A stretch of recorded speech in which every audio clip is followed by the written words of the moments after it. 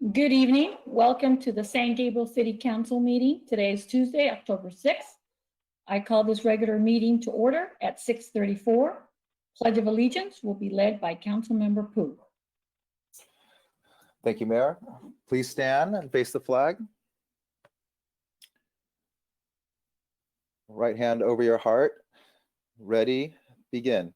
I pledge allegiance to the flag of the United States of America and to the republic for which it stands, one nation, under God, indivisible, with liberty and justice for all.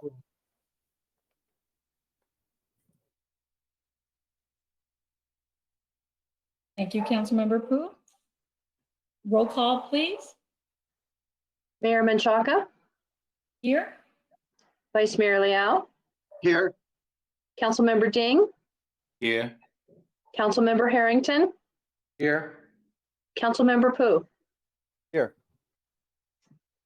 Okay, we will start with some announcements from our Chief City Clerk, Sharon Clark. Thank you, Mayor. Tonight's meeting is live streamed on Cable Channel 3 and our online platforms. Please email all public comments to cityclerk@sgch.org no later than the time the item is considered by the council tonight. Comments will be read for up to 3 minutes each. Comments received after the end of the public comment section will be forwarded to the City Council after the meeting. If you wish to be added to the distribution list to receive City Council agendas, please email your request to cityclerk@sgch.org. Next item is the approval of the agenda order. Are there any objections to the agenda order? Hearing none or seeing none, the agenda is so approved. Okay, next item, Clerk. Presentations, COVID-19 briefing. Presentations will be made by Fire Chief Wallace, Police Chief Harris, and Assistant City Manager and Community Development Director Shaparian. Okay, Chief Wallace, would you like to begin? Sure. Good evening, Madam Mayor, Vice Mayor Liao, and members of council. Steve Wallace, Fire Chief for the City of San Gabriel, and I have a update on some COVID statistics as well as the fire department operations. The cumulative numbers of cases in the City of San Gabriel is now at 660. This has remained relatively flat and is only up 2 cases from the last time we spoke. The deaths, total deaths in the city now are at 64. Today, the county announced that there was a total of 472 new cases over the last 24 hours and 7 new deaths. Hospital availability is very good across the county, and countywide demand for ICU beds due to COVID is now down to 14% from 15% the last time we spoke. In the San Gabriel Valley, 18% of the ICU beds are being utilized for COVID patients, and that's down from 21% from 2 weeks ago. We're happy to report that our skilled nursing facilities are doing very well in the city. Their average patient count, their census is up to about 53 patients a day. And we've received data now from the last week of September that happily reports 0 new cases and 0 new deaths from COVID on patients or staff for the last few weeks. And also 100% of the facilities are reporting adequate PPE. So moving on to the fire department, we are fully stocked with personal protective equipment.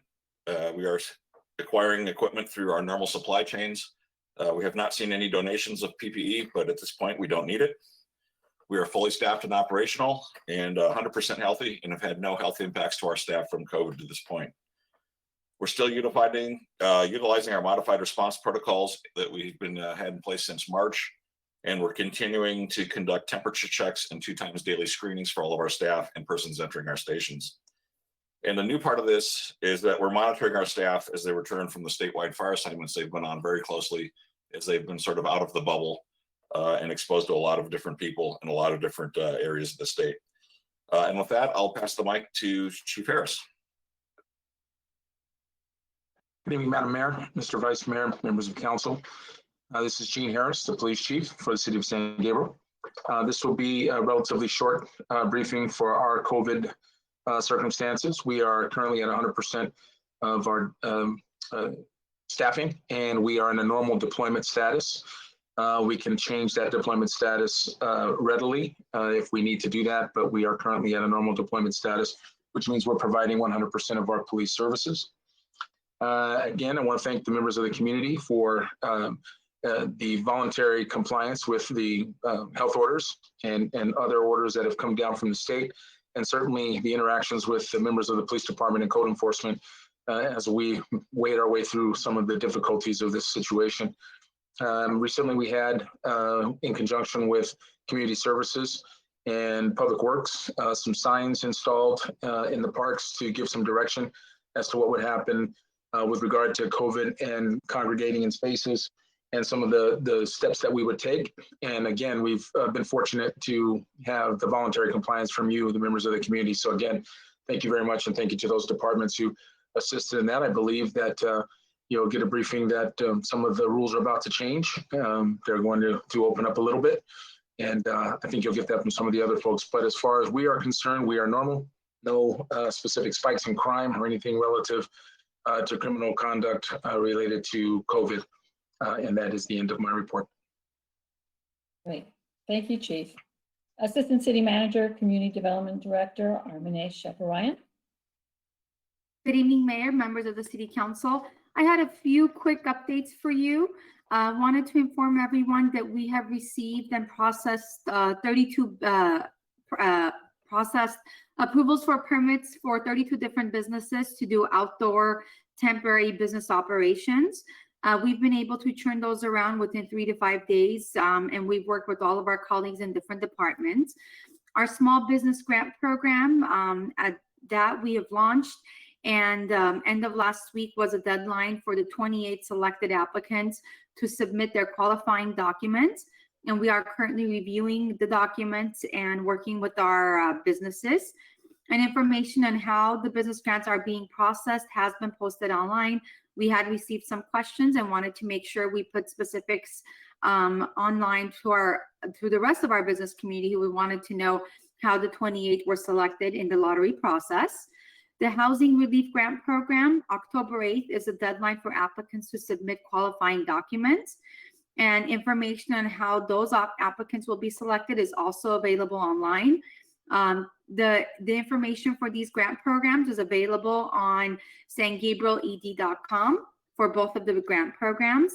And there's a couple of new things we're going to launch. So very quickly, we are working on a guide to promote our business specials or special offerings during COVID-19 and to promote business-to-business networking. So look for that coming up in the next few weeks.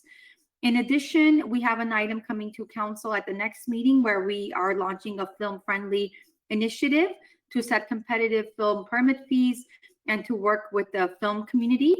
And lastly, we will soon be launching a monthly, we don't know what it's going to be called just yet, but an opportunity for businesses to check in with community development and have a virtual sit down with us where we can talk all things San Gabriel and help our businesses.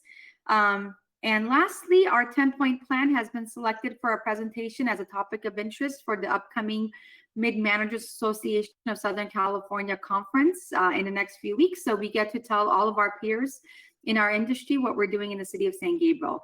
That's it for now. If you have any questions, I'll answer them for you. Thank you. Thank you, Armine. Are there any questions from council? Madam Mayor? Vice Yes, Mayor? Yes. Thank you. I have a question for Fire Chief. So, yeah, recently I have a few residents' concerns, because they are seniors, they are underlying a disease, and they are afraid to go to hospital. So I told them, it's totally safe, but as I understand, their concern is using the same HVAC and all the same air, ducts that can transmit the virus. But for San Gabriel Hospital, is it spread out, or is there a separate building for COVID patients? Do you know that?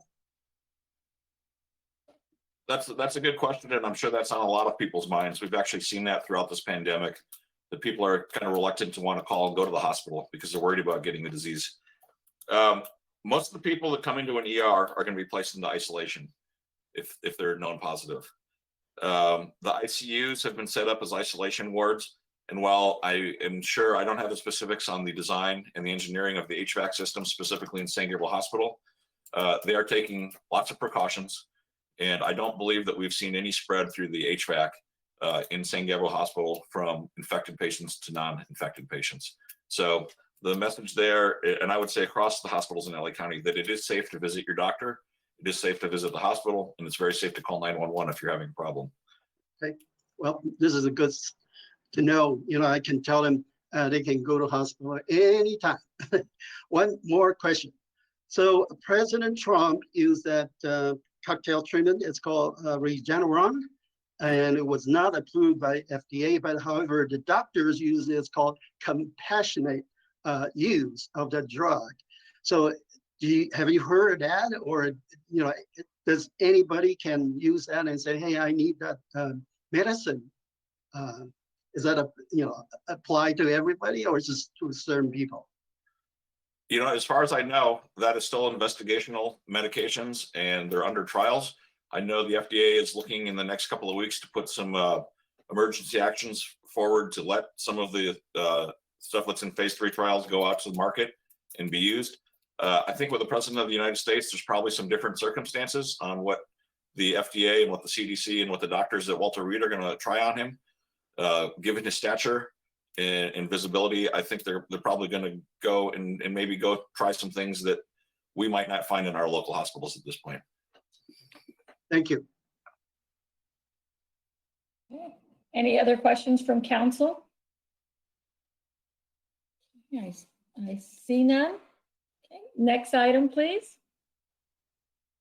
Public comment. This is the time set aside for members of the public to address the City Council on items of interest that are not on the agenda but are within the subject matter jurisdiction of the San Gabriel City Council. And Madam Mayor, we do have 8 comments to read tonight. Okay, proceed, please. Thank you. One moment, Mayor. The first comment is from Dr. Chastity Jennings Nunez and reads as follows. Anonymous public comments should not be read aloud during the meeting. While there are likely regulations that state that these comments must be accepted, if an individual is too cowardly to sign their name to a comment, then it should not be granted the privilege of being read to the public. It can be accepted and recorded in the record only. Most of these anonymous comments are filled with attacks and misinformation. Our democracy allows us to express our opinion, so have the conviction to own it by signing your name. The next comment is from Gary Young and reads as follows. Dear council member, I am a Democrat and I am a concerned resident. The reason why both of these are important is because as a Democrat, I am being told that I must support Proposition 16 because Proposition 16 will prevent discrimination. That is a lie.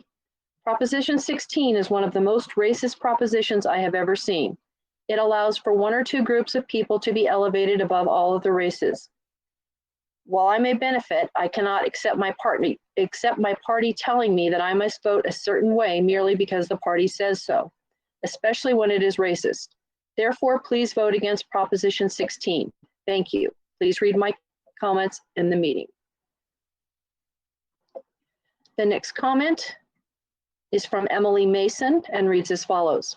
Dear council member, please stand with the people of this city to defend equality under our Constitution and reject State Measure 16. State Measure 16 would amend our Constitution and allow the state government to discriminate between Californians based on race, sex, color, ethnicity, or national origin. Californians overwhelmingly reject State Measure 16. A poll of 1,704 California residents released on September 16 by the Public Policy Institute of California showed voters opposed to State Measure 16 by huge margins. 80% of voters have decided how to vote, and 60% of voters who have decided are opposed to State Measure 16. Californians in every area of the state reject State Measure 16. In Los Angeles, 53% of voters who have decided how to vote are opposed to State Measure 16. Please join us in defending California's unity and equality. Don't divide us. Don't amend our Constitution to allow the state government to discriminate between Californians based on race, sex, color, ethnicity, or national origin. Please read out my comments aloud in the City Council meeting general comments section. The next comment is from Ashley Owen and reads as follows. Dear City Council, I am a concerned resident. My name is Ashley Owen. I am concerned about a proposition coming out in November. That is State Measure 16. State Measure 16 permits the government to discriminate based on race or gender. This is clearly illegal, and we request our elected officials to take a position against it. Oddly, supporters of State Measure 16 state that State Measure 16 benefits people of color in education and government contracting. But where is the language in the proposition that says that? Instead, the proposition merely eliminates the California Constitution that says you cannot based on race or gender. That is the reason why the residents of the city are against State Measure 16. We must stand against racism in all forms. Please read out my comments in the City Council meeting. The next comment is from Christine Turode and reads as follows. This council is not with it. Your resolution to defund the police department, defund the Humane Society, etc. You have opened this city to prostitutes with tuberculosis, drive-by shootings, drugs, parking on streets, when advised there would be enough parking for major complex buildings, the use of Roundup that floats in the air to make people sick. Fix the junky streets, building new hotels when we have had a water shortage and act like the hotels do not use water, the clients take dry baths. You are racist against anybody that is not Asian. The next comment is from Richard I. Valenzuela Jr., MBA, and reads as follows. Good evening, Mayor Menchaca and City Council. The September 15, 2020 City Council vote to hold CARES Act funds in contingency is, in my opinion, not supportive of our city residents or businesses in need. The change made in using the funds through the reallocation to city worker salaries and then reclassifying these funds as general funds is a classic reallocation move to keep funding from those in true need in our city. A specific sentence in the September 15, 2020 minutes prior to the initial motion made by Councilmember Pooh says much about how city residents and businesses are viewed by the City Council. And waiting for the year-end budget presentation and additional data on the status of businesses in the city before making decisions on how to use the unallocated funding. In my opinion, by waiting for the year-end budget presentation and then waiting to see the status of businesses in the city has a negative impact on our residents and businesses struggling during these challenging times. A wait-and-see approach is not supportive or helpful to our residents and businesses in need. Please reconsider your decision. The next comment is from Caroline Zacher and reads as follows. For the record, I am against defunding the police department.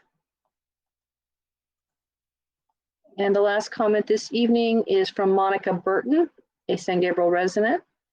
I received part of a message on Nextdoor about defunding the San Gabriel police. I'm not sure what exactly will be discussed at the meeting, but I strongly urge support for SGPD. In the past 6 months, I have had to call the police twice, and they were here for me. Thank God for them. To defund the police is insane. I will not support anyone who moves forward on defunding the police. Defend the SGPD. And Madam Mayor, that concludes general public comment. Okay, next item, please. Consent calendar. All items listed under the consent calendar are considered routine, and recommendations will be approved in one motion unless a member of the City Council or public requests separate discussion. Madam Mayor, we have received 2 comments from the public, one each for items 4B and 4G. Would you like me to read those at this time? Yes, please. The first comment for item 4B, material demands, is from Richard Valenzuela Jr., MBA. And questions, what are vouchers 128263 to Onyx Architects, invoices of $8,660, and voucher 128380 for $13,301.20, combined with $1,125 purposes? What is voucher 128285 Holman Capital Group invoice of $5,000 purpose? Why is voucher 12818 dues for D. Menchaca, Kiwanis for $160 being presented for payment by the City of San Gabriel taxpayers for an elected official who is already a member of the Kiwanis? Is the mayor role considered an employee position, and is this a budgeted expenditure? That concludes that comment. And the second comment is on item 4G, the PLHA program from Dr. Jennings Nunez, and reads as follows. To the City Council, item 4G discusses the allocation of funds received from Los Angeles County as part of a public local housing allocation grant. The purpose of the PLHA program is to provide financial assistance to local communities to address homelessness and the lack of affordable housing.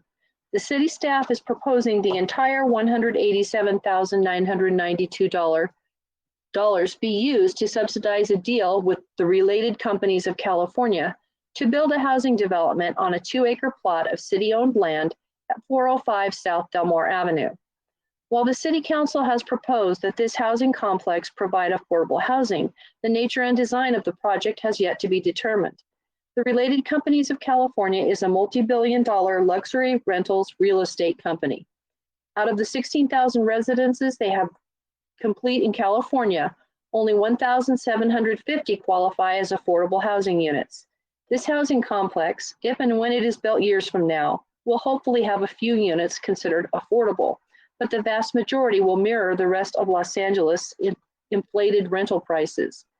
How is adding 3 or 4 apartment units in 4 or 5 years going to address homelessness or problems now, especially as more and more families every day are in danger of being evicted from their housing? This project is not going to help with the affordable housing problem in San Gabriel or address homelessness. On top of that, $188,000 is inconsequential in this multi-million-dollar project that should be funded by the developer who stands to profit from it. There are 10 eligible activities under the PLHA guidelines. The 6th is to assist persons who are experiencing or at risk for homelessness by providing rapid rehousing, rental assistance, and supportive case management services that allow people to attain and retain housing. $188,000 could affect incredible change if it is used to fund a full-time social worker / case manager, and the remainder put into program support, advocacy, legal aid, and rapid rehousing. We currently have 11 homeless people in San Gabriel. We could end homelessness in our city for 2020 if we had a case manager who worked with local nonprofit organizations and the SGPD's new MET officer to get these residents the services they need. That would be an immediate, tangible, and worthy use of $188,000. Please utilize the alternative staff recommendation and choose a different eligible activity, namely number 6. Thank you. And Madam Mayor, that concludes the comments. Okay, so now I'll turn to council. Would any council member like to pull an item for separate discussion? Yeah, see none. Then do I have a motion to approve the consent agenda? Motion to approve. Okay, do I have a second? I'll second. Any further discussion? Councilmember Pu? Yeah, sorry, Madam Mayor. Could we have a discussion on that item 4G, just so that we can at least Yes. present additional information with respect to that? Okay. So I Madam- guess, go ahead, Mark. I'm sorry, Councilman Pu. I didn't mean to cut you off. Madam Mayor, I'd be more than happy to respond to that question and provide some information on that. Okay, why don't you go ahead, Mark? Thank you. It's Mark Lazaretto. And first of all, the commenter is suggesting that we could use that money for immediately providing homeless services and providing assistance in and that kind of thing. And that's absolutely an allowed use. And so if that's what council wants to do, then that's what staff will carry out. But I'll tell you that the information that is presented in the comment is a bit off, only because we haven't been talking about this project quite a bit yet, as it's going to be coming before the council in the future. But the crux of it is that a related company has multiple arms in their corporation. They do provide lots of units that are luxury units throughout the country, actually. But they have a whole arm that's dedicated 100% to affordable housing. And that's the arm that we're working with. So the project will be 100% affordable. The second thing to point out is that we are buying the property from the ACE, Alameda Corridor Trench Project, which is now the COG. And because we're buying that from them at a reduced price, it is required to be affordable. That's one of the requirements, that the city use it as affordable housing. If we were to develop it for market rate housing, we would not be first in line to purchase it, and we would have to purchase it for fair market value, which is quite a bit higher than what we're buying it for at its reduced industrial rate. We are going to be doing 100% affordable housing, or at least that is what the intent is. And it's going to be what I would call real affordable housing, meaning not just a couple of units affordable with the rest being market rate to sort of subsidize the affordable. Although we haven't made any decisions yet, all of our discussions with the council have centered around doing housing that is affordable to veterans, to seniors, and to those who were recently homeless. There would be probably 40 units or so on that site. We haven't completely site planned it yet, but it's going to be a substantial project. And it will be San Gabriel's first affordable housing project, and one that I think the council has been very eager to support and to see come out of the ground. And though the company that related company is a $1 billion company, the way that affordable housing financing works, if they are going to apply for tax credits from the state of California and the federal government, the only way that they'll be successful is if the city contributes to the project somehow. And with our city not having affordable housing funds or general funds that we can contribute, we are trying to find creative ways to help the project. And using these funds are a way that we can provide assistance to the project, real assistance, in the way of helping them do some of the preliminary environmental work, but also assistance in that it will help their application be competitive when the lottery is held for the TCAC, the Tax Credit Allocation Committee, or what we call TCAC, when they apply for funds for that. They will not be successful without earning the points that they will derive from our assistance. And the last thing I will say is that we do need to help our homeless population. And to do that, we are currently drafting a homeless action plan that we're working with the COG on. We will be bringing that back to the city council before the end of the year.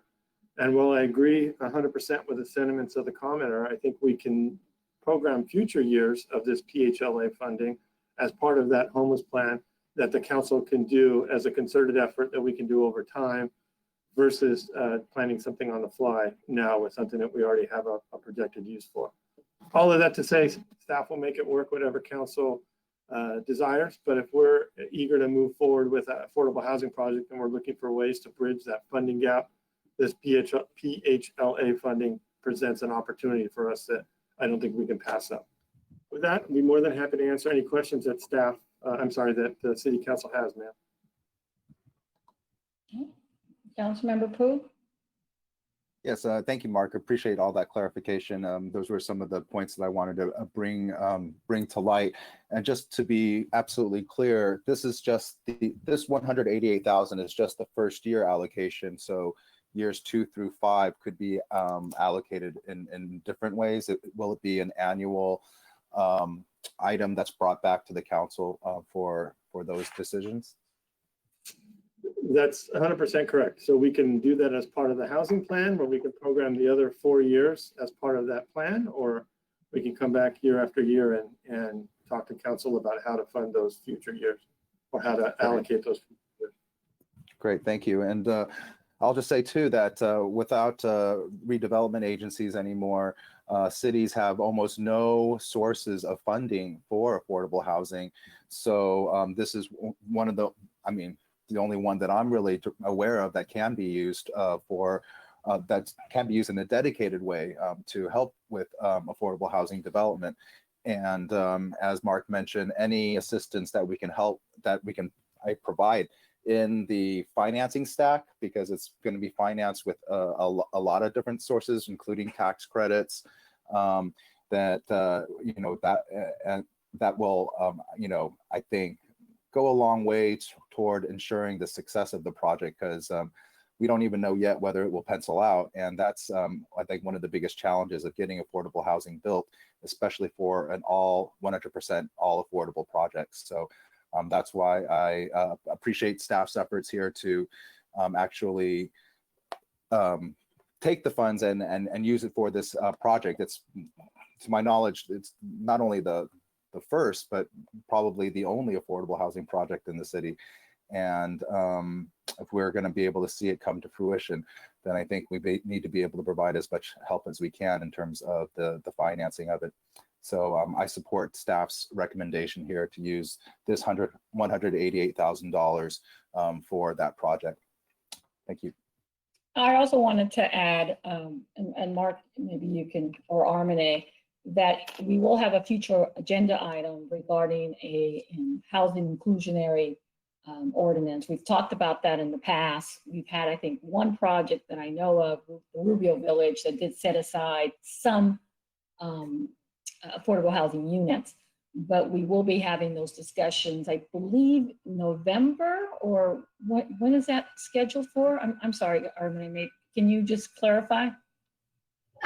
Yes, Mayor. Actually, we are currently going out for a request for proposal for various firms to apply to assist us with several housing efforts, and drafting an inclusionary housing ordinance is one of those items. We don't have a date scheduled for that just yet because the RFP is going out. That's going to be a few weeks to provide an opportunity for various consultants to respond to it. And there are several items related to housing that we're going to be working on, and they will be coming to council in the next few months. But you're absolutely right. We are going to be drafting an inclusionary housing ordinance, which will come back to council for further consideration.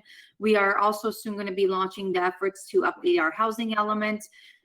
So all of these pieces are a part of a much bigger affordable housing program that we're now starting to implement. Great. Okay. Well, Vice Mayor? Thank you.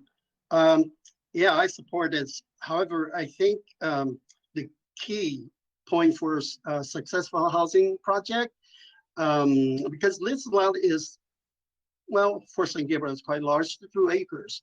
And I look at other, veteran housing, for instance, built by Mercy Housing in El Monte.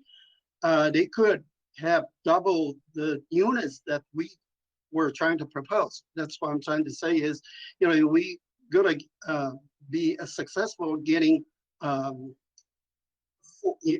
housing grants or tax credits. I think we need to double the units instead of 40 units. But that would be a future discussion, because I see our city attorney kind of, we're kind of veering off. I know. My suggestion is, talk to Related and say, hey, we need to make sure this will be a successful project. That's all. Okay, thank you. I just have to turn the camera on now. I like that. Okay. Okay, so I have first and second, so let's take the vote. City Clerk. Councilmember Ding, Aye. Councilmember Harrington, Aye. Councilmember Pu, Aye. Vice Mayor Liao, Aye. Mayor Menchaca. Aye. Motion passes by a vote of 5-0. Okay, next item. We have no public hearings tonight, so the next item is item 6A, new business, introduction and reading of ordinance number 670, establishing the Human Equity Access Relations Here Commission. Presentation will be made by City Manager Lazaretto. Thank you, Madam Mayor and members of the City Council. First of all, just a quick apology. On Thursday, we reordered the order of the new business items, and did that because we felt like there were going to be more comments for the Here Commission item than there were for others. And I think we put the old agenda in the council packet. So if your items are numbered differently in your packet than they are in your agenda, I apologize for that, but the items are all there. So thank you very much. I wanted to talk quickly about the Here Commission. Just a reminder that on June the 9th, the City Council adopted Resolution 20-31 that condemned the killing of George Floyd. And it committed the City Council to a period of reflection to examine the city's programs and the city's procedures, policies, and actions to identify any areas of racist, discriminatory, or inequitable solutions.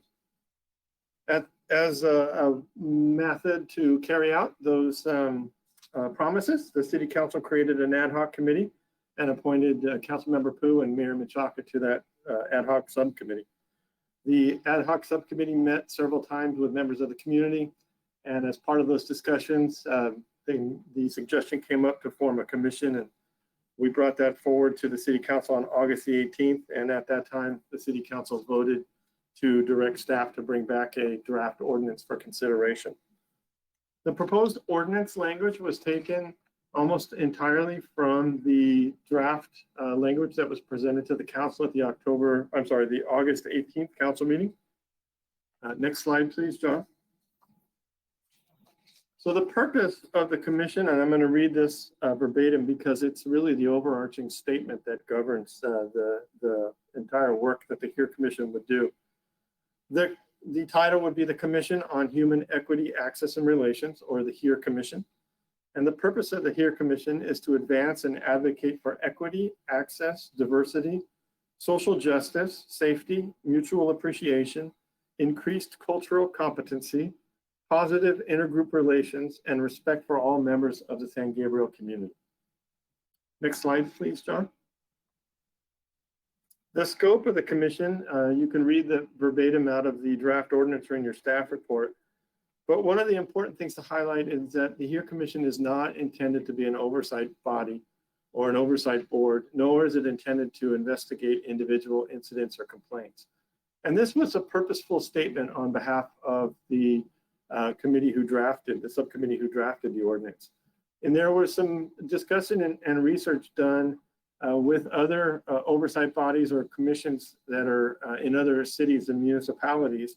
And one of the problems is if you get into individual complaints or incidents, you get bogged down in those and you deal with those individual incidents and complaints, and you don't get to the sort of big picture thinking of fixing the bigger policies, procedures, or attitudes that could lead to those incidents. None of those are saying that we have incidents or concerns here in our city, but the commission, or the committee, excuse me, felt like there was enough change in our world right now and enough need for reflection that the commission was the best way to do that. Next slide, please, John. So the powers and duties of the commission are laid out in the staff report and in the draft ordinance, but I'll highlight a few of those. The first is that they will prepare an annual work plan that will be done in January of every year. And that annual work plan is basically a strategic plan for the year to guide the commission on how they're going to spend their time. It'll be approved or considered by the city council, and the council has the ultimate right to reject it or modify it or approve it in its whole. And that's the way that the city council will be the body that oversees what the commission's work plans and priorities are for that year, and to make sure that they're really staying on topic. At the end of the year, the commission will present an annual report to the council that would detail the progress made towards that work plan, and then present any recommendations or changes for the council to consider in the policies and procedures and actions that they looked at throughout their year.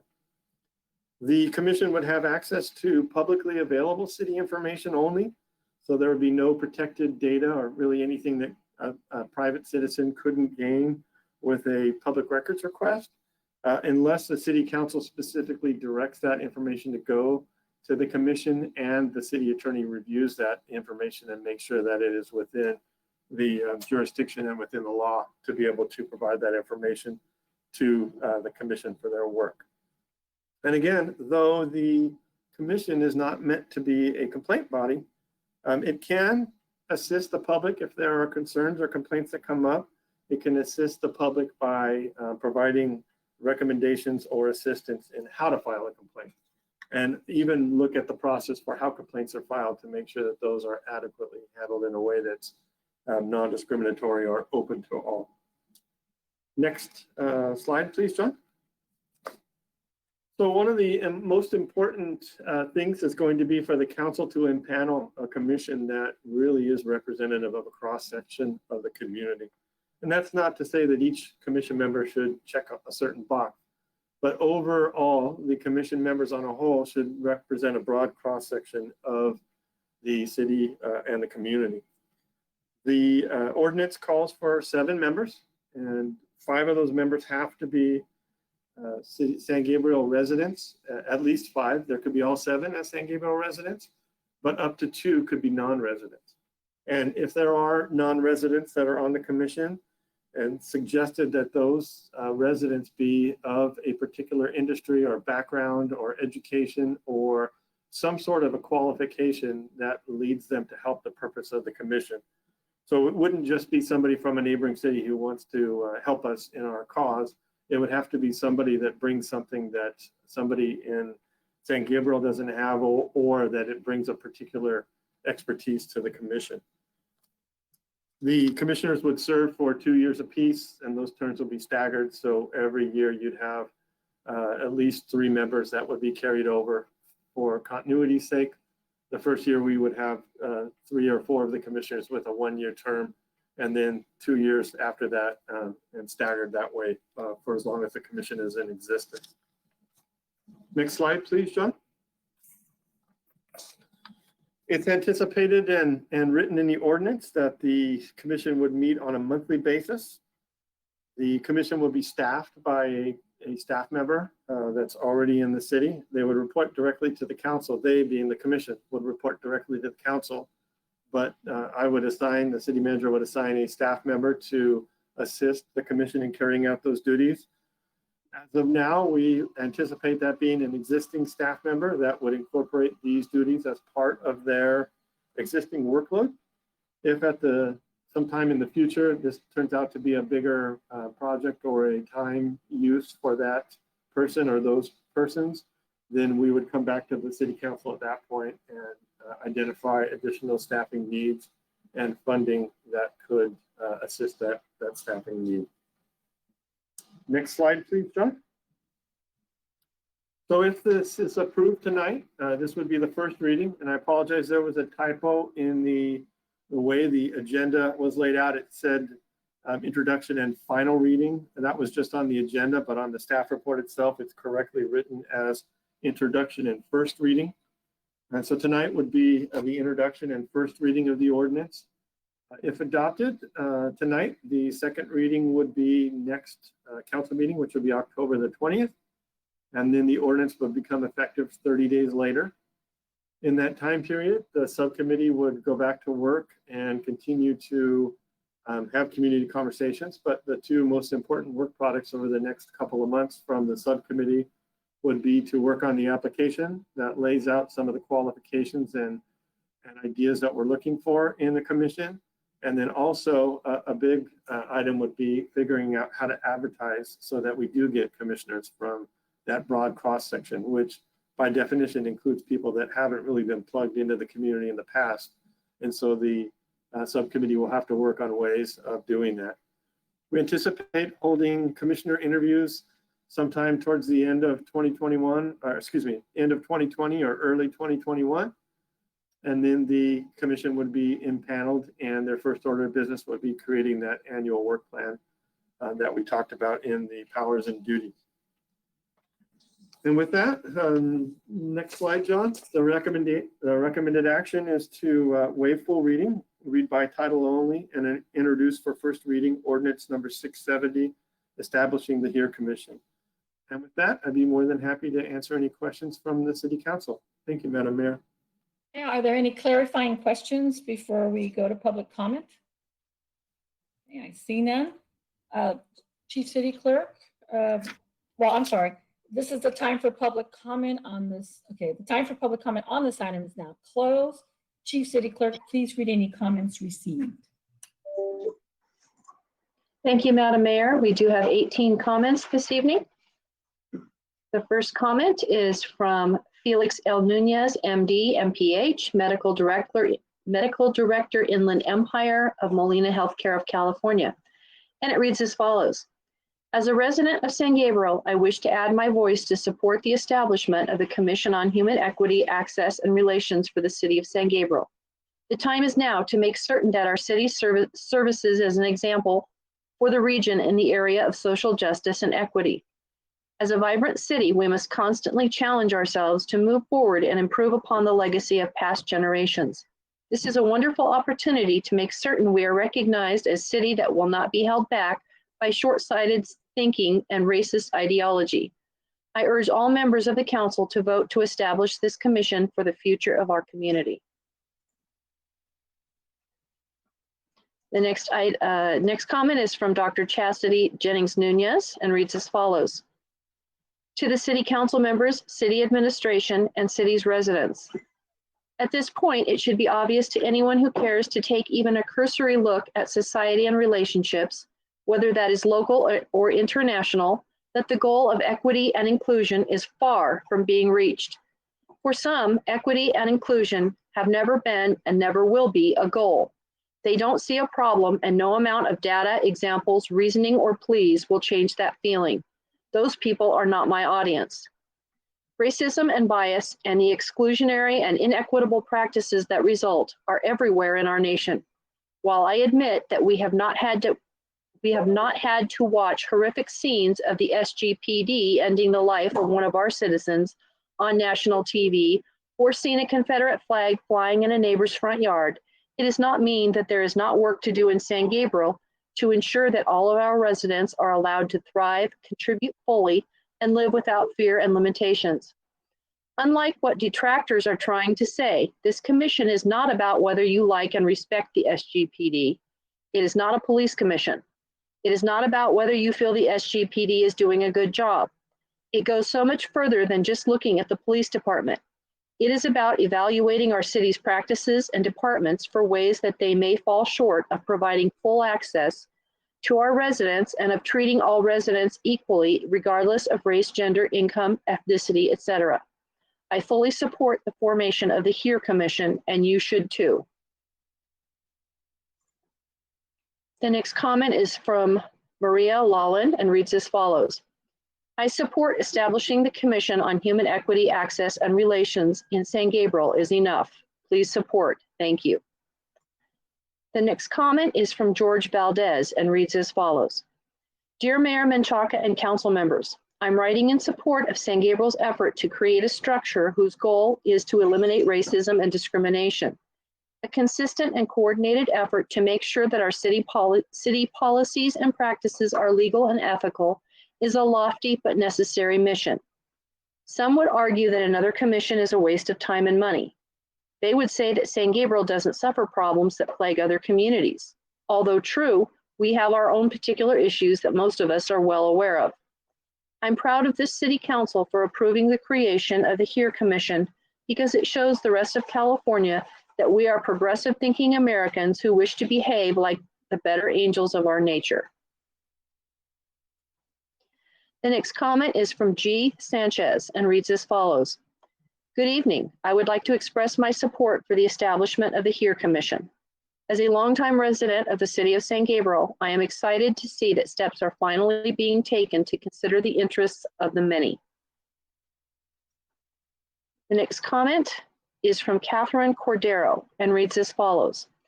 Dear Honorable City Council, I support establishing the Commission on Human Equity, Access, and Relations in San Gabriel. Please continue to move forward with the commitment you made for the good of our community. The next comment is from Sue Fitzsimmons and reads as follows. I am addressing the two members of the HERE Commission. As a longtime resident and active community member, I am perplexed and may have the wrong impression of the need for the HERE Commission. I am requesting that I submit my name to be selected for the panel. I am able and willing to have non-biased discussions with other panel members to ensure fair outcomes.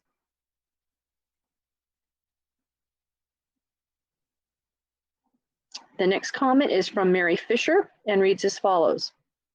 Reading the agenda for tonight's City Council meeting, I am distressed to see that this is proceeding without addressing any of the previously raised concerns, and that in fact you are waiving the full reading. It concerns me greatly that any elected official would push this through at a time when we are not allowed to meet in person and when there are so many questions about it. Why the rush and why the secrecy? Moreover, the scope of the positions is very broad, as are the qualifications.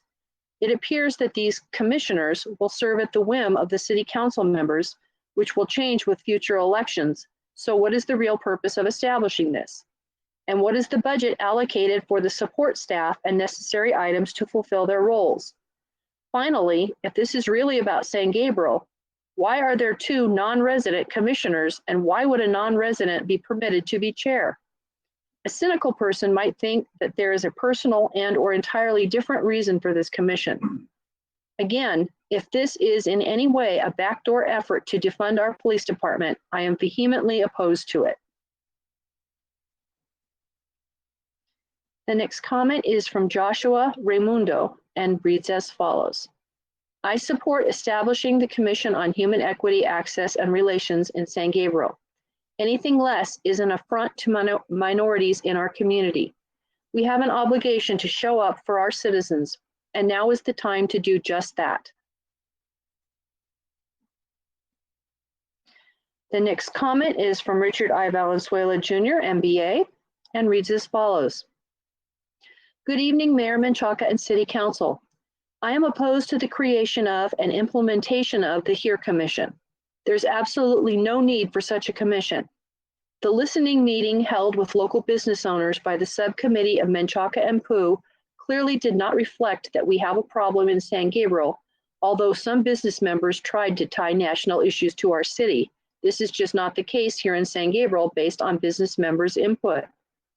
The subcommittee and the drafted ordinance is, in my opinion, a fishing expedition to try to justify future politically motivated and budgetary changes in our city, which seem to be driven by external influences and residents who have never truly been active in our community, nor do they care to be active other than politically. If the HERE Commission is approved, it most certainly will include only those residents who support the subcommittee and majority city council views. In addition, what is alarming is that this ordinance clearly defines that non-residents can be part of this commission, which is purely politically motivated and again, a self-service positioning by subcommittee members and the majority of the city council. Shouldn't the tasks defined in this ordinance be the job of the city council? My recommendation, do your job as elected officials and stop playing national politics with our city residents and businesses. The next comment is from Anna Battaglia, a resident of the city. Good evening, Mayor and council members. After reading the staff report regarding ordinance number 670, I feel that this commission would not be able to solve the purpose for which it is being formed. The guidelines in this report are too general for the subjects of racism, discrimination, or inequity, and can lead the city and stakeholders into a path of uncertainty, which will be the cause of division. This commission is not a solution, but a creation of problems. Problems of racism and discrimination are better solved by bringing people together during our city-sponsored events, such as National Night Out, 4th of July celebration, Chinese New Year, Christmas tree lighting ceremony, as well as local school and sporting events and events held by businesses and organizations within our city. Do not let this commission be formed. The next comment is from Cheryl Cabot and reads as follows. Honorable Mayor and City Council, the draft of the HERE ordinance number 670 is very impressive. It addresses the issues of racism, discrimination, and inequity that exist nationwide, as well as the city of San Gabriel. Although many would like to deny it, our city is not immune to these issues. More importantly, this document offers the creation of the HERE Commission to work with the entire community to address these issues and find ways to alleviate said behaviors. The ordinance is thorough and thoughtful and not offensive. It provides complete explanations of the purpose, scope, powers, and duties of the HERE Commission. There seems to be a misconception that the proposed HERE Commission is a denigration of the San Gabriel Police Department. This is not true. This commission is about the entire community. It includes businesses, churches, organizations, individuals, and yes, part of the community is the police department. They should be considered part of the solution, not the problem. I hope the City Council approves Ordinance number 670 and the creation of the HERE Commission. It can serve as a blueprint for other cities. I would like to note that this comment states my name, Cheryl Cabot. I am a 20-year resident of San Gabriel. I will not hide behind the word anonymous. The next comment is from Isela Salazar and reads as follows. Hello, I would like to submit a comment for tonight's SG City Council meeting on item 6A. I support establishing the Commission on Human Equity, Access, and Relations in San Gabriel. Furthermore, I would like to live in a city where we can come together to discuss and understand that all people deserve a fair, enjoyable, full, and healthy life. The next comment is from Lisa Gutierrez Correa and reads as follows. Hello, City Council. I support establishing the Commission on Human Equity, Access, and Relations in San Gabriel because I believe it will help our community find areas that do need to be addressed, and more importantly, it will make our community stronger. The next comment is from Santiago Salazar and reads as follows. Hello, I support establishing the Commission on Human Equity, Access, and Relations in San Gabriel. The next comment is from Mario Pace and reads as follows. Good evening, Mayor and Council members. My name is Mario Pace and I am a 50-year resident of San Gabriel. I adamantly oppose the creation of the HERE Commission, and you should as well. This will be the 6th commission the city has had that the public will have to spend precious time researching and monitoring in order to be an informed resident. When you factor in the City Council as well, that would be 7. A person would have to use an exorbitant amount of time keeping up with all the actions our city government is taking. Making it more challenging for a resident to stay informed does not promote trust in city leadership. Seriously, how much time do you expect us to spend trying to keep track of what you're doing? The only goal that the HERE Commission can achieve is political grandstanding and virtue signaling by 4 of the 5 council members.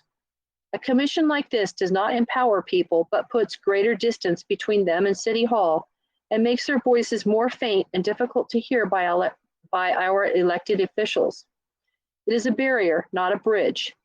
The City Council should not be wasting their time on a fool's errand like the HERE Commission, but be working diligently on making the city of San Gabriel more livable for residents, i.e. a cleaner city with better roads, real options for shopping, lower city fees, and a city hall that is easier to do business with. Thank you for your time. The next comment is from Jean Rea, San Gabriel resident and business owner, and reads as follows. Dear Mayor Menchaca and members of the City Council, in the months since the idea of formally examining issues of equity in the city was proposed, I have heard and read a number of responses for and against what is now known as the HERE Commission. Some residents say they have not experienced discrimination, so they don't see a need to look further. Others have seen or felt exclusion and hostility based on their ethnicity or language, and still others just feel they are on the margins, not purposefully excluded, but not welcomed in either. Is the commission an appropriate response to dramatic events occurring outside San Gabriel? I believe so, which is one reason I support its formation. We don't live in a bubble, and we can and should use lessons learned or not learned in other communities as a guide to be proactive as an informed and welcoming community. Our imperfections may not have attracted a glaring spotlight, but they do demand, at the least, that we open the curtains. I have faith that there are enough open-minded people in the city willing to undertake the work of examining fairness in services, funding, election integrity, and racial divisions without rancor or chaos. This summer, I completed 10 years of service as a commissioner on the California Independent Citizens Redistricting Commission. That commission brought together 14 strangers from widely different political and personal backgrounds by design. We had to examine gerrymandering in all its forms, including racial. We heard the voice of thousands of California citizens in a historical exercise in direct democracy. We do not claim to have drawn perfect districts, but we did draw fair ones by engaging the public in a transparent examination of equal and effective political representation. We were selected in part for traits that would serve the HERE Commission well, and for that reason, I suggest adding this criteria to the qualification section of the ordinance. Applicants should be fair-minded, reasonable people with an awareness and appreciation for San Gabriel's diversity, who have the skills to review and analyze data impartially, and who can set aside personal views and work collaboratively to further the success of the HERE Commission. Thank you for your consideration.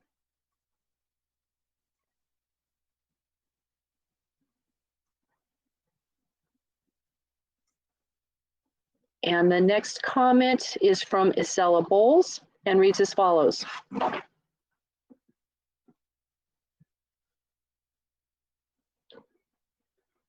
It is unfortunate that some of the city council members have brought problems that happened in Minnesota and not in our city of San Gabriel. We have never had a problem of his nature, and I find it offensive that in the midst of COVID-19, these council members are much more worried about Minnesota's problems than their own city. People have lost their business, their jobs, loved ones, and the focus should be helping community members to build back their businesses, their jobs, and how to survive the threat of this virus.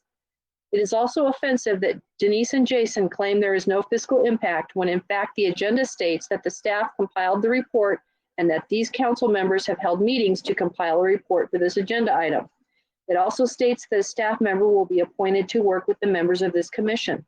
In addition, will this mean that during the meetings of this commission, our city attorney will do pro bono? Again, this is for the sole purpose of their political gain. If the intent of creating a HERE Commission based on race segregation, gender, and ideas, I will warn these council members that this approach will be unconstitutional. It is also against our community's cohesiveness that individuals from outside of the city would take a seat at this commission, as they would lack any repercussions for their decisions and opinions. However, if you insist on looking at unfairness, then I will point you into the direction of Councilmember Chin-Ho Liao. Please address the letter that was written by the insurance company in regards to his inappropriate treatment of women from our staff. I will attach a copy for the record. I was clear that the reason of this HERE Commission has the intentions to defund our police department. Again, let me point out that this is the last thing we need to do, as the safety of our community will be at stake. Therefore, I will request to do just the opposite and demand that this council find money to provide these officers with ballistic protection.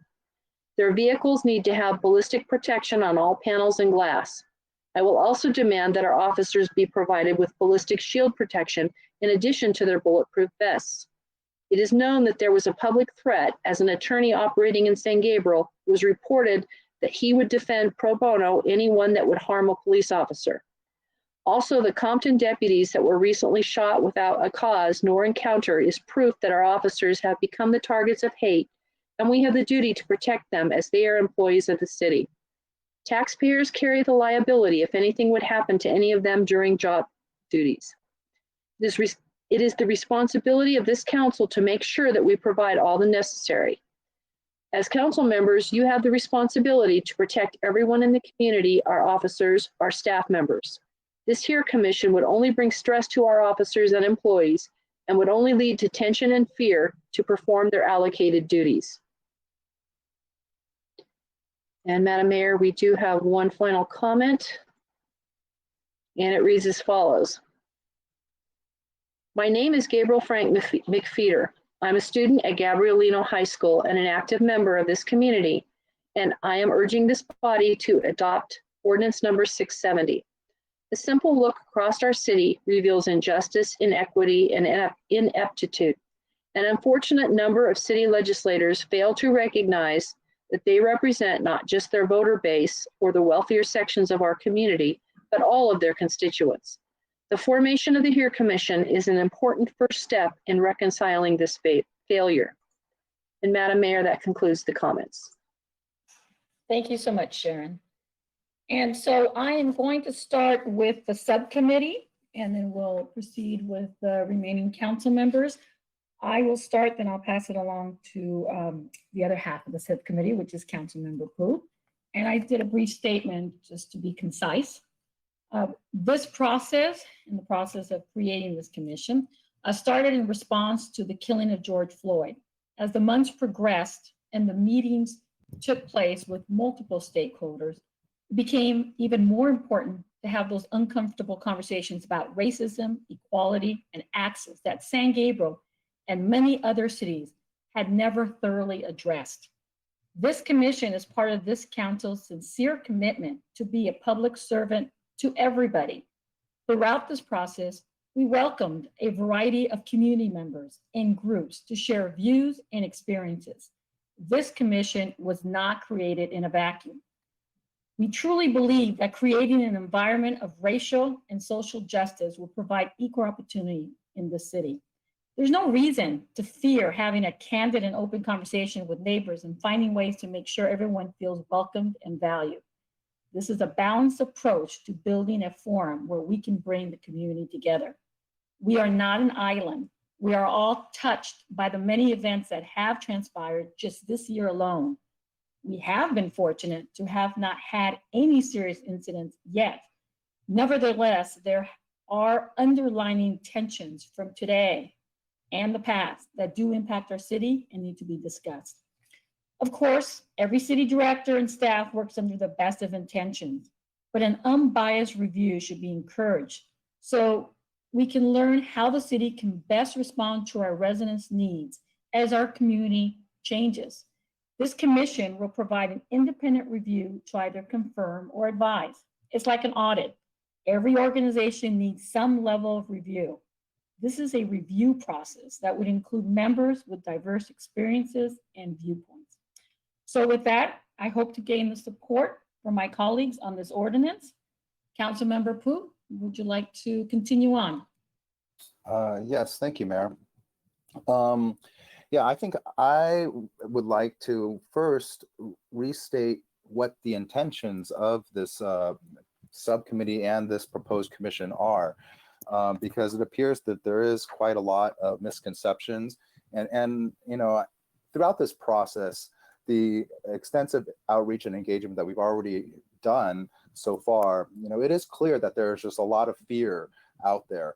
But what I wanted to put out there is what proactively and positively our intentions have been from the beginning, which, you know, as stated, it's to live up to our commitments to ensure the fair, even and equal administration and enforcement of our laws, and to examine our policies, practices, and activities to see if we can't either help in eliminating racism, discrimination, or you know, address some of those issues that might exist within our own organization.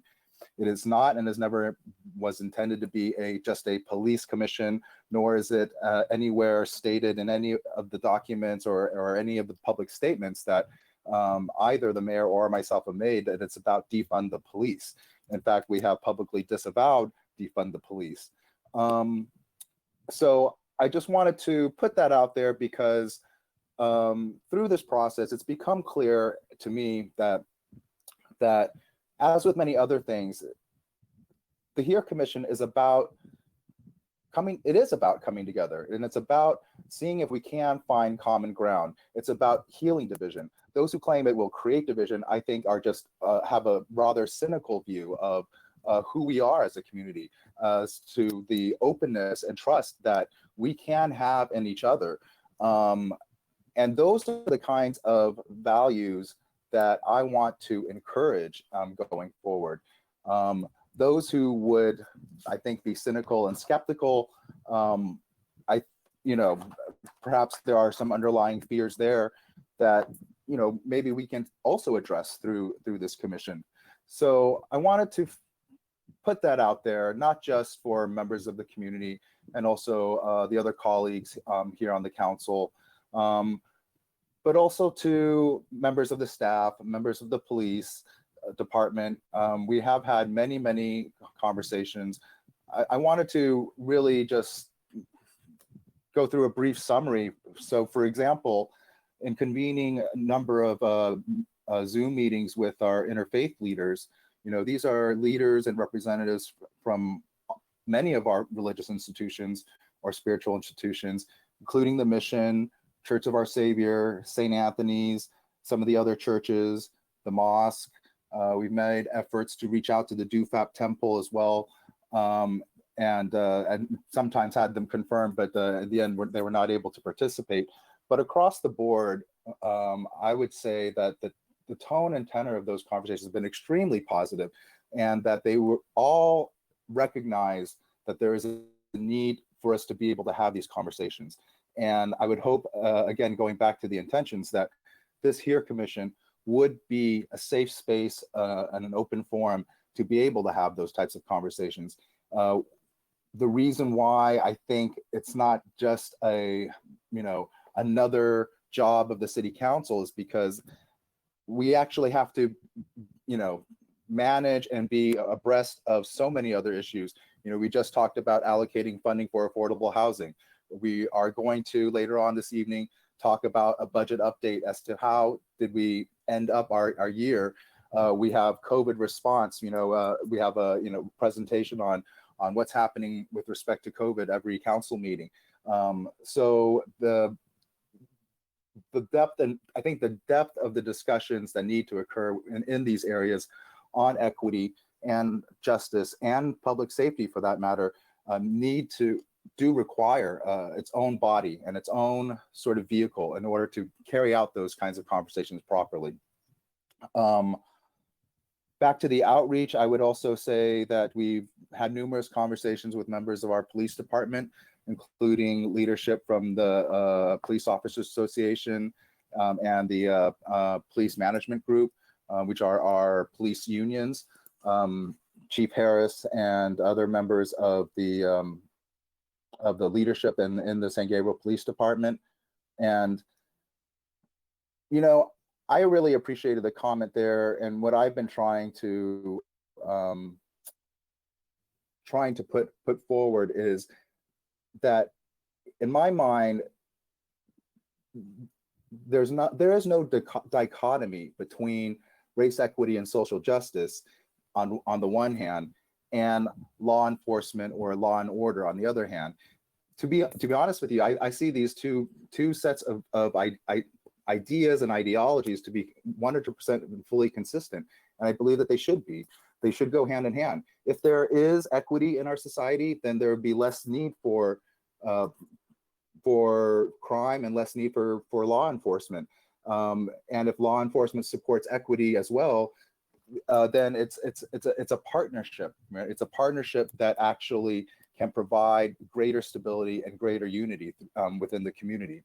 And not everybody agrees with what I have to say on that issue, but I would say that I don't believe that I think it's a false dichotomy, and it's a straw man, frankly, to try to say either you support law and order or you support equity and equality.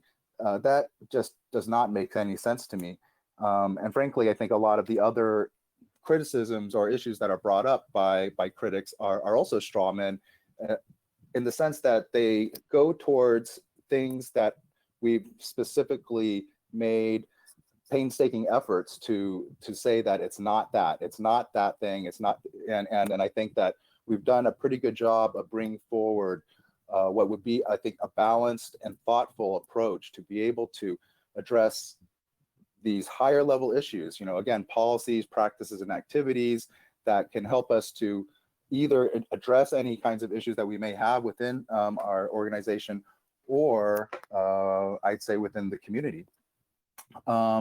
We've reached out numerous times to the business community. Those who spoke about how the business community conversations went did not attend all of those meetings. And at other meetings that some of those folks did not attend, there was widespread recognition of the need for that too.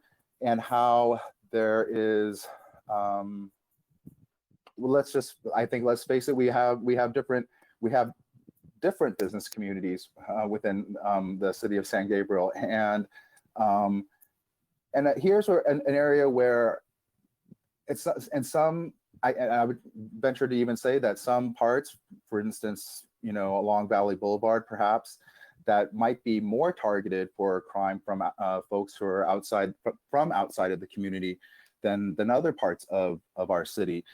So those are some of the issues that were raised, and also I think the fact that I just think that fostering greater cultural competency, as is noted in the purpose of the HERE Commission, would go a long ways towards helping our community be more integrated. Many people don't know this, but before I ever began, campaigning in 2012 or 2013, I asked the question, will the city of San Gabriel always be a tale of two cities? And I certainly hope the answer is no, but and I would hope that this commission would be an effort towards making us that one whole community. We have had conversations with the executive team, and I won't sugarcoat it. Throughout all these conversations, it's not that there aren't concerns, that there aren't some apprehensions, but I think we have taken steps to address a lot of them, to make sure that there's an annual work plan that is approved by the council. So we don't have, it's not a commission that's going to be like running off on its own per se. They will have an approved work plan to work on specific issues during the year. And then, they're expected to report back to the council every year on how their progress on those issues. Now, what that work plan will entail will be a collaborative process, I think, between the council and the commission after it's impaneled, or after it's hopefully impaneled, along with the staff, so that we can make sure that whatever the commission undertakes is both manageable, it's concrete, it's proactive, and again, is meant to address these goals of trying to heal division, trying to find common ground, and just basically trying to live up to the purpose as it's stated. And of course, we've engaged and had many meetings with community members, and these have been both in the form of meetings, but also in the forms of emails. Frankly, many emails call for steps far more drastic than what is being called for in the HERE Commission. And that's where we feel that the commission is a balanced approach and a way for us to be able to move forward, a way to I think, create that space for addressing these issues. And I'll just, I'll end these introductory comments, which I think turned out to be longer than I anticipated, by saying I have seen the Confederate flag being flown in our city. I would point to even just simply language access issues as one area where there could be extreme inequity or inequality. If a community member comes to City Hall with a problem and we're not able to communicate with them, then there's no way for us to be able to help them or assist them, or even to inform them of what they would need to do in order to solve their particular issue. I'll say that from being a McKinley parent and on chair of the site council for 6 years, the community in the South is probably close to 70 to 75% limited English proficient, and so language access issues alone are, I think, a huge part of what we need to consider as far as, again, increasing that cultural competency, not just within the organization, but then throughout the community as well. I'll also point to, the last time I heard that due to overcrowding in state prisons, a lot of state prisoners were then pushed down to county facilities, which were then pushed out onto the streets, basically on probation. And last time I heard, and this is in the numbers of thousands throughout the state, last time I heard we had upwards of 150 of these probationers in the city of San Gabriel alone. So the questions that I think arise there are, and then the other part of this problem is that LA County Probation does not have enough probation officers to adequately, really monitor and assist those probationers. So, questions, is there anybody really providing any assistance to those people, in the sense that, is there anything that could be done to help some of those members of our community reintegrate into society? Are there, holes or gaps in some of the services that we provide? Maybe it's not our job as the city to provide them, but could we find resources necessary to be able to help those individuals so that, you know, they don't, we can try to make an impact on recidivism and lower the incidence of crime in our communities. You know, others pointed to election integrity, and, you know, just in 2013, I think that, you know, there was a widespread effort, or widespread, maybe not widespread, I'd say it was an effort led by 10 or 12 individuals to try to even discredit and discount what at that time was voting precinct 6, which is the southernmost voting precinct, which is by far the densest voting precinct, and also by far the most heavily Asian and immigrant voting precinct. You know, there was an effort made to just throw out all those ballots, just throw them out. That's what they said. And again, let's not pretend that we don't have issues of this nature in our community. You know, not only did they do that, but there was also obviously the effort to discredit now Vice Mayor Chin Ho Liao, you know, and claiming that he wasn't a resident. And at the end of the day, it turned, you know, I'm happy. I'm very proud that this council ultimately did make the right decision after hearing all the evidence that, you know, now Vice Mayor Liao did do everything properly, you know, was duly elected and should have been seated. And that whole episode cost the city probably, I think the last estimate I heard was close to $500,000 just to have our own hearings, something that no other city council has ever done. And I don't recommend any other city council to ever do ever again.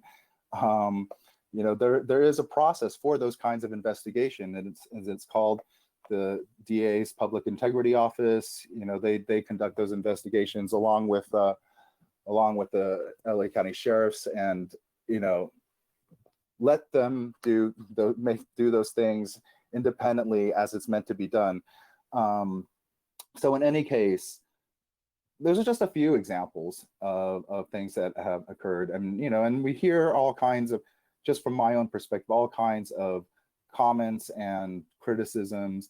You know, I've heard the comment, oh, I'm sick of looking at their chicken scratches and listening to their gibberish. You know, if folks might say, you know, go back to where you were born. And I always respond, I'm happy to go back to Pasadena anytime, you know, there's you know, a sale at Whole Foods or a special occasion where I want to go out for a nice dinner. You know, so those are not directly related to things that the HERE Commission would necessarily undertake. I just would want to point them out that I think that we've never addressed these issues, to my knowledge, these types of issues, and that and I think that that's a reason why we continue to have these fears, these divisions within our society, and if we're not willing to have open and honest conversations with each other and also see how we can find common ground and move forward together, then we'll never be able to overcome them. And so this is my plea for healing and unity, and you know, and paneling or approving this HERE Commission ordinance as one small first step for our small community in that direction. So thank you. Thank you, Councilmember Pu. Vice Mayor Lau, it looks like you want to make some comments, and then I have a couple comments to make after you. Oh, you want to go ahead, Madam Mayor? Oh, okay, okay. Councilmember Pu just nudged my memory. One of the things during our conversations with two groups in particular, our police officers, I want to publicly say, because I guess I haven't said it enough, although I think I've demonstrated, but I will publicly say that I support our police officers wholeheartedly. This commission, that is not the purpose. That is the purpose that those opposing the commission is bringing to to this forum here. But I've always supported them. They've actually always supported me also. And we were listening, council member Pooh and myself. I think one meeting we spent 3 hours with both our PMG and our PIO groups. And so that is not the target here of this commission. And I think one of the reasons we decided to have a work plan is so everybody could participate and see what's up ahead because of those fears. And I think most of the fears, some of it is because of what's going on in national, but also regionally, statewide. But I think some people really do have those fears. And so we're hoping that this ongoing collaboration, continues on. And this work plan, I think, is a really good way of kind of letting everyone know what direction we're going to be taking. So again, I've always been supportive, and I support our law enforcement. They are the best of the best. I'm hoping we can all work collaboratively. They are part of our city. So, if as we continue on policies and practices, they will be looked at from all departments. And this is not a target of any sorts. Second, our religious groups. I wanted to let them know I had gotten comments about how I was showing maybe preference towards one over the other. And I just want to make sure it's clear that I, regardless of what my personal beliefs are, I will support all of our faith-based groups. And we've been very fortunate to have, for example, the mosque. We've had the San Gabriel Mission, St. Anthony's, the Presbyterian Church, Church of Our Savior. And this is really the first time all these groups have come together. They already know each other. However, they've never really come together. And that's something that will continue on, because whether not all the congregation belongs to San Gabriel, but it's our community. They still belong to our community. So I just want to set the record straight that I will support any religious group here. And, I just want to really thank them for having those. We had about 3 or 4 meetings, and it was just really encouraging. It was inspiring. 2 of the religious faith groups actually have ongoing support with our police department. They are the chaplains. And so it was really interesting to kind of see how, what their perspective was. But I just wanted to clarify that for the public, in case there was any misunderstanding. And as Councilmember Pooh said, we were getting emails from both sides.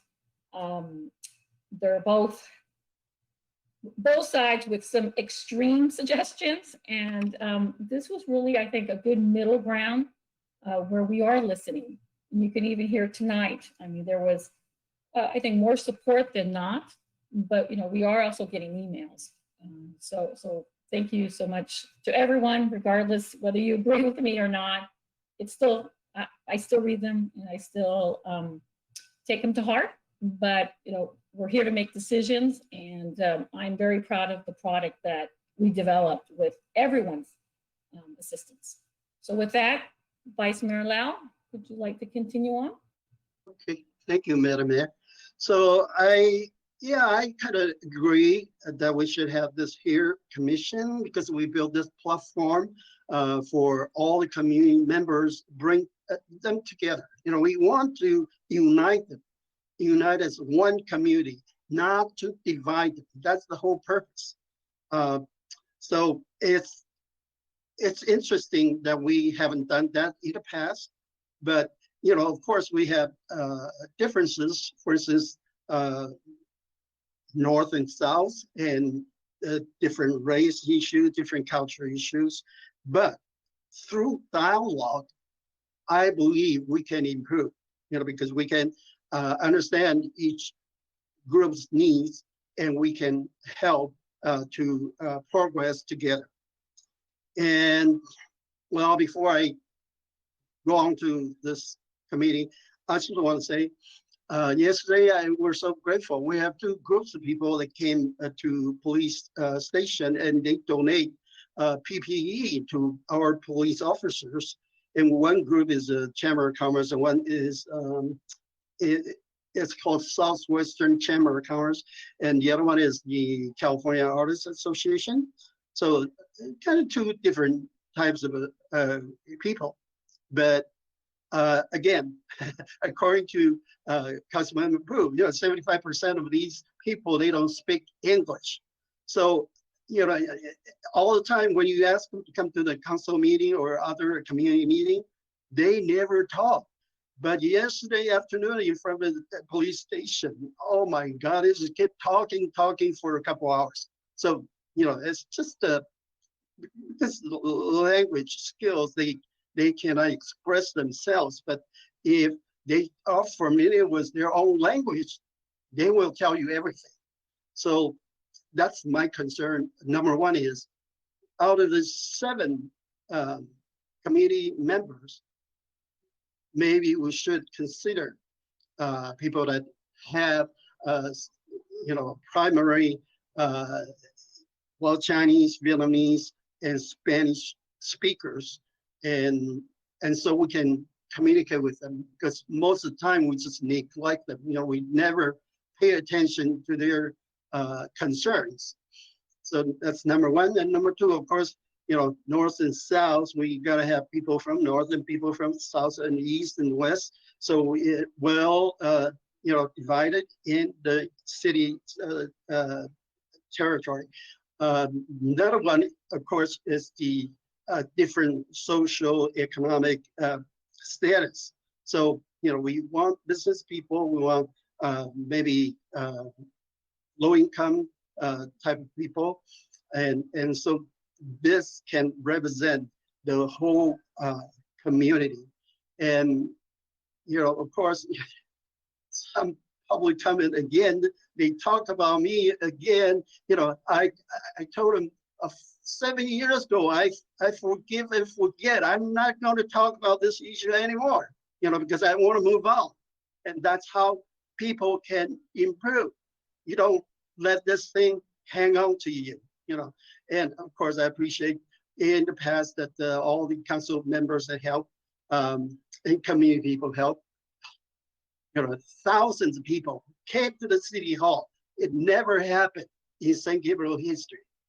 Never happened. Okay, so I was truly humble and really appreciate all these people that support me in the past. And I'm trying to do a fair job. Okay, that's another point.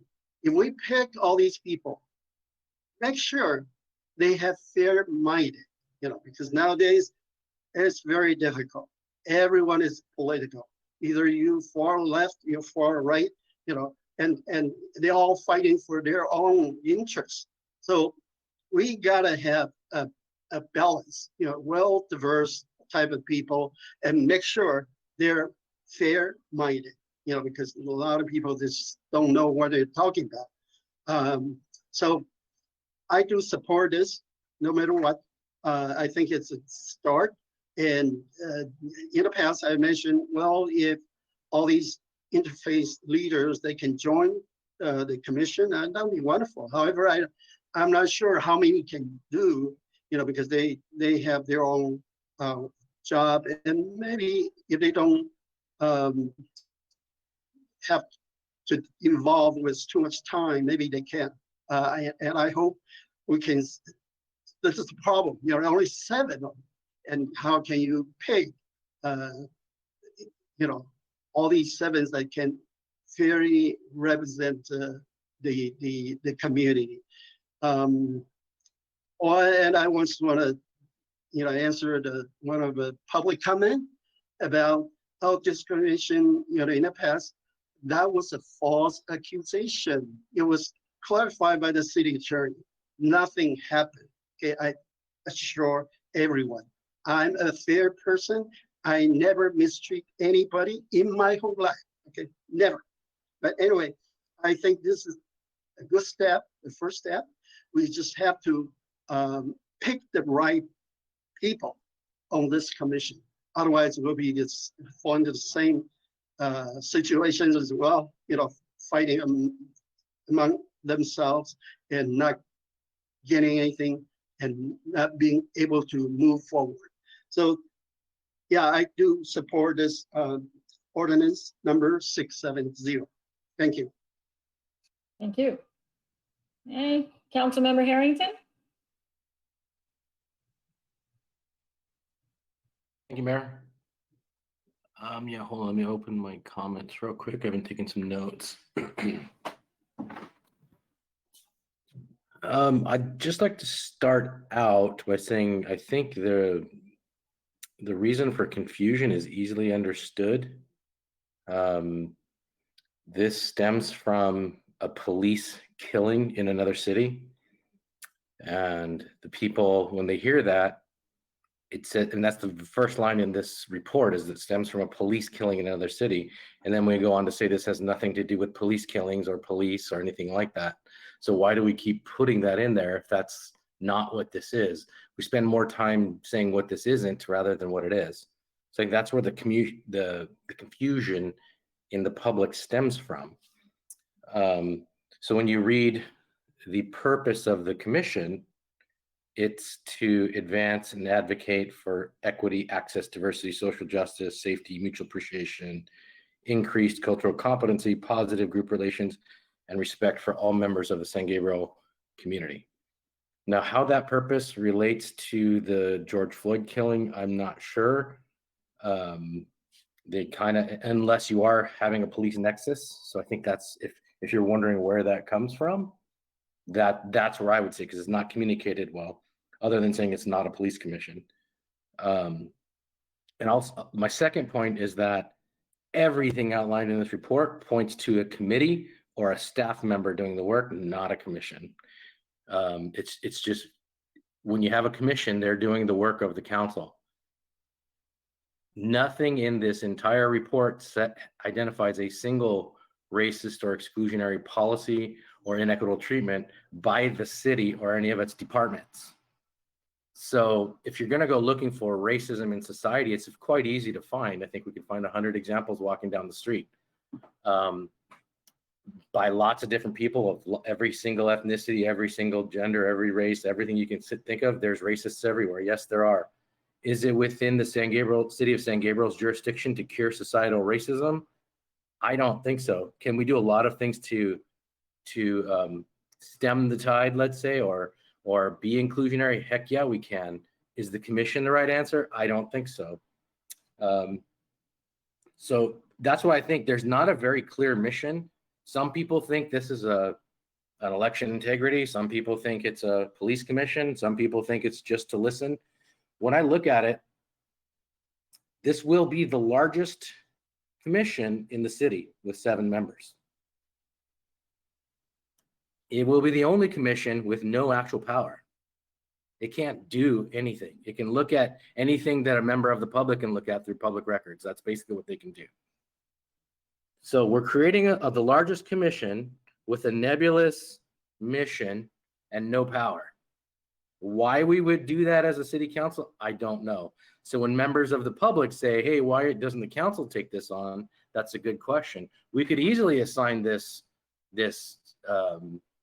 staff member to do the work of this. We could have them come up with a work plan, approve it, and get reports. And it's much more efficient to have one person doing it or a team of people in different areas. That's more what this lends to, is a committee rather than a commission with oversight over the staff member. That would make sense here. It seems like from day one, and I will say that, yes, I would agree that, let me find the comment so that I can say it correctly. This was not created in a vacuum, but I would say it's also not created without an agenda. This is something I think there is an agenda behind it. It's a nationwide agenda, and it's being brought into San Gabriel. And we can make it sound flowery, and we can give all these kumbaya statements, but in the end, it's not doing anything. Once again, and I've repeated this several times in the last 6 months, I would say, it looks good on paper, but it's not doing good. It's not really doing anything. and I will state this, so far out of all the meetings we've had, I have yet to hear the racist policy, the racist procedure, the inequitable treatment, the lack of access. Nothing has been identified, even after all these committee meetings. I haven't found one. No one stated anything. There's been lots of complaints about this was said, or this has been done, or that's happened, but it hasn't been the city doing it. And that's our jurisdiction. Let's keep that clear. Our jurisdiction is not societal's woes.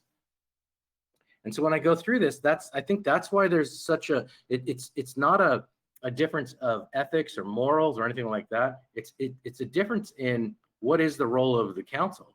It's not a difference in even, you know, yes, we all have different perceptions. Yes, we all have different experiences as we walk through life. But this is and I think someone said it's a fishing expedition in one of the public comments. My analogy was this is a solution in search of problems. And not a single problem has been cited for the creation of a commission. That's a pretty momentous thing in a city. Like when we have planning cases and the city doesn't want to take them all on, or the city council doesn't want to take them on, we create a planning commission. We create a design review commission. If you notice, they have powers to do things. That's why they're created. They're created for a need that exists. We haven't identified a single need in any of the reports other than nebulous statements. There's been no like, oh, San Gabriel has this exclusionary policy. And I would say if we have it, let's state it and we can correct it pretty quickly. It doesn't take a commission to do it. And now I have a lot more comments that I could make. And there's some I'm gonna hold my tongue on. This is just to get along. But some of the stuff that came up was really out of line as far as this commission. So I'll just leave it at that. And this, I'm assuming this is going to pass just by what I've heard. So what I would like to do then as a council member is kind of see where I see if we're going to have this commission, it should be the best it can be. And so I would suggest a couple of things we change here. And then I had some questions for both the city manager and city attorney along those lines as well. Let me get right into the actual changes that I would suggest. So the first thing, I think we should be very transparent. We've all five of us have said transparency is important to us. And this is the second time in 2 months I've pointed this out. The report in the end, I'm going to start in the end because this is important to me. And I think a couple commenters brought this up because it's quite obvious. When it says fiscal impact, it says there's none or negligible. It actually says there is no fiscal impact associated with establishing the HEAR Commission other than the use of existing staff resources that are already included in the current budget. Rather than making a statement like that that's misleading, if not outright false, I would like a statement as to what's the anticipated staff hours for this? Because if we're creating a commission, that analysis should have been done. How much staff time are we using and how many dollars does that relate to? So I would ask that for Mark, like how much time does he anticipate? Because he will be assigning a staff member. Do you have a number, a fact, a figure, anything like that, Mark? I do not, Councilman Harrington. We haven't gotten to the level of figuring out what the actual staff time would be to staff the commission. Okay, because to me that's an important thing when you're saying there's little or no cost. Because when a member of the public reads that, they assume like, oh, that's already budgeted, it's already there. So I would take caution that prior to recommending a commission, we would need to have that information. Like, can we afford it? We're in a severe economic crisis. And now we're creating more cost. So that's something that really should be well understood, if not right out in the front. And so we can value this. Is it valuable for our limited resources? Because that will take money away from something else. So along those lines, if we're going to assign a staff member and we're not exactly sure how much time it will be, what's that staff member doing right now that they have spare time to because you're talking 12 meetings minimum according to the charter. I don't know how much time is to prepare the minutes, to prepare, it's a Brown Act, to to prepare the minutes, to prepare the agenda, to prepare all the materials inside it. I can tell you from personal experience, a normal meeting, even a light one, and let's say it's a commission meeting, is probably on the magnitude of 80 to 100 hours of staff time just to get the meetings in there, to get all the reports done, everything compiled, all the underlying data, coordination. It's not all done by one person, obviously, but there's a lot of people involved. It's a team. So I would assume one person isn't doing everything. So I see this as a lot more than just existing resources. This is going to eventually lead to probably a few positions, if not taking away from other services, because it's a zero-sum game. So there's only two scenarios that this works, that we have somebody on staff that has quote unquote spare time that aren't providing either service or support to the community, or we're going to need someone going forward on that basis. And if we have that staff member not doing anything right now, why have we had them on so long? That's a question the public would ask. That's a question I would ask as the public. So the inverse of that is, if we didn't form this commission, what services is that staff member going to be providing? Let's say this commission doesn't get passed. What are they going to be doing with their time? What services? So I'd like to know that. I'd like to say the resources being taken away to staff this commission are fill in the blank. Are they coming from community services? Are they coming from community development? Are they coming from the police? Like, where is the staff member coming from? That'd be a good piece of information to have as a council member to approve this. In fact, I wouldn't approve it without knowing that, because I don't know what I'm taking the resources from. So I want to know that before I would even vote on this. So I'm assuming their job right now is benefiting the city in some way, and that's going to change because they're going to be doing commission work. So we either have to backfill that benefit to the city, or say we don't need that benefit anymore because of this commission. And so I'd love to see that on a report, not the term that we already have it funded, so don't worry about it. That's not transparent to me. On page 10 of the report, there's also, it's contradictory to page 10, which is actually the ordinance. It's contradictory with the report. It says, and this is halfway down, I think, page 10, and it's under proposed title 33, and then the subsection hasn't been filled in yet. The title is cooperation with city officials. It says the city manager shall assign such staff to support the commission as may be required for the commission to fulfill its duties.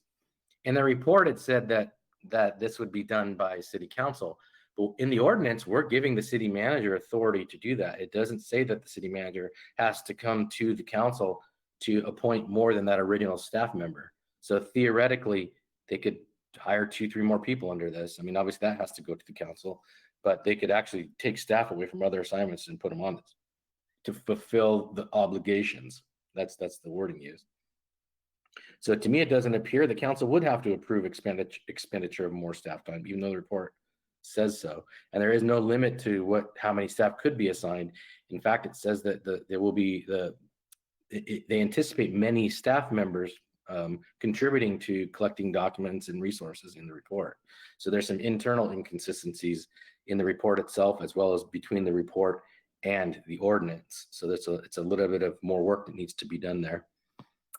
Section D, subsection D under the same area says the HEAR Commission may, as it deems necessary and with council approval, hold public meetings and forums to educate the public and disseminate information. I wanted to know, don't those forums cost money to hold? It takes staff time, it takes advertising, we have to create the pamphlets or whatever information we're disseminating. So there is more cost there. We should have an anticipatory cost for that as far as budgeting. That's wholly lacking. And then under the frequency of meeting and staffing, it says this is where I was getting to earlier. It is anticipated that several departments and staff members will be involved in the research and analysis as the commissions carry out their duties. I can't believe that there's no cost associated with that, because I believe we pay our staff members. So there's a cost there. That should be added to the cost. So, and all of these things, when we use, I will call it a throwaway line saying that there's no fiscal impact other than the staff that's already in our budget. I think I've pointed out a pretty well laid out case that there actually is a lot more money, time, and other resources involved. So that line is not accurate, and the public needs to know that. Along the lines of cost, this question is for the city attorney. Keith, this is a Brown Act commission, according to the charter. I don't recall offhand, is this included in your lump sum fee to us if we add a commission? I believe so, but I'd have to get back to you on that. I mean, that's a question that should have been answered before this went to council. Honestly, I would like to know that because I just had that question. It's not addressed anywhere. I would like to know, are attorney's fees going to go up? If they are, I don't think we should approve this until we know that answer. It's irresponsible of us to say, oh, we'll eat the legal fees as well. So until that's answered, I don't think we can vote on this. I can't. I can tell you that without knowing the actual cost, because that's 12 meetings. Let's just say we're being generous and it's $225 an hour. You have to prepare for the meetings. You have to attend the meetings because it's Brown Act. I'm assuming we want to keep out of Brown Act violations. So let's just say that the cost has got to be pushing $1,000 per meeting minimum, because you're going to review the materials before they go on the meeting material, meeting minutes and agendas. So there's a lot there as well. I can anticipate costs there. That should be addressed. So my point here is there's a lot of costs, and they're not immaterial, they're not insignificant, and they have not been addressed in this report whatsoever. And when one of the commenters said, "What's the rush?" I think that's an appropriate question in this case. Now I'm going to get to another section, which is the qualifications. And I said this last time. Apparently, I didn't really get an answer, but I'd like to ask Keith again.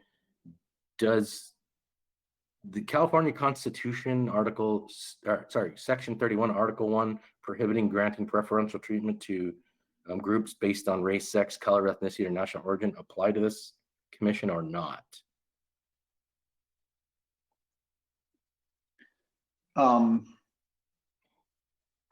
Because I asked that question last time.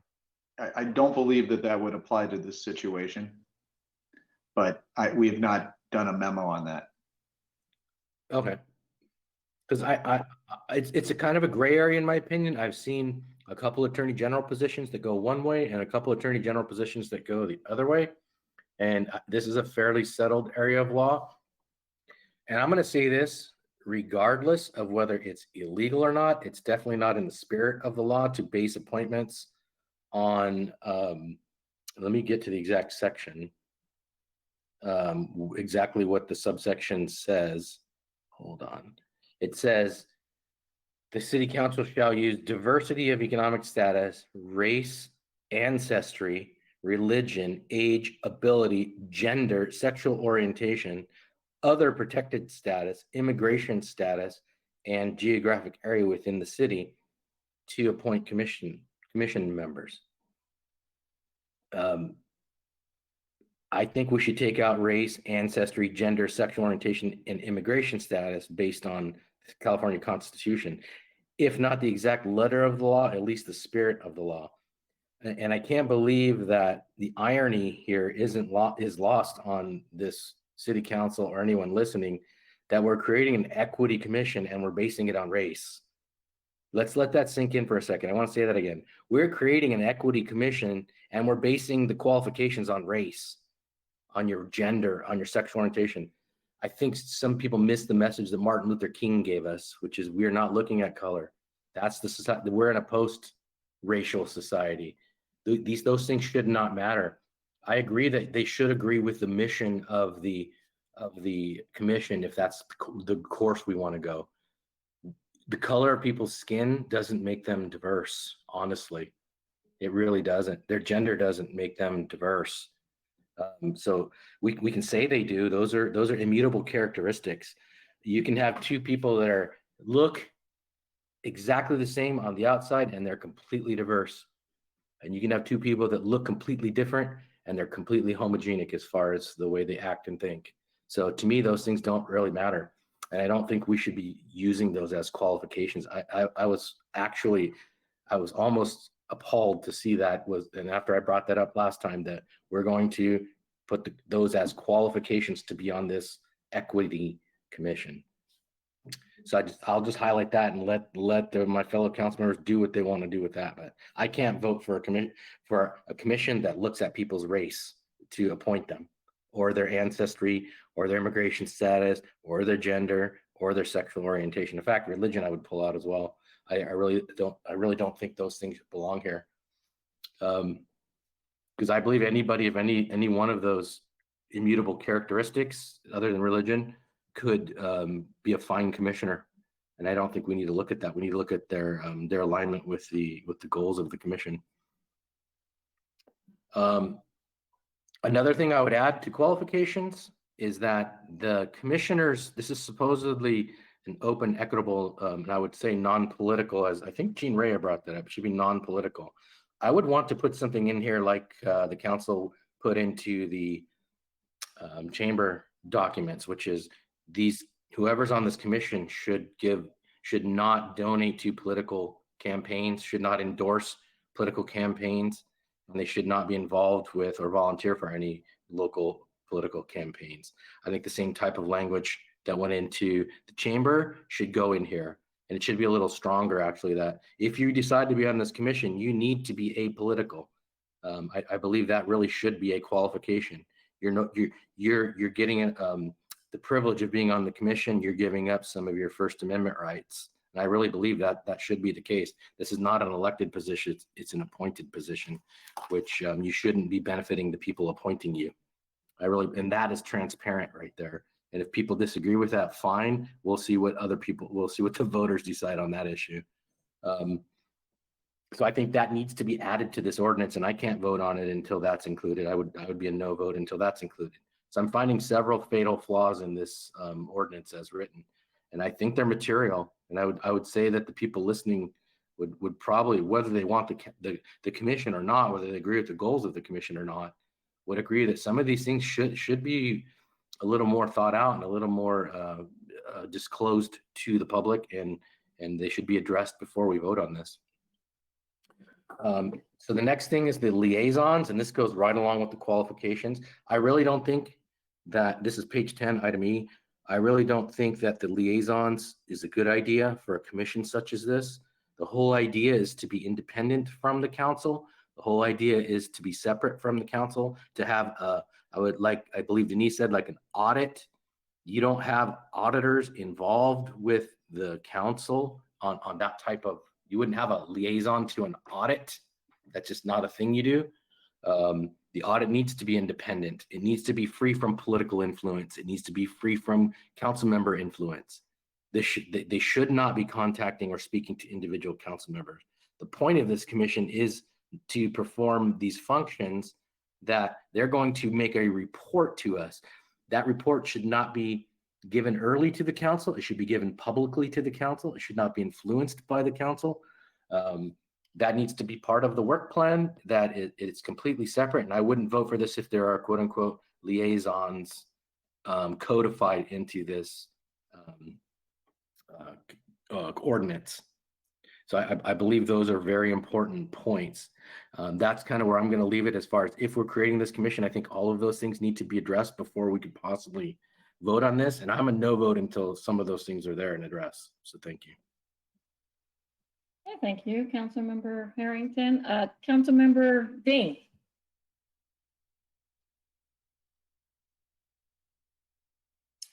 Councilmember Ding. Yeah, thank you, Mayor. Yeah, okay. I really appreciate public comments for this issue. Okay, so that's meaning that our community really care our city, what's going on, what's the direction we need to go for. And actually, for me, it's a good experience for the transparency, more people to involve. And that's, for my personal experience, when I have before I elected, so I listen to the community, okay. And if one of the transparency, they want a more like some, we will be established this kind of commissioner. I think it's also talking about we have the issue, maybe it's just talking about racism, but it's not that one, but also talking about the multicultural. We help each other to understand each other. And encourage our resident. It's more involvement for our government running, right? Yeah, we got we 5 elected officer to make a decision for the city direction, but also we need more community person to involve the commission to help our community safety and help the city moving forward. So for my understanding, it's commission should be like one kind of method to get the transparency. Okay, should be the more transparent because we have 7. Okay, and since but thanks the subcommittee mayor and Jason, they do the hard work and the city staff to do the meet. I hear about it. You meet a lot of different kind of group people to listen to them, listen to the community. What do they saw? What do they think about? I appreciate you spend a lot of time to that. That's what we wanted. We want to come. That's one kind of the transparency. Okay, but something, I hear about it. Like, after then we looks like we don't have any currently don't have really issue something like racism but still we have experience, like for example the Vice Liao Ching Ho Liao is got elected and then stopped by our council member. I remember this history. Okay, I have my organization, our organization, not just myself. Okay, it's our community is a step out to speak out for the Vice Chair Liao. Okay, it's really not fair because it's already voted for our community. Why 5 member can turn down him? That's I hear about it from our community. So I just use this time to speak out, let our community know that what's happened a couple of years ago. Okay, so that's an example. But okay, sometimes people, if you say, hey, we don't think nothing happened. Okay, it's we don't need it. I understand what they saw, but I just, for example, okay, people normally say, hey, I'm healthy. I don't need that. I don't need that exercise. I don't need some urban medication to help my health. I don't need it. But then until something happened, what do they say? Right? So this commissioner, for my understanding, just like well prepared these things happen for future. I hope this commission can help our San Gabriel community never happen, these things happen again. Okay, so that's why we need this commission. Sometimes like another example, if you use, that's I usually to do it. If your home have the gas, when you leave it, I always get education from my wife. Make sure you turn off the gas, right? That's wellness. That's the prevent things happen. Maybe it never happened for the gas leaking, but if you don't well prepare, you forgot you have the gas leaking, right? So that's I think it's 2 examples that let the people, everybody can understand it. And also, like I saw the multicultural, the understanding each other. I meet a lot of different group people. Okay, even some people from, okay, just another example for the cultural understanding. Some culture they use the right hand, some culture they use the left hand. Maybe different meaning, and a different meaning maybe will be misunderstanding. It's bad things that will be happen. But if we communicate together, we understand each other. So let our community more harmony, more understand each other. We prevent these kind of things happen. And for the even for recently we have the something. Say a lot of that don't understand it, maybe easy to misunderstanding. people misunderstand that protest is like a violence. That's not true, right? So in our city, we have the peaceful protest. So the protest not equal to violence. We can have the peaceful protest. We already did it, right? And also like Georgia Floyd happened, the Minneapolis, the police, it's over enforcement. It's not good police. Doesn't mean that all the police are not good. I'm glad our city, the police department did a good job. Okay, it's keep our our community safety. So that's why yesterday, Vice Mayor Liao and me, we got community support, and they especially want to donate to our police department, show their effort. They say, hey, you're frontline, you help our community. They definitely will support.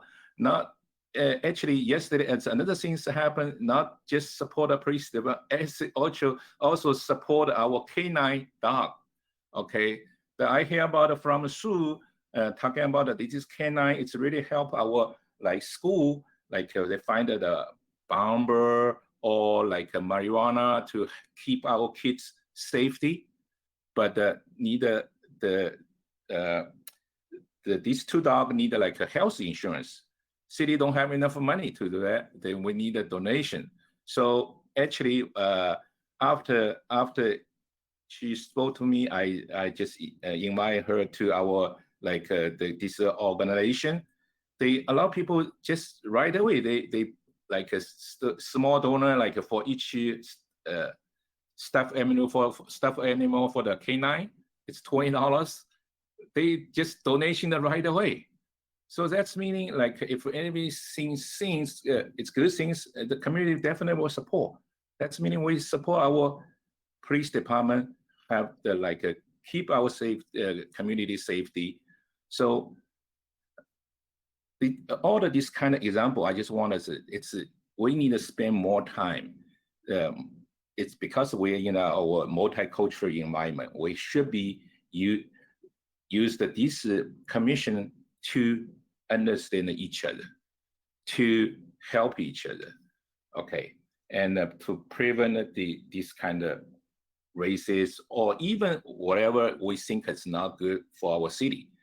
We can moving forward. Yeah, and yeah, so I personally supported this commission, and also for the why they have the 7 and the 5 and with the resident, and the 2 it's not a resident. For me also, I hear about a lot the communities, especially they have business in the San Gabriel. They say I have the business long time in the San Gabriel, but I'm not living San Gabriel. But I cannot have my voice, right? So maybe these 2 maybe they can apply. They can speak out their voice, especially for their business owner, right? Because I hear about the business owner also have some experience for discrimination for the resident too. So maybe they can bring this input for us to help us. So so that's good. So it's a very solvable. I can talk to a business person. So hey, if you really want to involve our city, maybe these 2 positions you have a chance to apply, right? So that's good things. Another things for the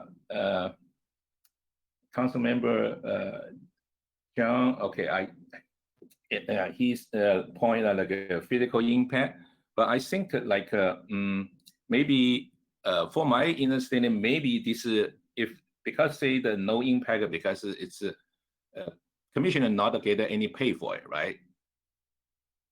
Is that meaning? I just questioned asking the Mark. You're correct. The commissioners will not receive any pay. So the purpose is that okay, but I like maybe council member Harrington say, well, maybe when hopefully city can clarify so how much expense for our city staff to help this commissioner. I agree. Okay, so hopefully have some figures for the transparency.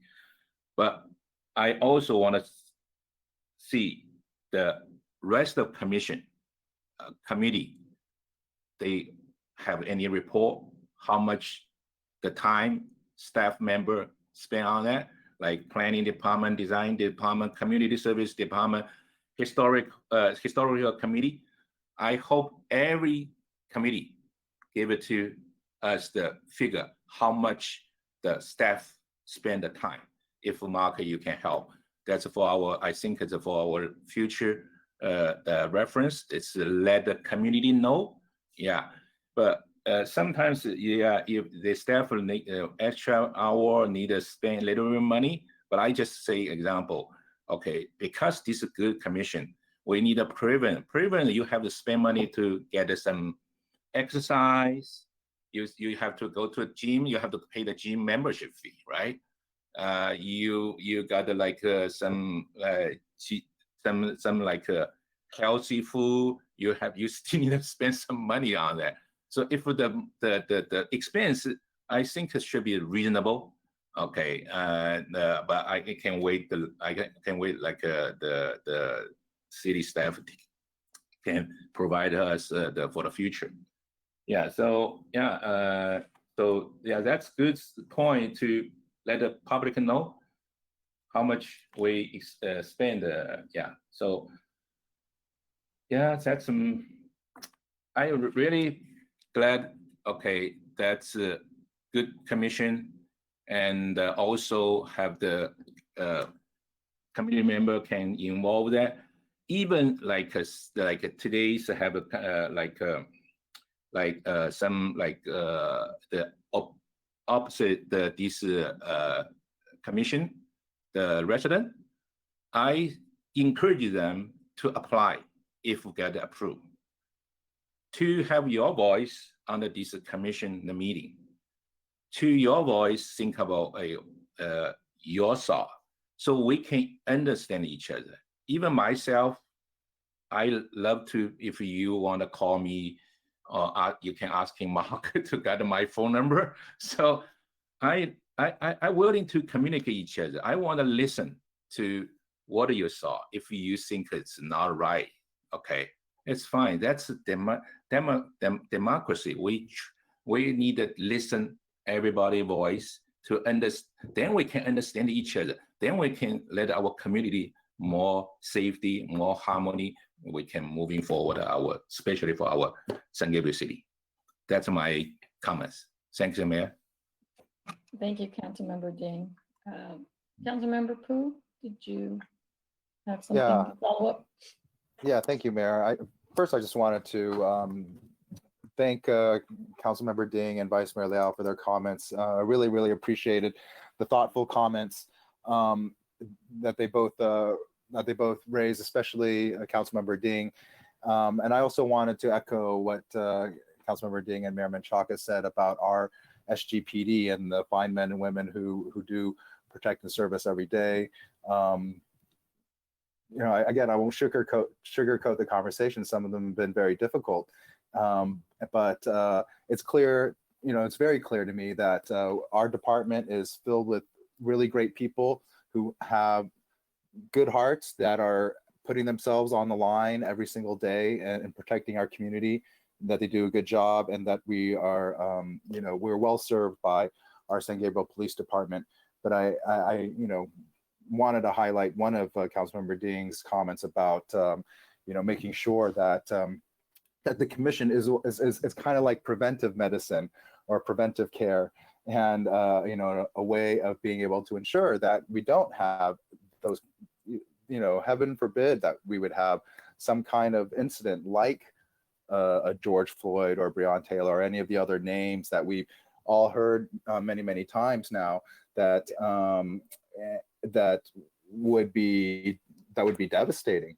So I think that it's about issues large and small, and, you know, briefly about the budget. You know, of course we don't know we can't put a figure to the budget, because the annual work plan we haven't even begun to try to formulate that work plan yet. So that will definitely determine budgets going forward. But I did also want to address some of Councilmember Harrington's most impassioned fears, because I think they were based on some very gross falsehoods. First of all, I just wanted to say that, we should probably, I invite Councilmember Harrington for us to have a conversation offline about, not a single problem has been cited, because I've avoided trying to talk about talk about these kinds of issues because I didn't want to, publicly embarrass or criticize any individuals or departments, whether or individual department, whether they're part of the city organization, some are no longer with the organization, or members of the community who have obviously also engaged in some of these types of activities. Secondly, Councilmember Herring, I just wanted the public to know, who might be listening but don't have the ordinance in front of them, that he grossly misstated what the qualifications say with respect to race, ancestry, economic status, religion, so forth. So the full sentence says, the city council shall undertake reasonable efforts to ensure members who serve on the commission, 1, are fair-minded, reasonable individuals who are committed to the purpose and are able to work with others in a meaningful, open, productive, professional, tolerant, cordial, and collaborative manner. And 2, represent a cross-section of the city, including but not limited to diversity of economic status, race, ancestry, religion, age, ability, gender, sexual orientation, other protected status, immigration status, and geographic area within the city. So I think it's a farce to say that the ordinance calls for the council to actually use those criteria as a means of discriminating with respect to the qualifications. What's really meant to be represented there is that we would use reasonable efforts to ensure a diversity and cross-section of the community. And so I think that I just wanted the public to be informed that that's not what the intent nor what the language of the ordinance says. And, oftentimes when folks want to rail against something, they will again create a straw man and misrepresent the facts or what the language or intention of others is.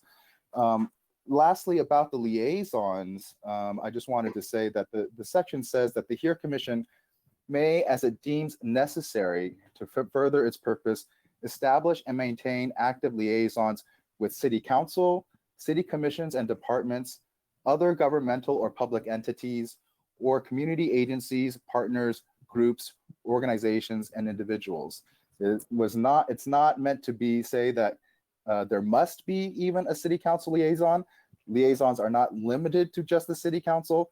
In this context, I think of liaisons with other public entities such as LA County Department of Public Health, or LA County Homelessness Initiative, or SGUSD, or AYC in La Casa, or some of the faith and spiritual institutions that we've already been talking to, or perhaps businesses that Councilmember Ding mentioned. So it's a gross misrepresentation to say that it actually calls for that it requires any kind of council liaison. In fact, it doesn't require it. It leaves it up to the HERE Commission to establish those types of liaisons if they deem necessary. It's not even the language is permissive, not not mandatory, and the range of types of liaisons is rather broad. It could include academia. I know a demographer who is at University of California, Riverside, who has loads of data that you've never heard of before, particularly with respect to the API community. Is that somebody that would be a useful liaison to have? Possibly. I don't know. That's up to the commission. So I just wanted to make sure that those types of misrepresentations don't go, without accountability, because,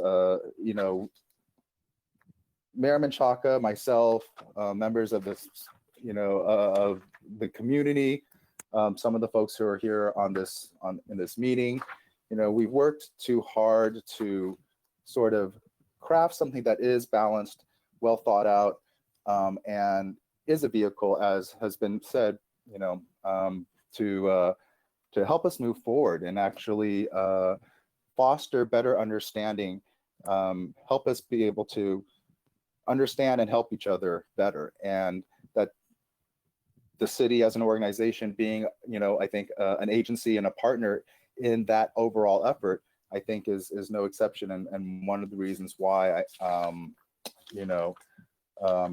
personally, I think I'm proud of being able to be part of this process and humbled to be able to learn throughout it, and also looking forward to be able to continue some of the engagement and outreach that we've started as part of it. So thank you. Thank you. Thank you, Mayor. Could I respond to that, please? Yes, Councilmember Harrington. Thank you.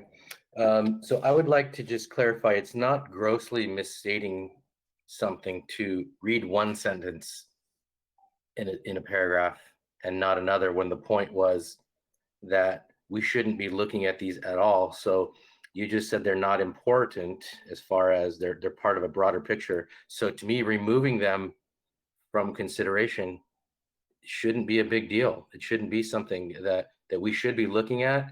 And if it's something we're only going to consider, I believe we shouldn't even consider those things. That was my point. I didn't say we must. The fact that we can, to me, is quite alarming. And the second thing, I didn't say we must have a liaison. I said the fact that we could use the council as a liaison is wrong. It shouldn't be. I didn't say they had to have a liaison. If you want to leave the other language, I'm fine with that. If they want a liaison with other people, that's fine. But that's not a gross misstatement.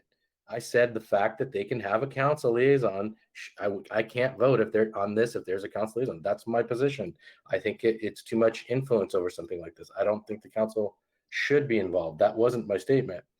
I said the fact that they can have a liaison, not that they had to. So to me, I don't think I've misstated anything. Otherwise, every time I quote something, I have to read an entire paragraph. What I said was true. It was a direct quote from the ordinance. You can say I should have to read the entire paragraph. I guess I could. My point was the rest of the paragraph didn't bother me. It didn't. This part does. I don't think we should be looking at race. And as far as not bringing out all of these issues that were brought up, that's the whole reason we're having this conversation. I'm not shy about saying if you found them, let's hear them. Also, the very fact that those things are permissible, looking at race and gender and sexual orientation, all of those things, I will say, and I'm not shy to say, I have heard it come out of council members' mouths. We need to appoint someone of X race, and I know you have too because you're in the room with me. So to say that's not a big deal and it won't be something that we could use, we've had to stop council members from saying that in the past. That's why it concerns me in hiring practices, which is not allowed. That's why this concerns me. So I have no problem saying that. If I've heard it, and like I've said in the past, this isn't uncomfortable for me to say that. If I spot racism, regardless of who's doing it, I'm going to say it. If I've seen it in the past, I will say it.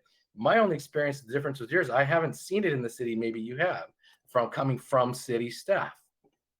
Maybe you've had different experience. That's kind of my point here. But if we're going to allow someone to do that, where in the past we've been able to stop them from looking at those, what I would say, unconstitutional things in hiring, I would consider this like hiring a commissioner, and we shouldn't allow those areas. That's my point. Let's just remove that, and we can go based on the fact that someone agrees with the commission and they're the best for the position. That's the way I look at it. Thank you. Thank you. So I would just like to say a few comments listening to my colleague. Number one, Councilmember Dane, thank you for those words. It was very calming. And you brought some really good points, some real good analogies. And I was just happy that you stepped up at this moment, because this is a critical moment. I'm glad you were back involved back in 2013 with we called it the tribunal, but the kangaroo court that happened to our vice mayor. It's shameful, and you can see it continues even today, the attacks on him. And I just want to let Vice Mayor Lau know that I supported you then, and I support you now. You do so much for our community, and I'm so sad to continue to hear that hate. And if anything, that's why this commission needs to take place today, now. George Floyd, the killing of George Floyd might have triggered it, but I think in this city, it continues that hate, that level of entitlement. And unfortunately, Councilmember Ding, you felt it firsthand. We're not talking even 2013, you felt it, what, 6 months ago. So you know firsthand that this is continuing on. So, and then Councilmember Harrington, again, we're gonna disagree. We all, typically we have agreed on a few items, but I just cannot, I'll limit my comments to just to say that your efforts to derail this is very clear. I mean, to ask people to give up their First Amendment rights, to bring up the situation about, well, we shouldn't look at different geography, north, south, west, or social, economic, or race. This is what it's about. We're not treated the same. If you like it or not, you can profess that, it doesn't happen in San Gabriel, but the way people look at me as a woman and as a Latina is very different the way they look at you, period. And that's the reality. And that includes the council members, Ding, Poo, and Lau. They are looked at differently, and that's why we need a diverse commission. And I'm just stunned, to be perfectly honest, when I hear this. I know the person who's the manager at this commission, it's kind of a campaign right now. It's called Love versus Hate. And it's funded by LA County. And they've already come to us, to Councilmember Pooh and I, offering to support this commission in any way they can, because they know San Gabriel has a history. And it started with Vice Mayor Lau, has a history of hate, has a history of racism, discrimination. It goes on and on, inequities, and they want to help us. And so it's not just our city anymore. The whole San Gabriel Valley understands what is taking place in this city, and they want to help us. They want to help us move on. And I'm glad there are at least 4 of us recognize it, and we're ready to take that bold step. And I'm going to say bold because it is. I was so pleased to see the level of support tonight also.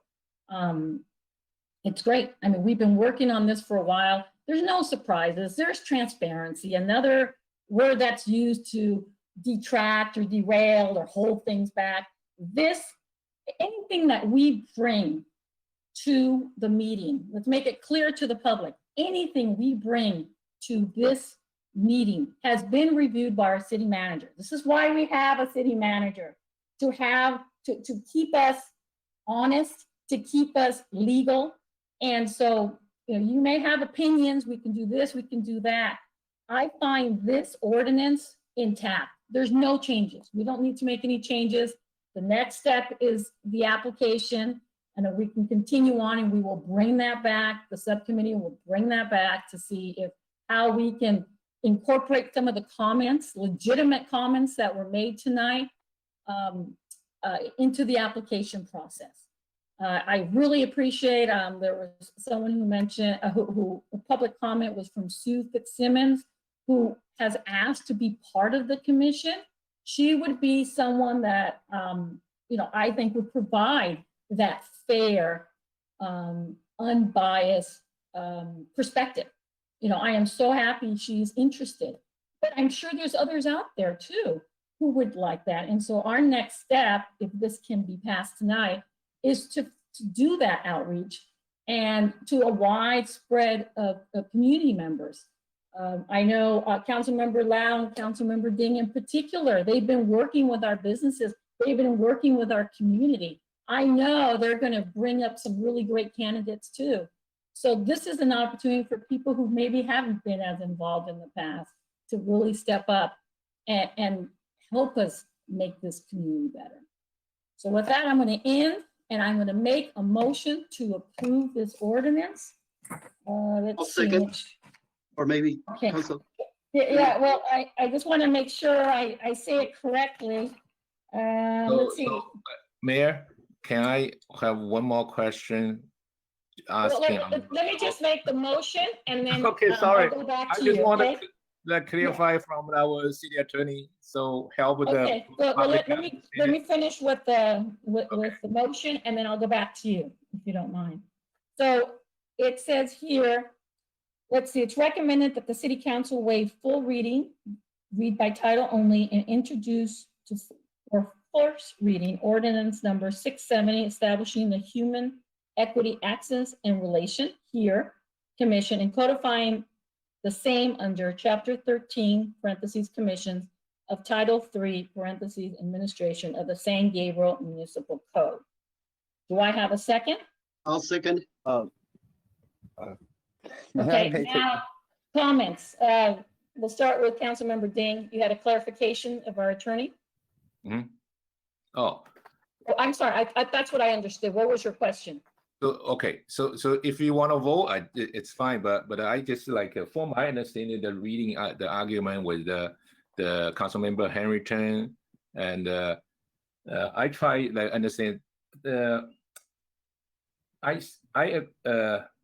for my personal also not a supporter with based on the races or gender to choose the commissioner, but we just see who's can qualify.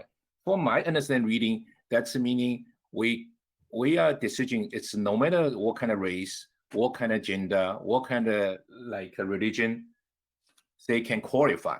Is that true? Yes, there's no quota. We're Yeah, just saying. is that directed to me, Oh, I'm Councilmember? sorry, Keith, go ahead. Yeah, my reading of that, looking at it carefully, is that what the commitment is to make sure that the commission represents a cross section of the city. So it's looking for a diversity of perspectives. It then lists off examples of things that can create diversity, but it's not telling you have to appoint a person of a particular race or a particular sexual orientation or any other status. It's just saying when you're picking people, try to make sure you've got a diversity of perspectives, because the purpose of the committee is to sort of represent as many perspectives as you can, and you know that's sort of the purpose of it. So it goes to the purpose, I think. Okay. Does that answer your question?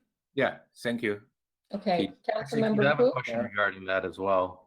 When you're saying diversity of perspectives, it actually says quite the opposite. It says they have to agree with the purpose of the commission. That's the perspective. The other things are immutable characteristics of the person. Two people with the exact same immutable characteristics can have different perspectives. Unless you think people with immutable characteristics must have the same perspective. That's my point. I would say that that's. I don't see it saying they have to agree with the purpose. It says that they have to have an interest in some sort of expertise or training or knowledge or something that would aid in the purpose. But I don't see this as, for example, prohibiting somebody who questions the whole purpose of it from being on there representing that opinion, right? That's a diversity of opinion, I suppose.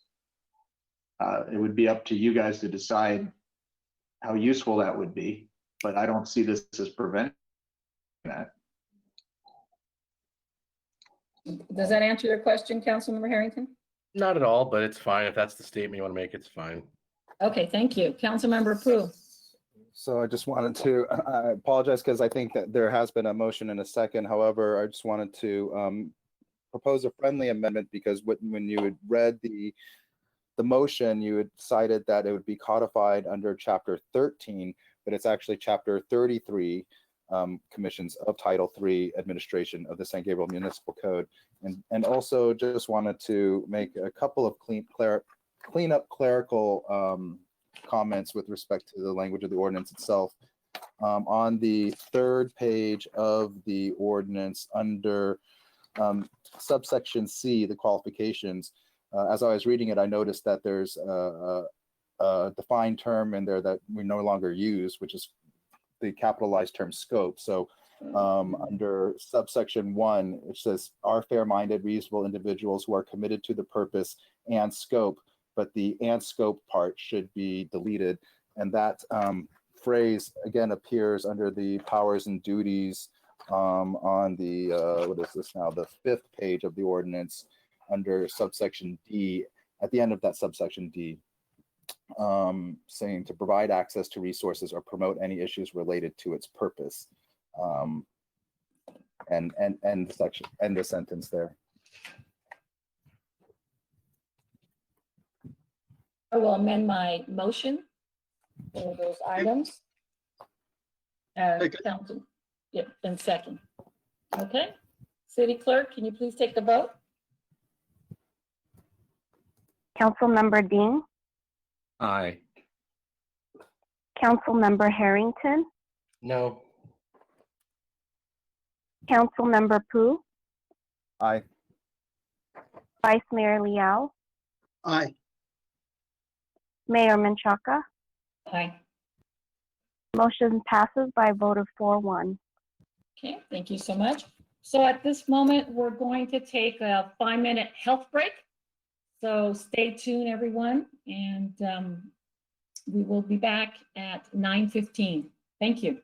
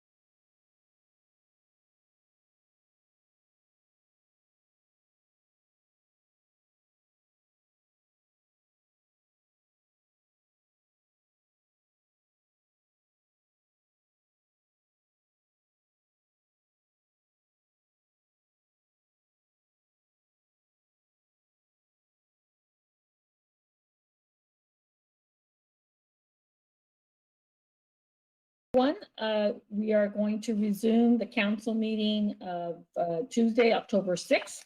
We are now on agenda item 6B. City Clerk? Year-end financial report for fiscal year 2019-20 and first quarter update for fiscal year 2020-21. Presentation will be made by Management Specialist Julia James. Thank you and good evening, everyone.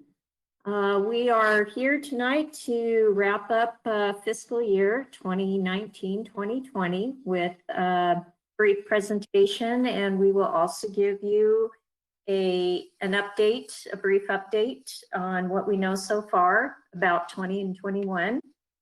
And we'll also give you a introduction to our 5-year forecast. Next slide, please. So before we get into fiscal year 2019-2020, I just want to point out that that fiscal year is not yet closed. We will close it once the audit has been completed. The audit will begin at the end of October, and it will run for roughly 6 weeks. And we expect to have the audit report completed by the end of December. So staff will return in January with a presentation of the audit report to the City Council at that time.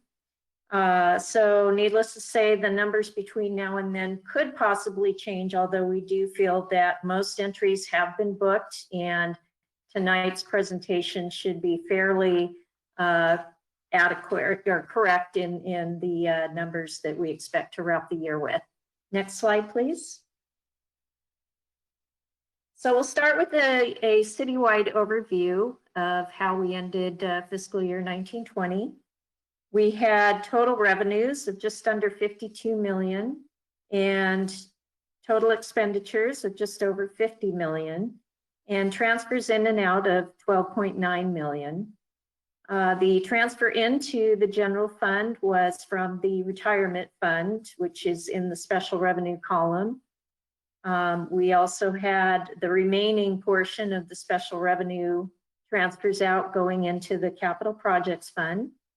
We had transfers out of 653,000 from the general fund, most of which went into the Mission Playhouse and some into the capital improvements fund.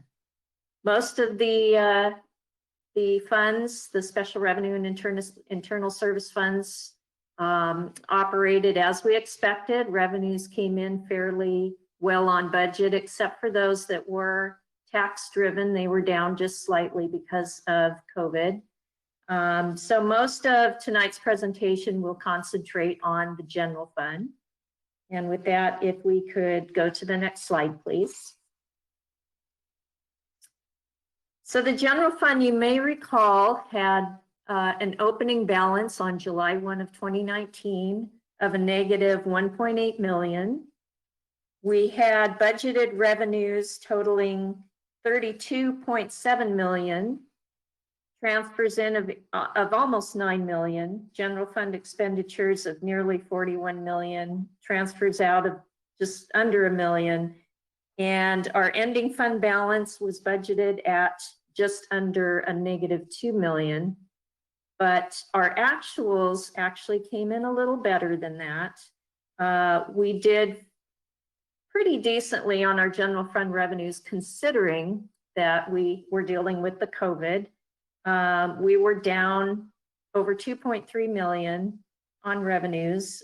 We were down slightly on the transfers in, and we'll get into these in a little more in detail in the subsequent slides. Our general fund expenditures were under by almost 3 million. We had a lot of savings this year. Our transfers out were under by 300,000. So we ended the year to the good of about 705,000. So we ended the year with just above 1.3 million deficit. So we came up quite a bit. These numbers do not include the proposed additional transfer out to the Mission Playhouse, which we will discuss later in this presentation. Next slide, please. So to get into the revenues a little bit, we had adopted a budget of 41.7 million in total revenues for the general fund. We actually came in at 39,165,000, which is 94% of what we originally budgeted. So overall, not too bad. Our property taxes are actually, our total taxes were down just about 1.8 million. Property tax was actually up because we had budgeted very conservatively last year. So we had an additional about 225,000 that came in over budget. All other taxes were down, as we had reported early in May when we were looking at the budget. We knew that the last quarter we lost quite a bit through TOT and UUT and our other taxes. Our intergovernmental revenue, which is revenue that comes from state and federal governments, that consists mostly of reimbursement revenue. We were down just $38,000 from what we had budgeted. A lot of that is just driven by timeliness on when we get those reimbursements. But that did include a little bit of the CARES Act revenue that we were able to accrue back to last year.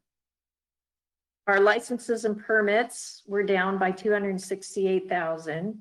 Again, due to COVID, we had some delays in receiving our business license revenues because businesses were closed. We had suspended our overnight parking program, and some of our development fees came in a little slower than we had expected. So that accounts for the reduction in that category. Our fines and forfeitures were actually up. We did very well with parking fines this past year. Use of money in property is our rentals from our properties, which came in on budget.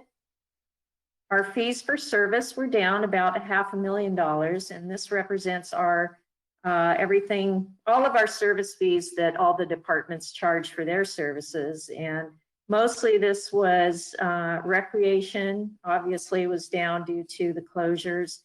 And planning, again, some of the planning revenue came in a little later than we had expected because things were slowing down and some things weren't happening during the last quarter of the fiscal year. Other revenue was up 116,000. That was due to mostly to the Prop A exchange.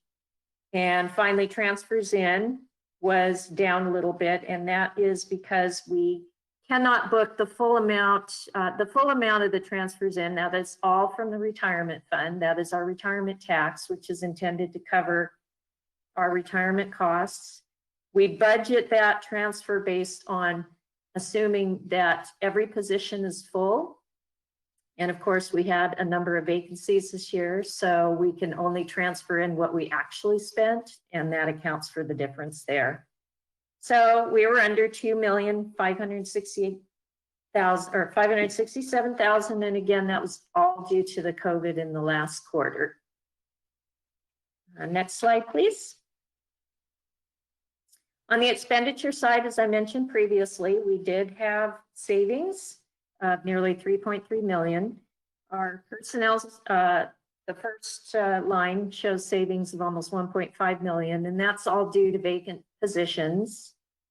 Operating was down a little bit, 1.5 million in savings because there were a lot of programs and projects that we just weren't able to get to or complete because of the slowdown. And transfers in, transfers out were also a little bit down. And so that helped us to end the year with that additional 700,000 that I showed you in the previous slide. Slide number 7, please. So one of the actions we're asking you to take tonight is to adopt resolution number 2050.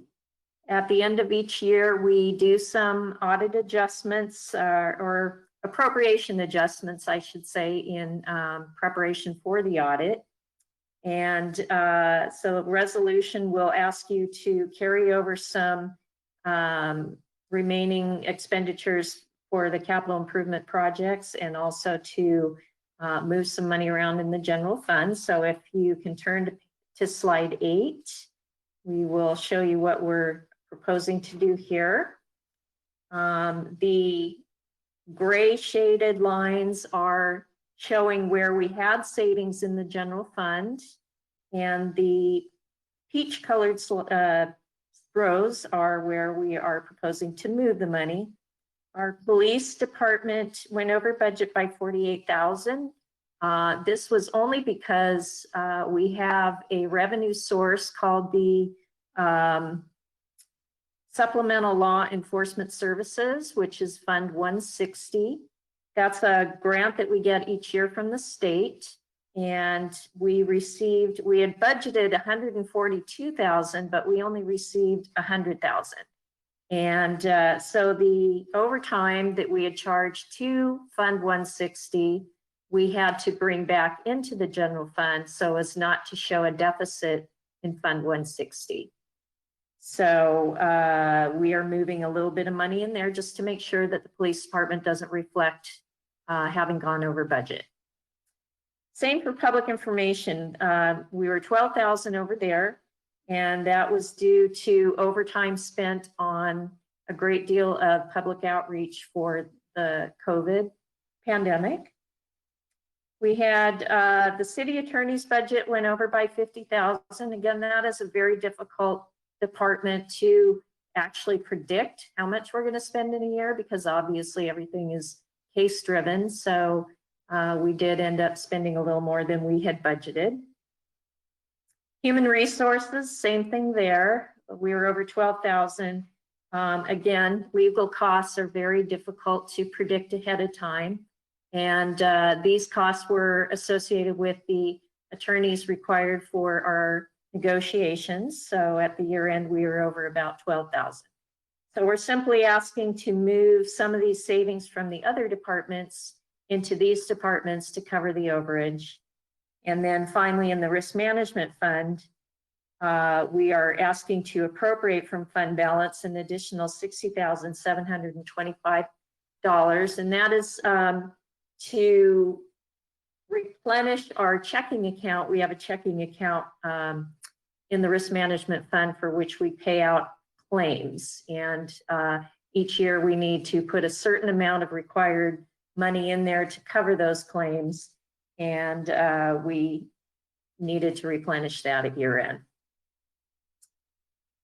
Next slide, please. The second part of the resolution asks for carryovers. Now, in the current year budget, 2021, we had adopted a capital improvement fund of just under 6.2 million and a special project fund of 707,672. But we have a lot of projects that are in progress right now or have not yet started, and we need to carry over the funds that were appropriated in the previous fiscal year so that these projects can continue. We do this each year at year end, and this year we are asking for a carryover of $13,366,651, which will add to the current year 2021 budget for a total budget of $71,874,216. Slide 10, please. So then that takes us into the current fiscal year, 2021. And at this point right now, because a lot of our revenues are accrued back to the prior fiscal year, we don't really have much to report as of today yet. Our revenues in the general fund are only at 9% right now received, whereas our expenditures are at 25%. And that's typical for this time of year. As the year goes on, the revenues will start to catch up with the expenditures. But at this point, we are just now beginning to receive the new fiscal year revenue. And so it's rather difficult to analyze that against last year at this point until we get one or two more payments in so we can start to look at the trends and see how we're doing. We do expect to provide you the first quarter fiscal report in November once we have a little more revenue coming in and we can analyze that. Next slide, please. So what we do know so far for the current fiscal year is that our property taxes, as I mentioned a couple of slides ago, had been budgeted conservatively, and we did come in higher last fiscal year. We do know that that will also happen again in the current fiscal year, as our property taxes were estimated based on what we had budgeted last year. So again, they were conservative this year.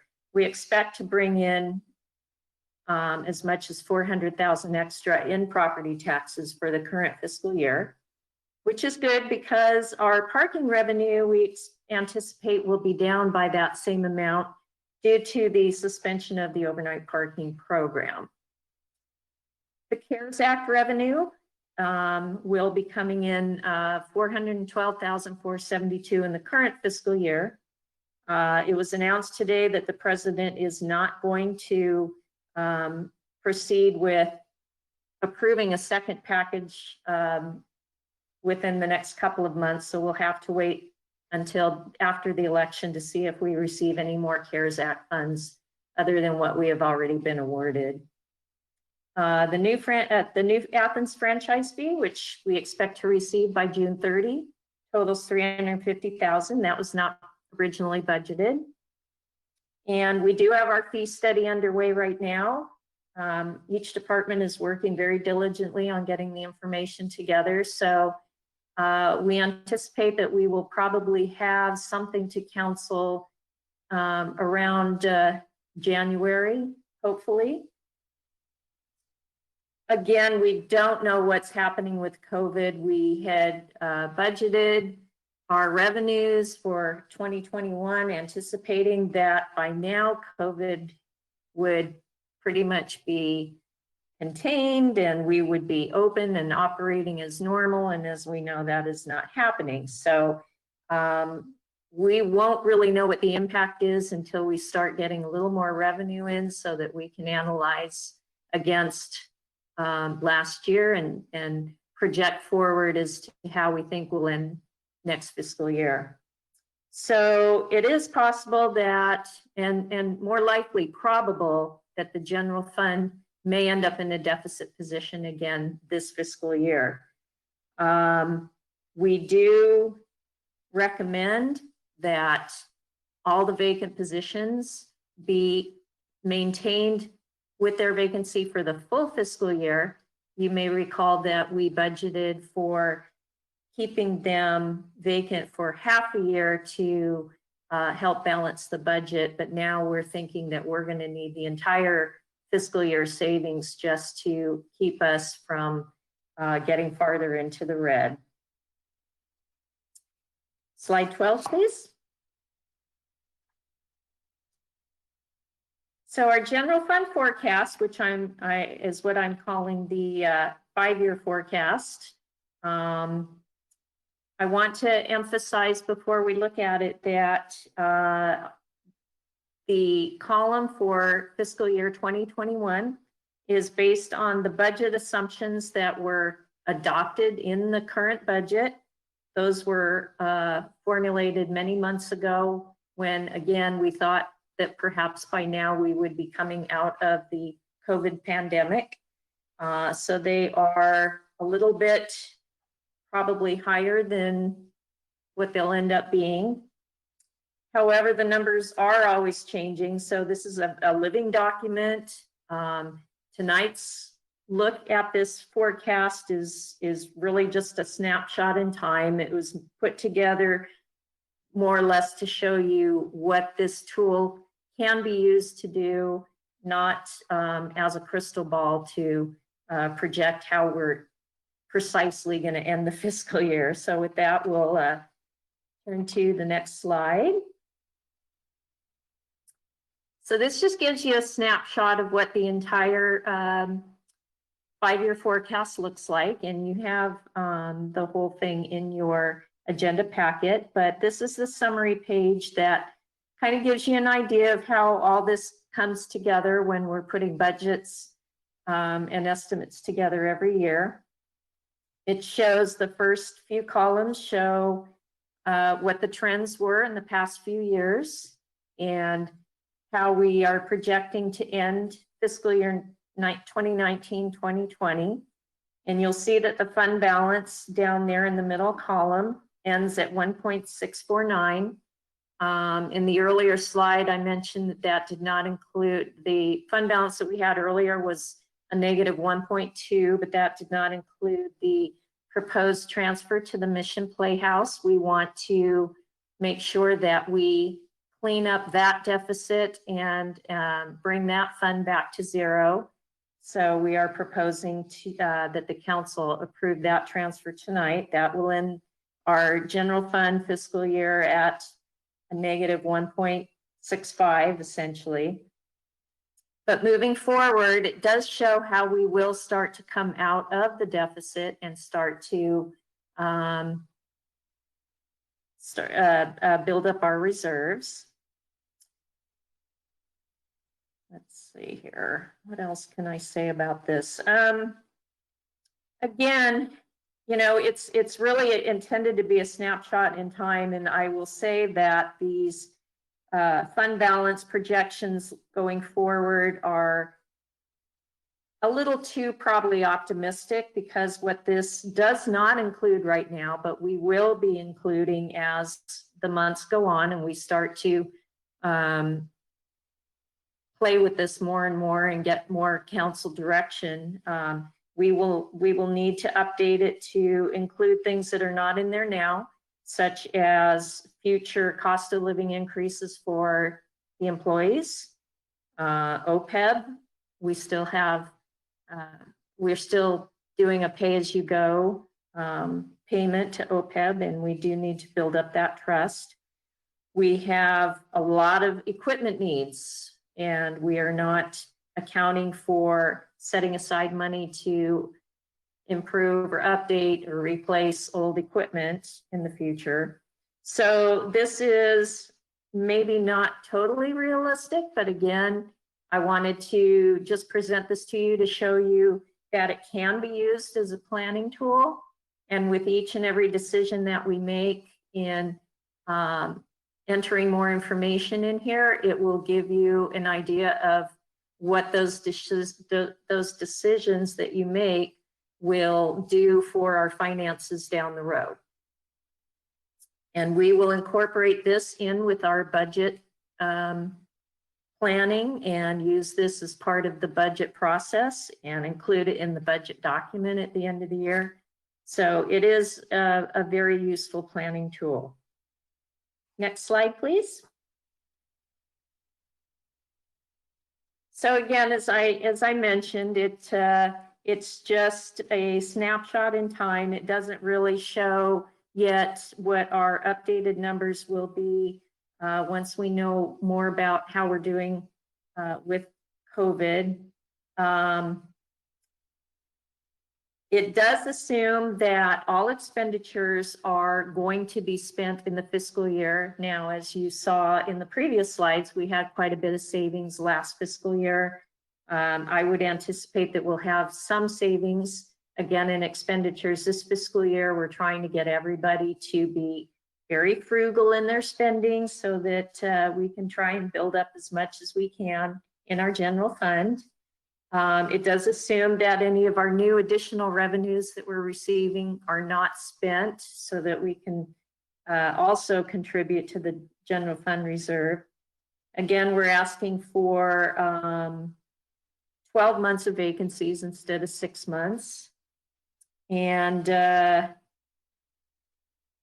basically, we'll just need to keep updating this throughout the year to see how we actually do end up ending the fiscal year. Whether we will be in the black or we will be in the red really depends a lot on the next few months. I would recommend that we as staff come back to you in probably January.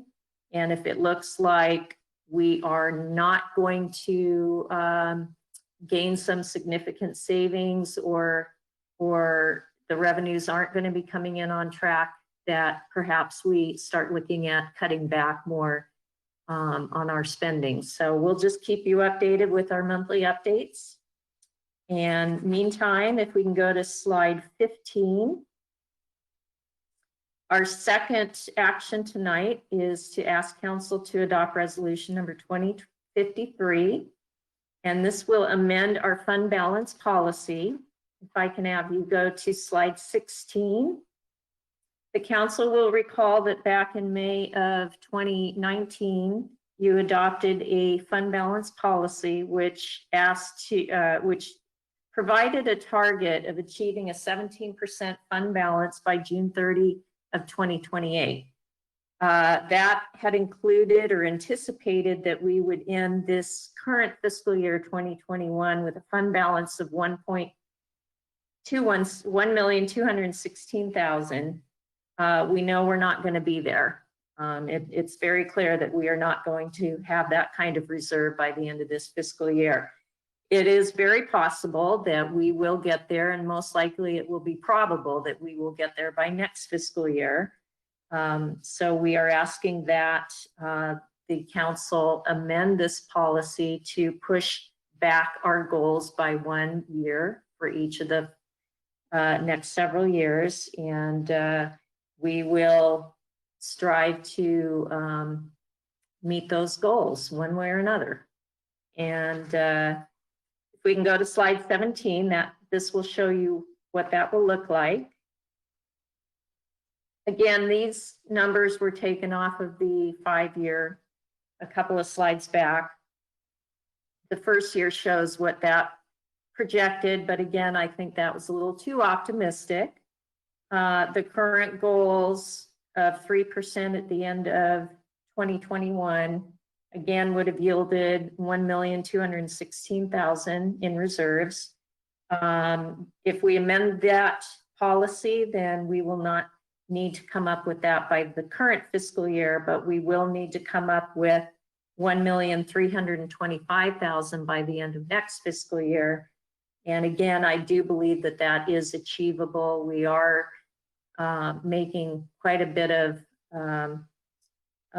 progress each year with bringing that deficit closer to being in the black. So with that, again, we're asking the council to adopt the 2 resolutions. And if we go to slide 18, I will wrap up and open it up for questions.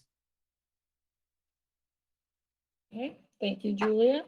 Are there any clarifying questions before we begin with public comment?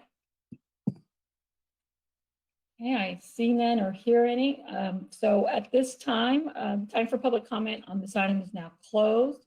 Chief City Clerk, please read any comments received. Madam Mayor, we have no public comment for this item. Okay, thank you.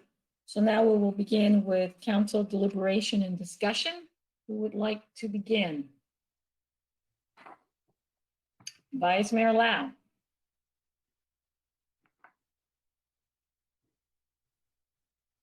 You're on mute. Oh, there you thank go. you, Madam Mayor. No, I'm just concerned about the hotel's income, the TOT. And recently I was at the Hilton Hotel.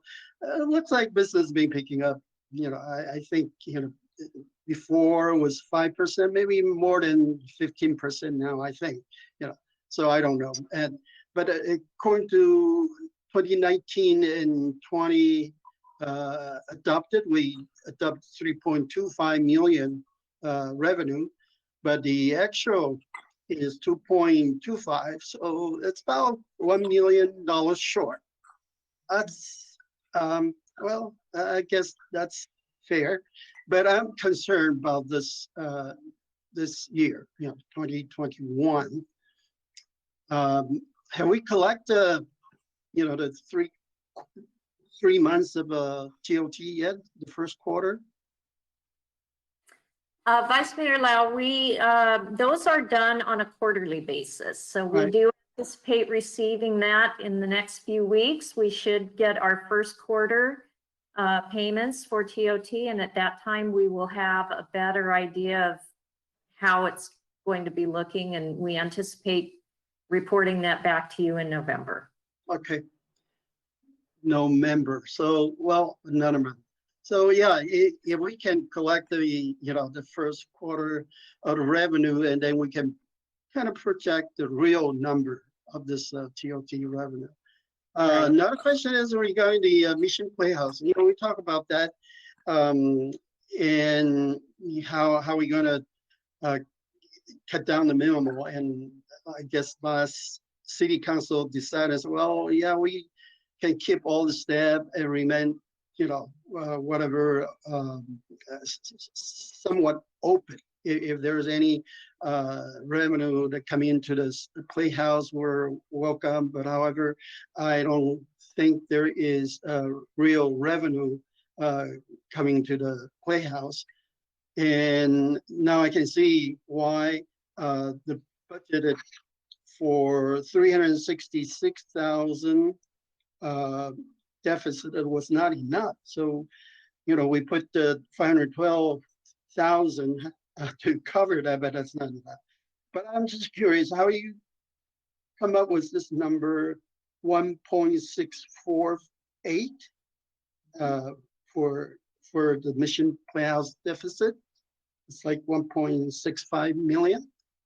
Well, that's actually the general fund deficit. And what I meant to say was that the general fund, we anticipate ending the year with a deficit of 1,200,000 and something. I've lost the page, but when we move the 366,000 needed to eliminate the deficit in the Mission Playhouse, then that will move the general fund deficit farther back to 1.6 million.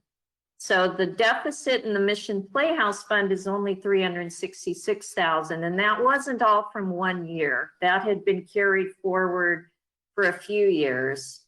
So we are just proposing that we eliminate that deficit now, start with a clean slate.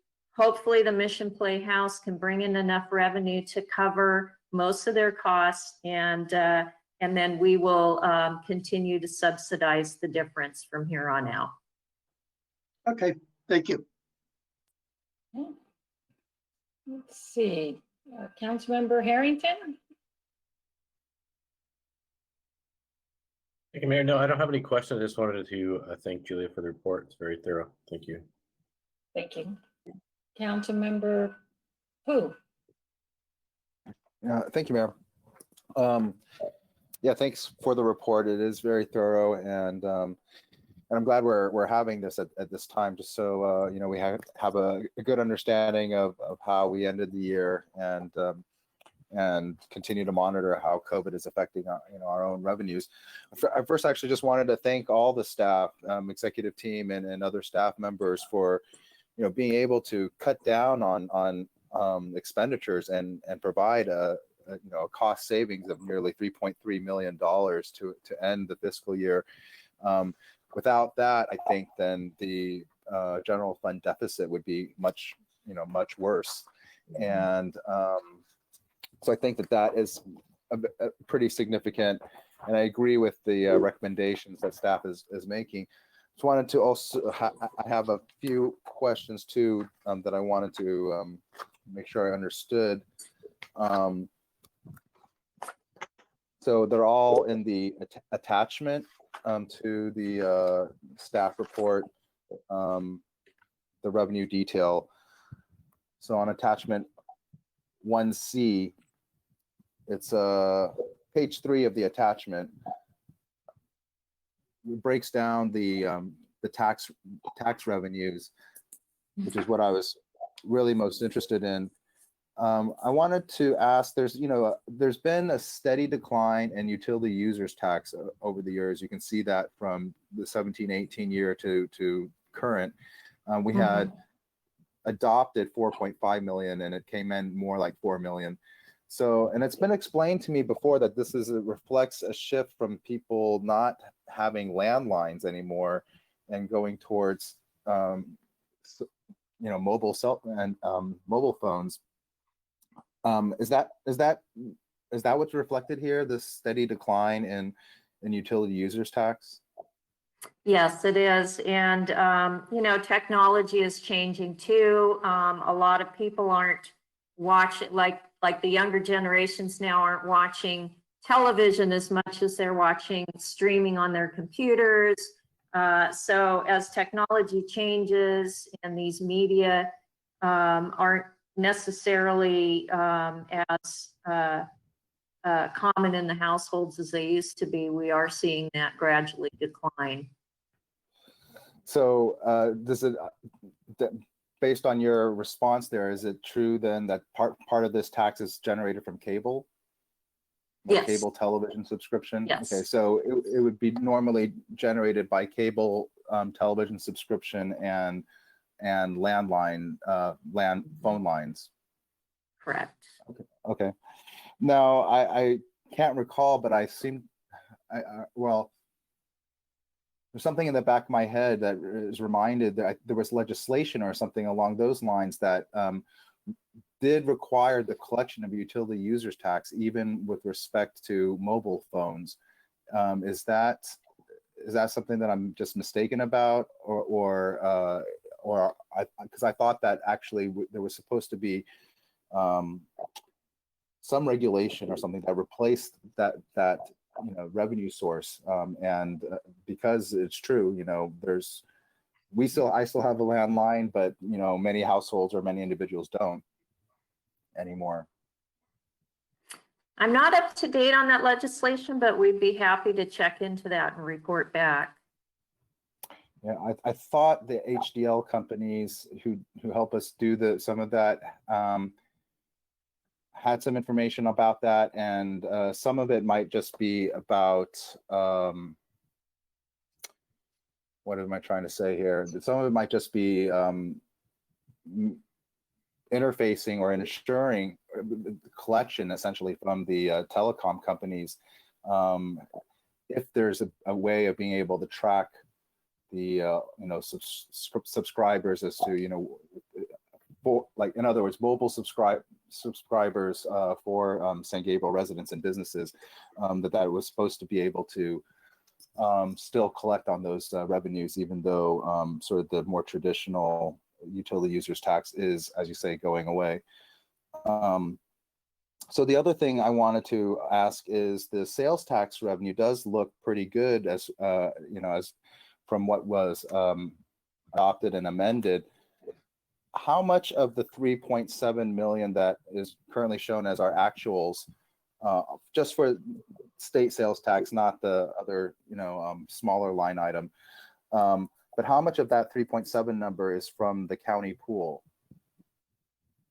I don't have a breakdown for you. Let's see if we can, I don't have the breakdown in front of me, but certainly report back to you on that. I asked just so we can understand, because and for members of the public, the county pool is where we get our share of sales tax based from online sales throughout the county, and that has actually helped us here in the city of San Gabriel, and that's a trend that I don't think is necessarily going to change. And I think that understanding how much of our revenue stream there is from those online sales, then I think helps us be able to plan also for the future in terms of economic recovery, and also how our efforts can be, maximized potentially in that economic recovery.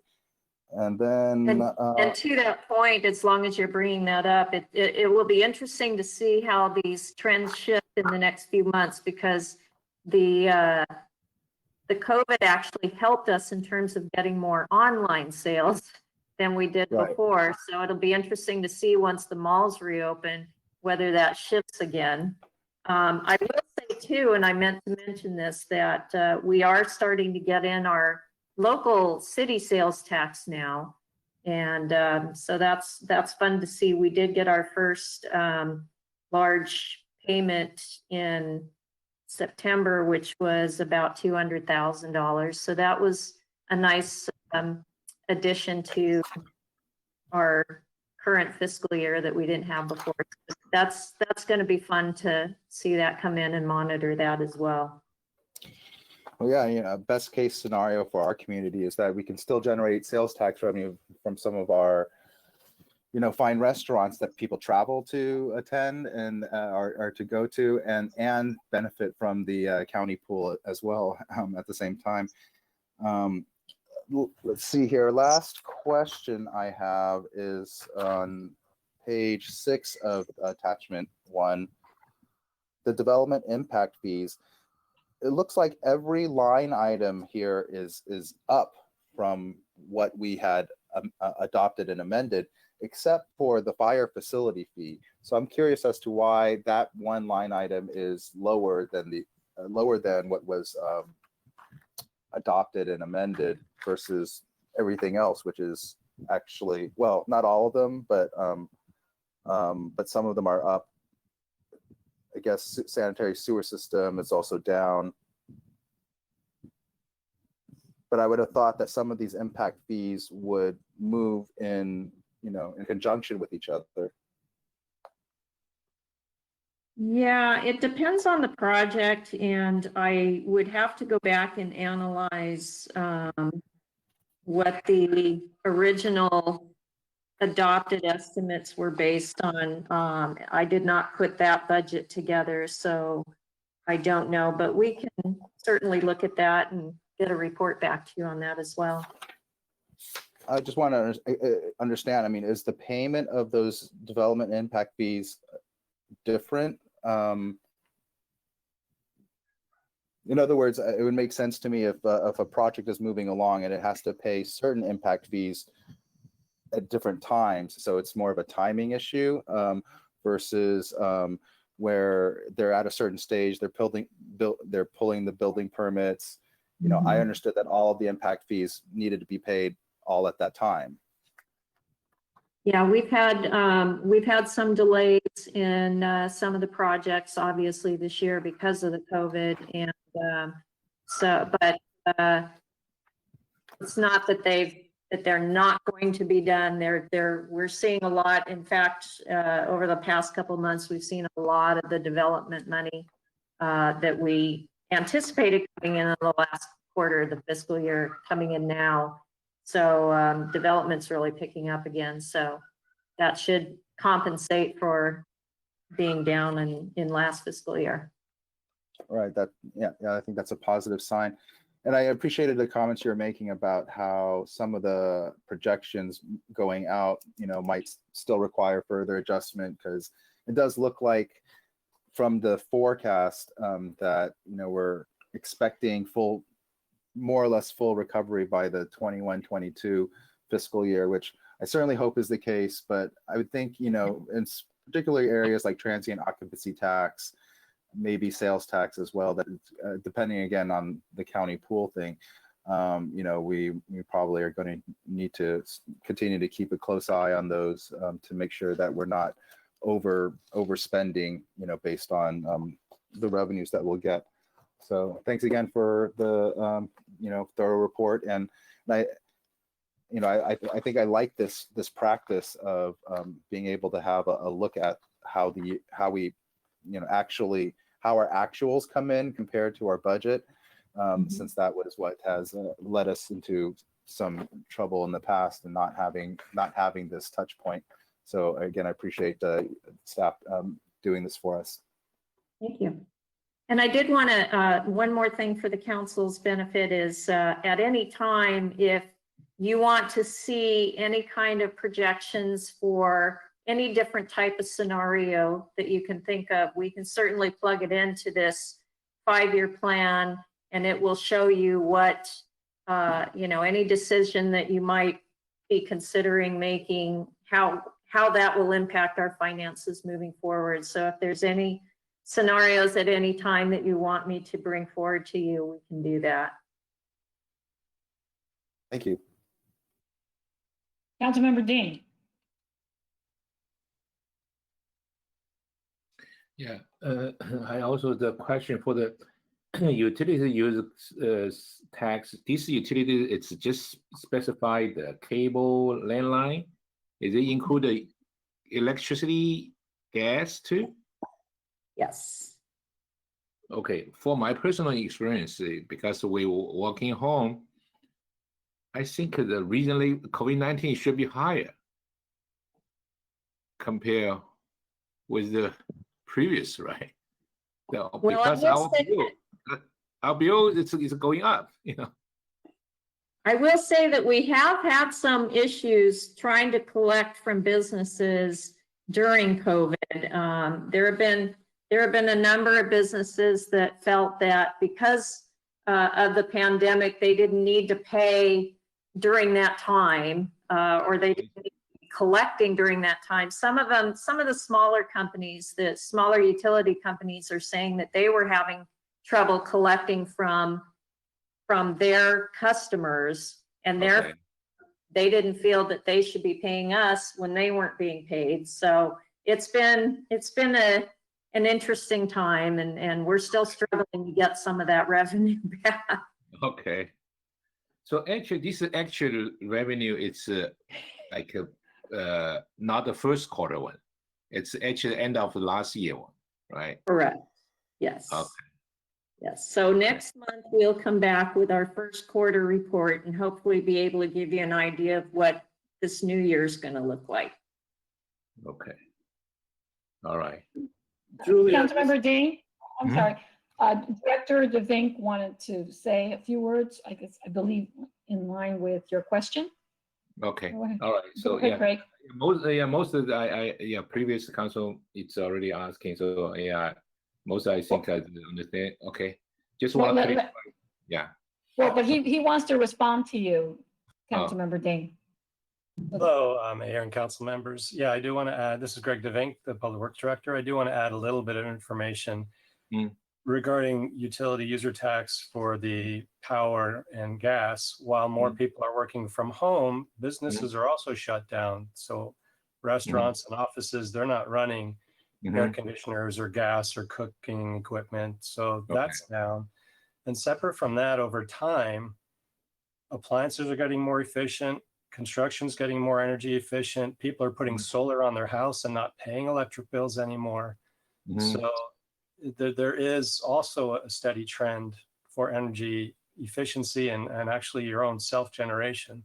So that's just another factor on top of technology changing like cell phones. Okay. Thank you. Thank you, Greg. Thank you, Julia. Yeah, that's it. Okay, great.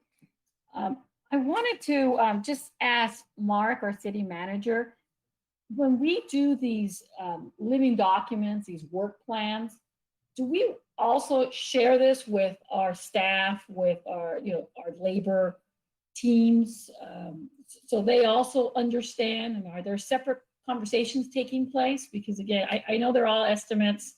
We're doing the best we can. COVID is throwing, a lot of confusion, uncertainty, but I just want to make sure that we're sitting with our staff, the different units, and sharing this information and answering questions they may have. The short answer, Mayor Menchaca, is yes, we have been doing that. And we've been doing that for the last 2.5 years. We've been sitting down and sharing the ugly, gritty details about our budget in as much detail as we can so that our staffs know. And I've had meetings with as many employees as want to come. I've had everybody in the council chambers, and over the past 2 years, we've done that frequently.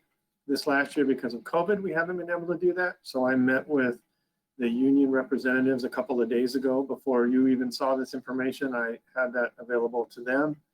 And then I've let them know that this tool, specifically the 5-year forecast, is one that we will be using going forward.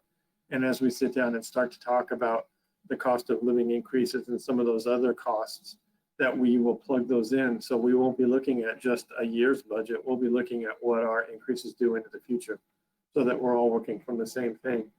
And I'll take it one step further, that we have provided these spreadsheets, including our personnel spreadsheets, to the union groups so that they can play with them on their own and be able to run scenarios so they know that we're giving them as factual and transparent information as possible. So yes, the answer to your question is yes, we have been talking with the groups about this kind of information. Great, yeah, 'cause during COVID, everything is much more challenging. So I just wanted to confirm, because I know in the past you have, during this time, glad you're continuing with that practice. Regarding the Mission Playhouse, there was a comment, I think, by the Vice Mayor.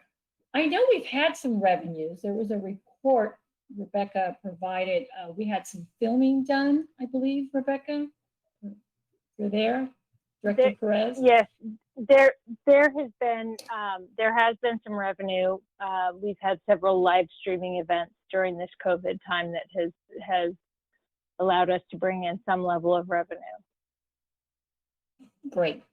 Just wanted to clarify to that we're doing the best we can, but there was some revenue coming in, so I'm glad to hear that. And then regarding the county pool, Ken, I know you've talked about this before, but I think it's fascinating because, I've enjoyed your explanation, so we can do it again.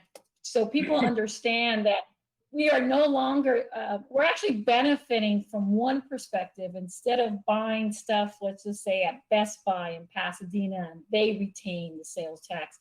By going online, that portion stays here. And I would love to see the charts as they progress. But can you just share a little more detail so people understand when we say county pool, what does that actually mean? Thank you. Absolutely. And the best example I like to use, kind of overused, is let's say you go buy a pair of shoes at the Arcadia Westfield Mall. Well, the city of Arcadia will get that 1% Bradley Burns sales tax completely, and San Gabriel will get 0 on that sales tax.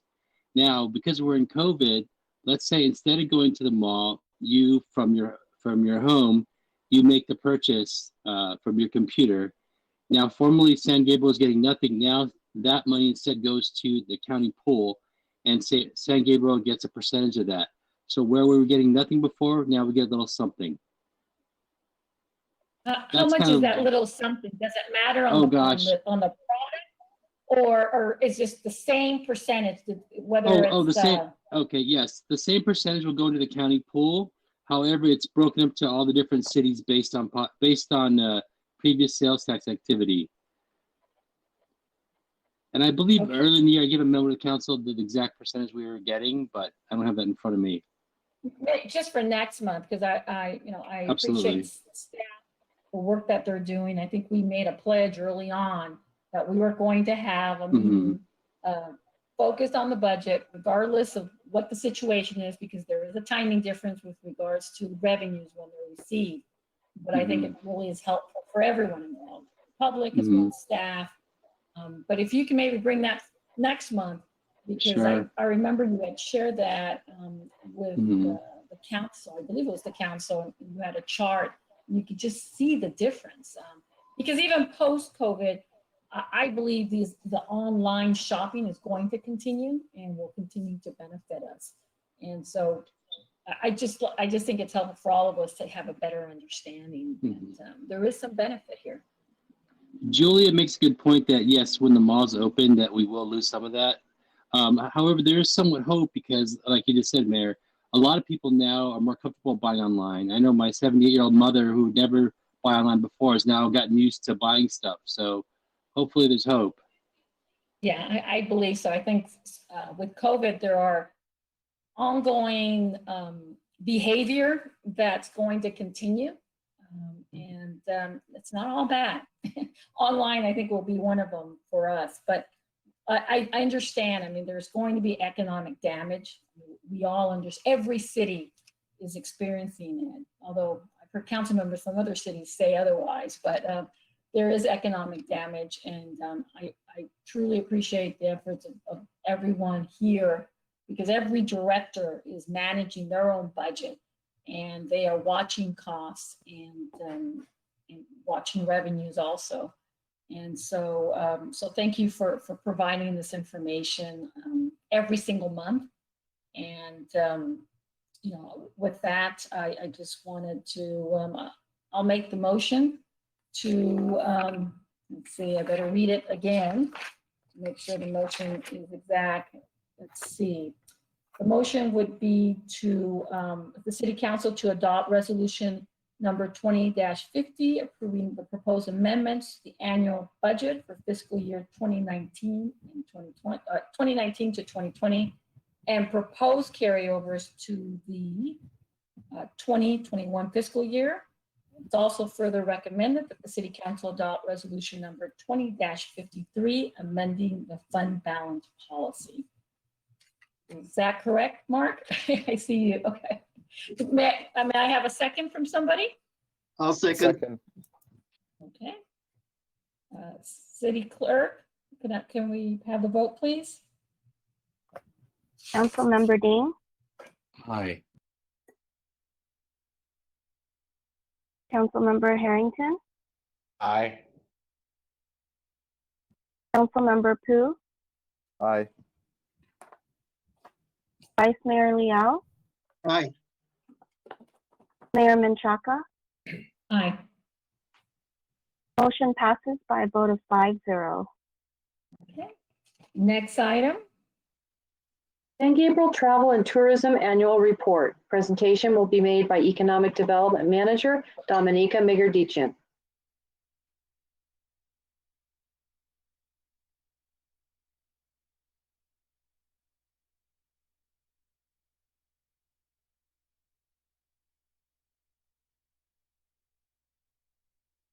We can't hear you, Dominika.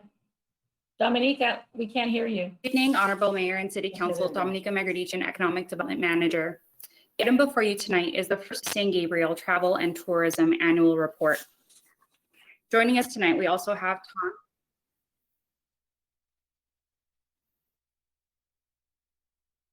See, Jonathan, I think we need some technical assistance here. Okay, everyone, please stand by. For the public, we're going to go on a brief pause while we try to resolve a technical difficulty.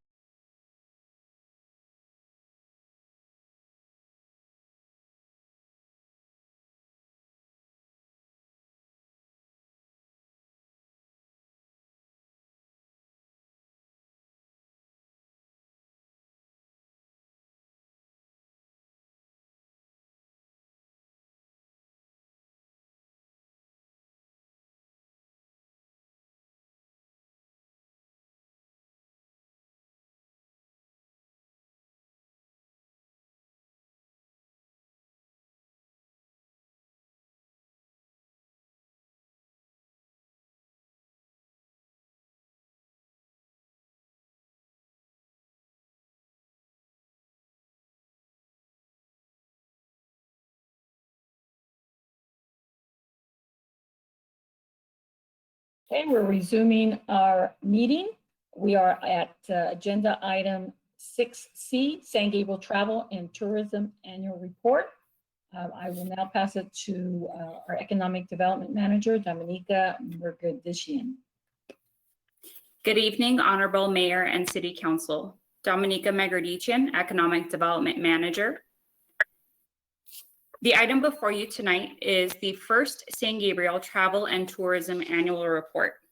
Joining us tonight are Tom Kubo, Chairman of the Board, representing the San Gabriel Hilton Hotel, and Fred Kokash, Treasurer of the Board, representing the San Gabriel Sheraton Hotel. The San Gabriel Tourism and Marketing District is a benefit assessment district proposed to create a revenue source to fund marketing and sales promotions for San Gabriel lodging businesses, including the Hilton and Sheraton hotels, and it will also include the new Curio Hotel when that property is opened. This effort is to drive tourism and visitors to our city and to drive additional room night sales. Next slide, please. The TMID was formed in February of 2019 for a 5-year term to span July 1st, 2019 through June 30th, 2024. And it was approximated to generate $193,000 annually through a 1% transient occupancy tax. The San Gabriel Travel and Tourism SGTT is a nonprofit corporation that manages funds, implements programs, and provides an annual report to the San Gabriel City Council. Next slide, please. The board members include representatives from both the Hilton Hotel and the Sheraton Hotel in San Gabriel, as well as myself serving as the secretary of the board. Our board meetings are scheduled on an as-needed basis, with the next meeting scheduled for October 14th, 2020. The SGTT held its first board meeting on August 26, 2020, after many months of being dormant due to the pandemic. Next slide, please. Continuing with an update of the COVID-19 impacts to our hoteliers in this effort, the SGTT has collected $166,624.17 in occupancy taxes. In the previous item before council tonight, you heard that we are awaiting the next allotment of the assessment to be paid, and we'll be able to provide an update come November as to how we're doing, where we stand. But that 166 at this point gives you an idea that we are below the approximated revenue that we were hoping to generate through this effort. The tourism industry is experiencing high vacancy rates and lower average room rates to stay competitive. Obviously, the pandemic has negatively impacted many sectors, and our hotels are one, with the room nights and average room rates lower, translating to an impact to our district's funds, while the hotels continue to pay their 1% assessment on a quarterly basis. As such, the hotels are focusing on creative services, such as work from hotel and micro weddings to market their hotel facilities, as well as relying on corporate marketing efforts until international travel increases and returns. This is expected to return in 18 months' time. Next slide, please.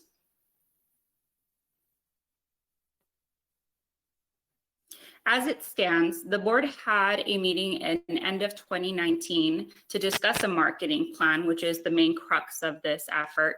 But at that time, no action was taken. And the board plans to revisit creating and instating a marketing plan in the coming months with consideration and flexibility to the current circumstances. Next slide, please. With that, staff and the representatives of both of our hotels are available for any questions. Thank you. Thank you. So the time for public comment on this item is now closed. Chief City Clerk, please read any comments received. Thank you, Mayor. We have no public comment for this item. Okay. So now we will begin with council deliberation. Are there any council members with questions? Thank you to Tom Kubo and Fred Kokash for enduring the meeting until 10:18. We appreciate it. Is there any questions from anyone? Vice Mayor Lau? Thank you, Madam Mayor. No, I was just curious, I heard one of the proposal for Sheraton Hotel. They're going to divide the banquet room into several, office spaces. And I have a question for Fred. Fred, is that true that you're going to divide the banquet room into several office space? Yes, Vice Mayor. Yeah, we have converted some of our meeting space into office space, just for those that need to get out of the house and can't work out of home, but need to work out of home. So we've had a couple inquiries and a couple bookings. So a lot of hotels in the industry have gone that way. The Hilton brand has done that as well. So we're just trying to think out of the box. Great. I think, yeah, it's worthwhile to give it a try. Another question is this micro wedding. What is a micro wedding? Anybody can tell me what it is? Yes, Vice Mayor Lau. The wedding industry in a whole has gone to a micro wedding mindset, which taking budget in consideration and attendance in consideration, because a wedding is more of a social event. So the attendees are on their own in funding and choosing to go, especially during the pandemic. So the micro wedding really starts at a 20-person attendance, and it does away with the dancing, and it becomes a more intimate occasion, which weddings, should be, but they've grown to the 500, 600, 700 attendees. And our first booking is going to be in the middle of November. Oh, that's great. That's good. Good to hear. Another thing is I noticed the hotel guest is different, very different from the past. A lot of young people. And for some reason, I think they just want to get away and rent a room and maybe, I don't know if it's a party with their friends or something like that. And we never seen people from other parts of the country and coming to St. Gabriel. So I was kind of impressed, kind of shocked, but I hope keep doing this. Maybe we can survive. We don't have to just rely on one foreign country and just come, to St. Gabriel. Maybe we can, I don't know, the way I thought about it in the past, especially for Hilton Hotel. Hilton Hotel, not so much for Sheraton, Hilton Hotel across from the Focus Plaza, and there are several hundreds of Chinese restaurants, supermarkets, and all that. And that is a main attraction for Asian Americans to come to St. Gabriel, because this is like home. They never can get to eat that kind of food in the East Coast or South part of the country. But, when they come to St. Gabriel, well, they feel comfortable. They see the Chinese characters and the food. And so I don't know, do you think this is kind of attracting a talking point to that group of people? Yeah, you bring up a good point, Vice Mayor. A lot of the guests that have come through our city, let alone almost the industry countrywide, has been what we call the local transient business. And all of it is really local business. And we do a reason of stay during every check-in. We like to know why they're staying with us, where they're coming from. And a lot of the reasons are simply to get out of the house, visiting family, traveling around the country. And you're right, it's brought a completely different demographic to our city. But it's keeping the hotels open, and that's the main point. And God willing, soon some business travel will come back, and some group will come back, and some other catering events will come back. That's the goal. Okay. Well, last question. What about not long-term room rate? For instance, weekly rate. People want to say, hey, get away for a week, and you offer a 1 week special rate. I've heard Hilton's offer something like that, but does Sheraton offer something like that to give people a discount, so they can afford to come to a hotel? It's nice to get away. And for instance, during those hot days, people don't have air conditioning. Well, I want to move to the hotel and enjoy the nights for, at a comfortable living. So maybe, with weekly, I've seen that done before, at bedtime. Yeah, there are a lot of hotels that are doing that. Right. I mean, that's what we call, Vice Mayor Lau, that's what we call length of stay. Every hotel loves a length of stay past 2 nights. If a hotel can capture 7, 14, 30 night stay, that helps with that occupancy level. And of course, the rates are going to be more competitive because there's that understanding where someone wants to stay a little longer. We want them to stay longer. So the rates are going to be more competitive. It's become a buyer's market right now. So it's all about the occupancy. You raise the rate $1, you lose occupancy because it's just a buyer's market. Okay, thank you. Thank you, Fred. You're welcome. Okay, any other comments from council members? Councilmember Dean? Yeah, okay. The question for this Hilton or Sheraton.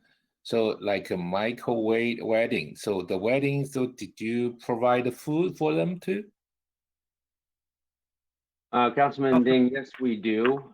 For our micro wedding, as I mentioned, it is a minimum of 20. We're going to probably max it out to 40.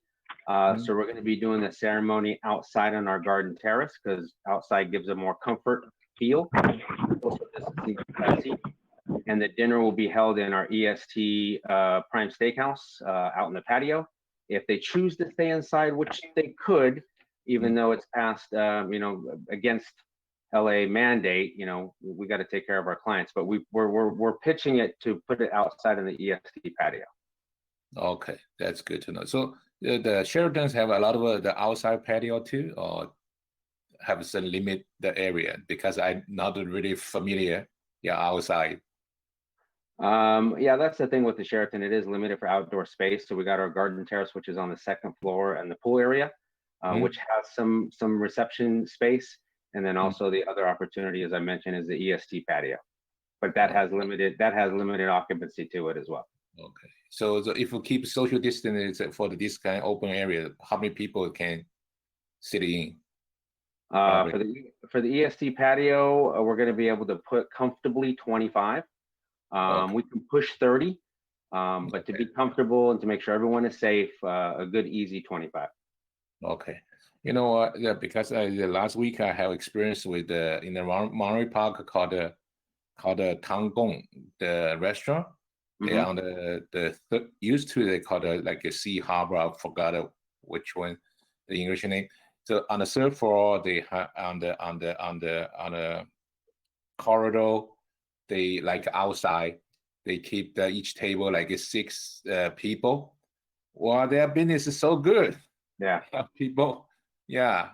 So yeah. So I wish the outdoor dining is also help your hotel, or even like I hear I think they have outdoor too, right? Councilmember Tom Kubo. Yeah, we're doing everything we can to promote our hotel. Right now, we're not having any micro weddings or any new events due to mandates through LA County. But for us, we do have an outdoor patio, but we don't have any food and beverage at the moment set up at the hotel. Also, another county mandate. Okay. I understand, because I think the space, but on the Tanggong they have a lot of space, so a lot of people in there. Okay, I wish we in our city we can have this kind of. Hopefully, the restaurant have that kind of business too. Yeah. Okay, that's my information. Yeah. Thank you. You're welcome. Okay, Councilmember Pu. Yeah, I just wanted to commend both of you for keeping things going and making it through this very difficult time, and assistance that we can help with in terms of whatever it might be, outdoor permits or how to comply with the LA County's protocols, things like that. Feel free to reach out to Dom. You've already had one meeting with her, and she's been great to have as a new member of our team. So just wanted to express, a little bit of empathy and, a little bit of support to hopefully get our tourism and travel and tourism, up and back and going again as quickly as we can here in San Gabriel. I also have a technical question, however, which is maybe more for Dom, but with respect to events and like micro weddings or converting some space to office space, for example, sort of like a co-working space, would that type of revenue contribute to the 1% fee for the SGTT, or is that revenue, that 1%, is it strictly on room sales? Strictly on room Thank sales. you.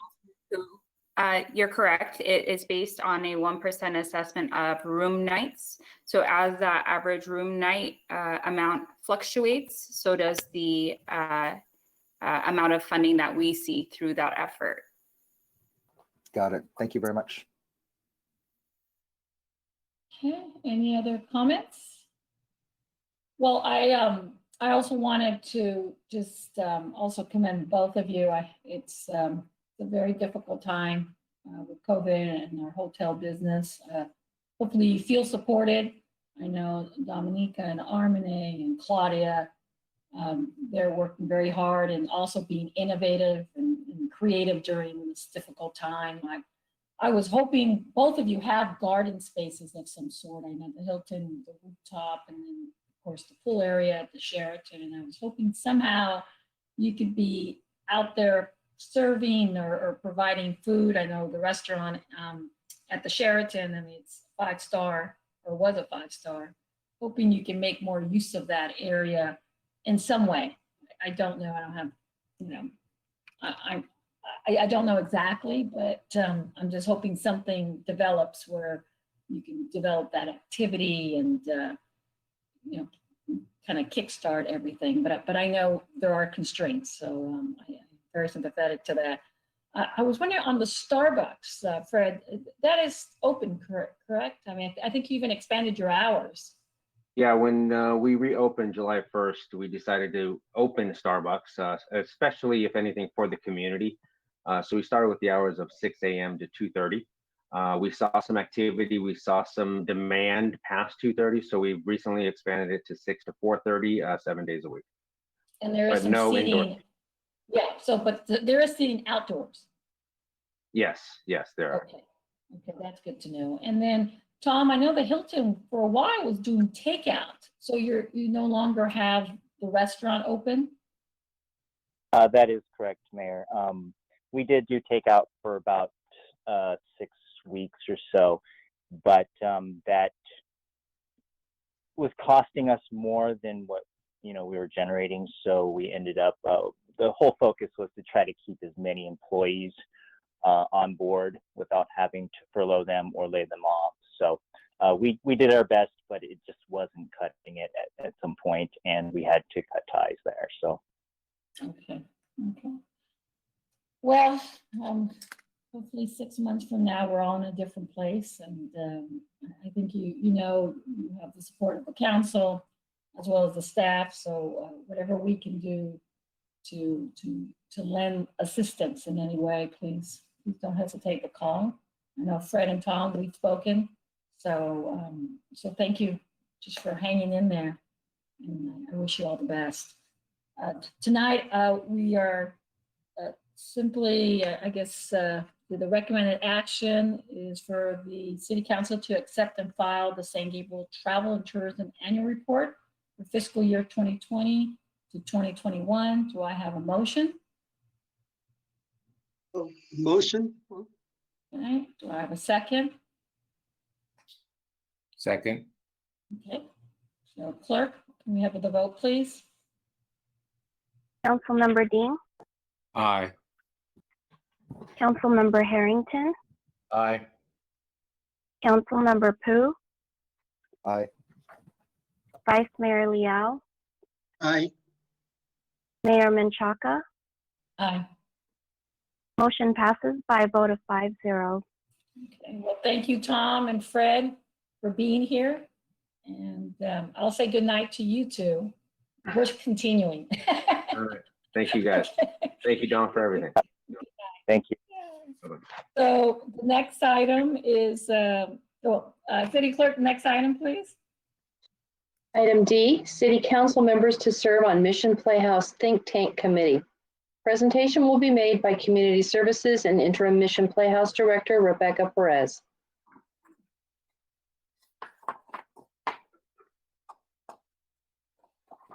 You have to turn on your mic. Oh, okay. Sorry, Jonathan had to do that. Good evening, Mayor Menchaca and members of the City Council. At the meeting on August 18th, the City Council discussed options for the Mission Playhouse and made suggestions for future opportunities. Some of the key ideas included a request for a more detailed budget, a request for an update on the facade restoration project, an updated fundraising campaign to plan for the 100th anniversary of the Playhouse, the establishment of a think tank committee with key community members and partners to discuss ideas for the Playhouse, The recommendation to continue revenue generating activities such as live streaming events and filming, continued conversations with contract theater management and production companies, the development of a 501c3 nonprofit and continued research of grant opportunities, and the review of opportunities for ongoing fund development. At this meeting, council members also discussed that there are several community members who have experience with local performing arts venues and would be willing to participate as part of a think tank to assist with further development of the Playhouse. Based on the interest shown in the prior discussion, staff is bringing this item forward should council members also wish to participate. Since there are potentially many areas to be discussed, staff recommends that this initial meeting focus on fundraising, development, and marketing, and a future group could focus more on programming opportunities for the Playhouse. In keeping with the Brown Act, the City Council may designate up to 2 members to serve as part of the meeting or meetings. Should more than 2 members wish to be involved, it is possible, although the group would be subject to the Brown Act and all meetings would need to be open to the public and follow all Brown Act guidelines.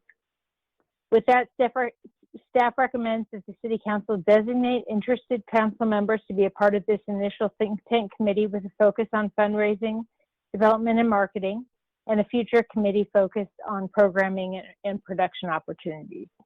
This concludes my report, and I'd be happy to take any questions.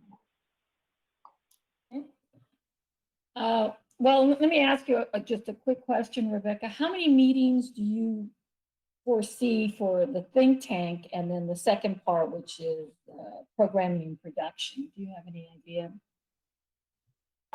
I don't at this time. I would anticipate maybe at least a couple of meetings for each group. I don't anticipate that we would need to hold a lot of meetings, although there may be some interest from some members to continue on, and I think that's fine. And some of this may actually spur to either forming, as we had discussed previously, forming a strategic plan or kind of a plan moving forward, and or could ultimately lead to the development of the 501c3. But I don't anticipate that this initial group would be more than a couple, at the most maybe 3 meetings. We are grateful to hear that there are some community members who are interested in helping us, but we understand that they also have careers and things that they are working on. So this would be an opportunity for us to do some, obtain some resources from them and do some planning for the Playhouse and form that along with staff into a strategic plan in the future. And anyone from council could continue to provide you with names of community members, partners, any other kind of interested parties that could contribute to this think tank. Is that correct, Rebecca? Exactly. Okay. Great. Well, let me just start. I know for myself, I would be interested in doing the fundraising, development, and marketing. I'm not as comfortable with the programming and production opportunities. That's just not my field of expertise, but I'm open to listening to other my colleagues' interest, what their interest would be, if at all. This is just a suggestion, but is anyone interested in serving in either committee, the fundraising or the programming? I don't see anybody else. Okay. Well, Vice Mayor? Thank you, Madam Mayor. As I mentioned before, I was very involved with Mission Playhouse for the past 20 years. So, yeah, we need to do something, do fundraising, but it just try to ask people to donate money. We tried that before, and it works a little bit, but not much. So I keep suggesting that we can use a donors wall at the glass house, or you call it a greenhouse, just outside of the theater itself. So, but anyway, that's one thing that we can do. Another thing is naming opportunity. If someone wants to donate big money and was just like, well, so and so a Mission Playhouse. So that's big chunk So of money. are you volunteering to serve on the, are you interested in serving? Right. Before I can commit to myself, I want to help my opinions. And if all the city council say, well, no, it's not going to work, well, then, I'm just not going to volunteer for this. Another one is, and when I know all the performing groups is St. Gabriel Valley, so I know all of them. And the other problem is to bring together and to work together, and it's not easy. Right now, can you believe this New York Metropolitan Opera has been postponed, all the shows until November 2021. So millions of artists out of work right now, but we have to do something. I agree, but we all can do all this at the same time. Marketing. If we want to keep running the place ourselves, we have to do the marketing, or maybe we hire the promotional company. They do it for us. Or another option is we just simply lease it out. We maybe charge $300,000 a year, and then maybe 10% every year or something like that, to make sure the people that lease the place, they can survive. So if I can, yes. Vice Mayor Leal, I just wanted to respond to your comment about the fundraising.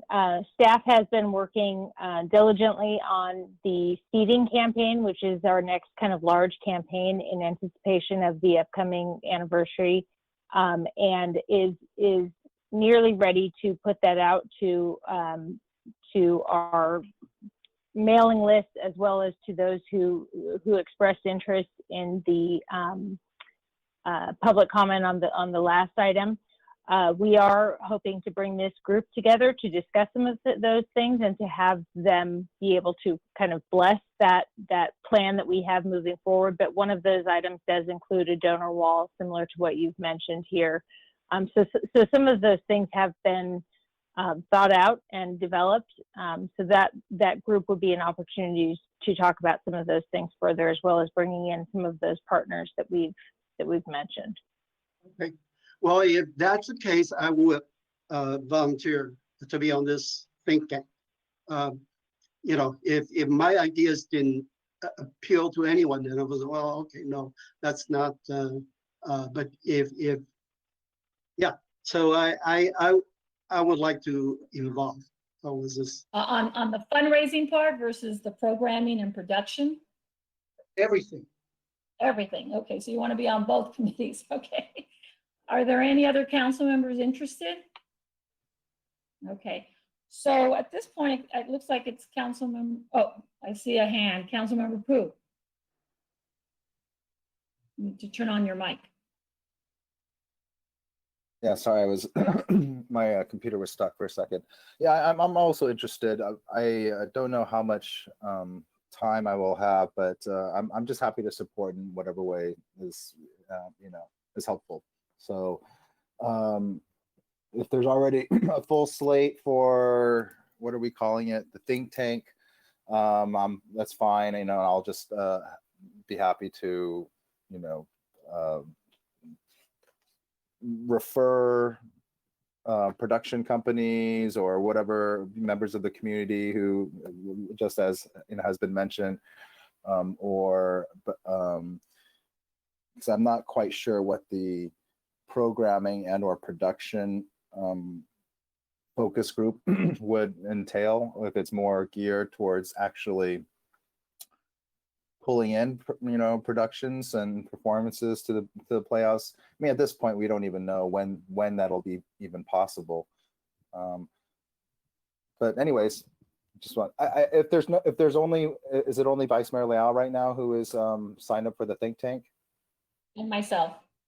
Oh, and yourself. Okay, then that's great. I'll want you to be that committee, and then I will be happy to support. We'll table you for later. The production, bringing in production and programming opportunities. Yeah. Rebecca, I know you've already kind of started, because even though it's COVID, but we do know there are some things that can be done. Would you like to share a little bit about what can be done? Right. So with regard to fundraising, development, and marketing, the seeding campaign was something that we had initiated. We had already been in contact with the seeding company. We have a kind of a replica chair, if you will, of the historic chairs that are there at the Playhouse. So we already actually have that at the Playhouse. That came in during this COVID time. And in looking at that and in looking at kind of the pricing on that, like I mentioned, staff has been working to kind of develop what that campaign would look like. With the timing of this think tank group coming in, like I mentioned, we will likely kind of have those ideas compiled, and we actually, staff has already worked on a brochure for that, but we will have that information ready for that group, that fundraising and developing and marketing campaign to look at, and as well as to talk about other ideas that are coming forward. And so we are ready to launch that basically as soon as that group meets and is able to bless that. In regards to the programming and productivity or production, staff is kind of constantly working on those types of programs. But Councilmember Pooh will recall the work that we did previously with our APA Fest. I've had conversations with Vivian Chan, who has been a connection of ours in the past.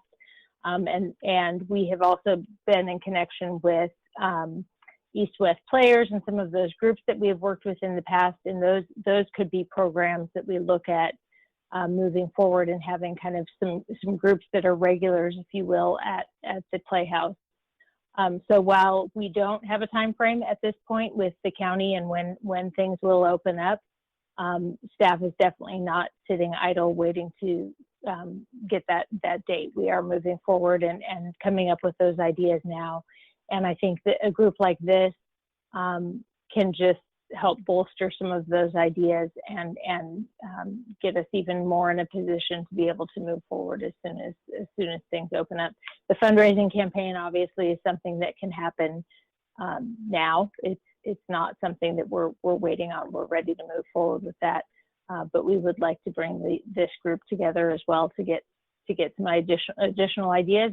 And we've learned of these experts, if you will, that we have in our community that are willing to help, and we definitely want to we're grateful for that help and definitely want to take advantage of that as well. Okay, great. Thank you, Rebecca. Well, if there's no further comment, I do need a motion to appoint Vice Mayor Lau and myself to be part of this initial. Oh, yes. I'm sorry to interrupt you. Mark and Councilmember Ding, yes. I don't think we have any public comment, but we skipped public comment for this item. So if we could just ask Sharon. Oh, I'm sorry. Sharon, our city clerk, was there any public comment on this item? Thank you, Mayor. No comment for this item. Thank you, Mark, for that. Councilmember Dean.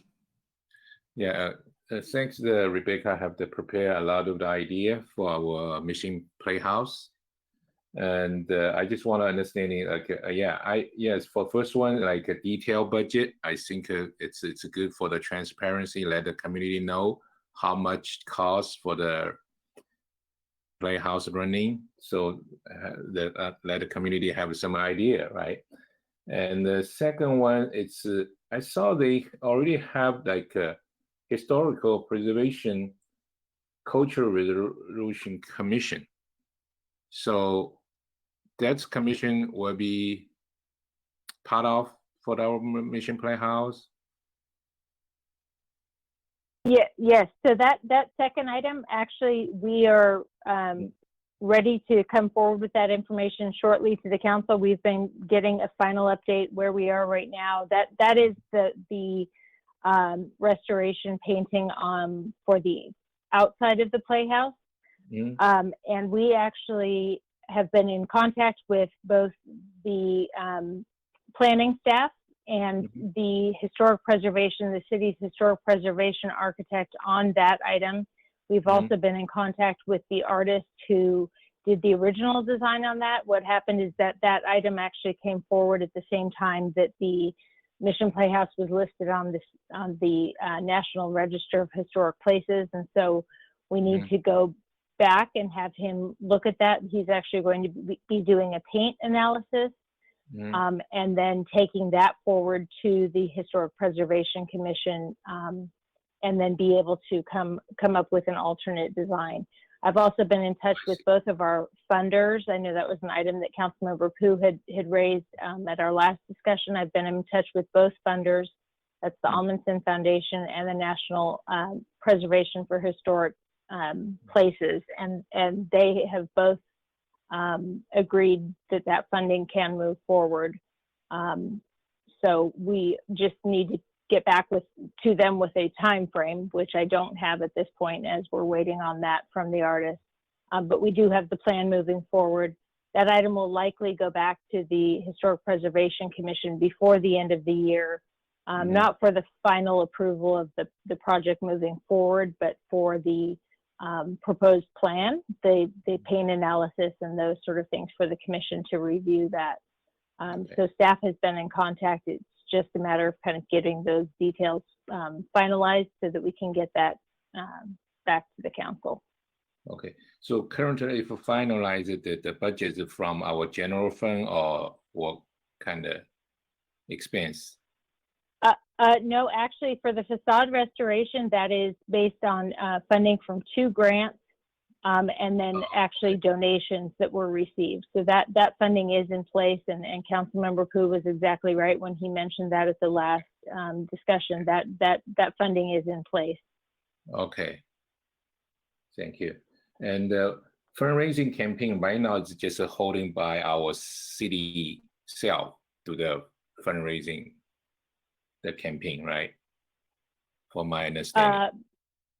But by city staff, is that what you're saying? Yeah. Is it Yes, by the city staff or use the think tank?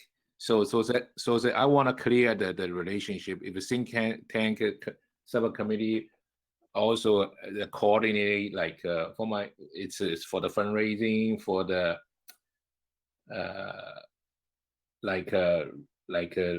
reach out, share like rest of the item. I even like develop like a 501c3. So actually this a item I totally like your department that provided this all the idea, but I just want to know think tank, because your today is talking about think tank, the committee, right? The function. It's what's the purpose? What's the final the suggestion? So include a fundraising campaign, include everything, or so that's I want to clear. You know, if is it like all the items is separate things? You know, that's I want to understand it. You know.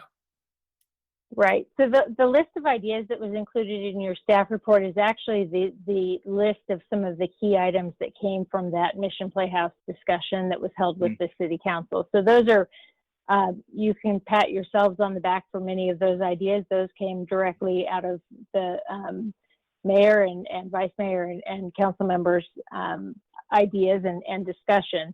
The think tank was one of the ideas that Mayor Menchaca had mentioned. Again, she is familiar with, and as many of you are, with some community members who are interested and willing to facilitate as the Mission Playhouse looks at some of these fundraising ideas.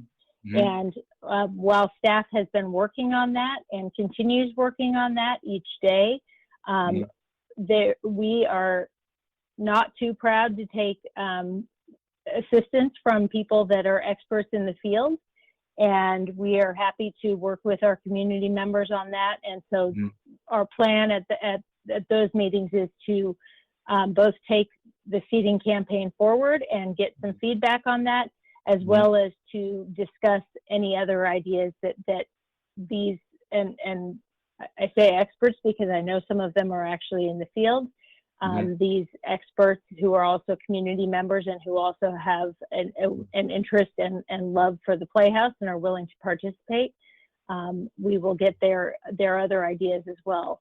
And this may be something that some of these community members choose to participate for the long term with the Playhouse, or this may be, they meet with us for a couple of times and kind of give us some resources and some ideas, and then we're able to take those and run with them.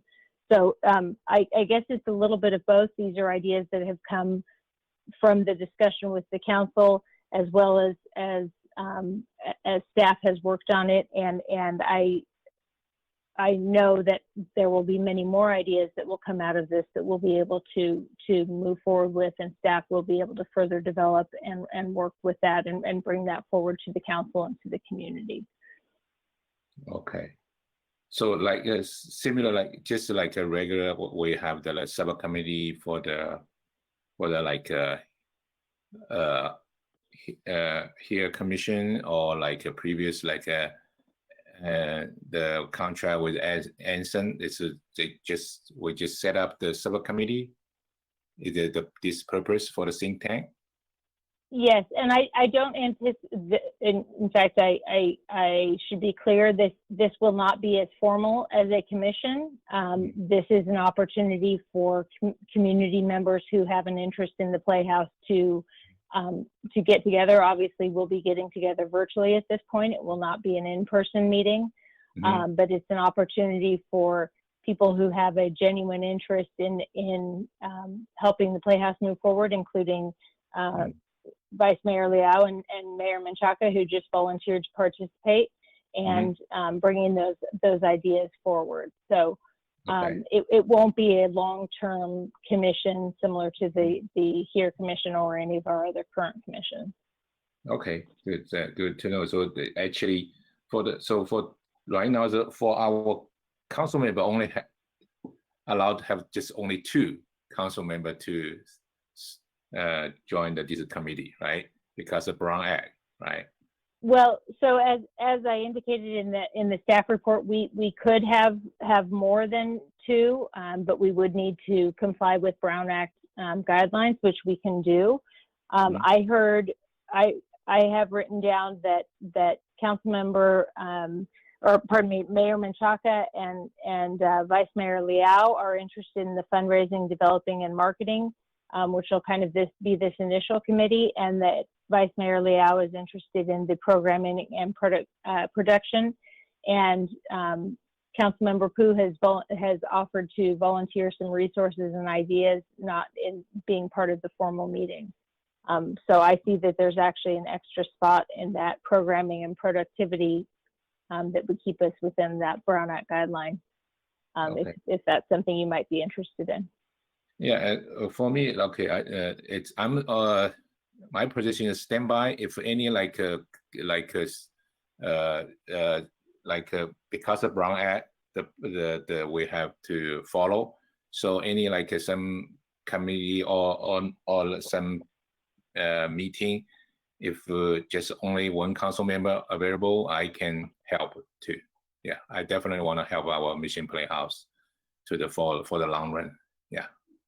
And just so you know, Councilmember Ding, I mean, whatever is discussed or determined in these meetings, Rebecca will bring it back for the full council to have. But this is one way of her to move this forward. Yeah. And talking about that, it's 11 o'clock. So we have to vote. Ready? We need to take a vote now to continue with, well, it says any new business, but I think just to continue in general after 11 o'clock. I think we're close to finishing, but I am going to need a vote. So can someone please make a motion? A motion. Okay. I'll second. Second. Okay. Sharon, I guess take a formal, or Marilyn, take a formal vote, please. Councilmember Dean, Aye. Councilmember Harrington, Aye. Councilmember Pu, Aye. Vice Mayor Liao, Aye. Mayor Menchaca. Aye. Motion passes by a vote of 5-0. Thank you. Councilmember Ding, I didn't want to cut you off. Did you have Okay. anything else? Any other questions of staff? My like I say, just like talk to the Rebecca, like any like your discussion. It's you need like one more the city council to help. I love to serve. Yeah, so I'm standby. Okay, that's the Great, thank you. I'm anticipating 2 meetings. It cannot be any longer than Athens. Athens was a year.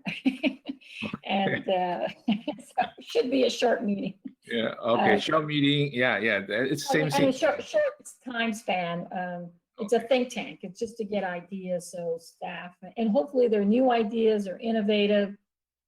As our vice mayor said, you know, we've already kind of gone down this road, but hopefully we can come up with something else that will actually make more sense for our Mission Playhouse. And it's a different time also.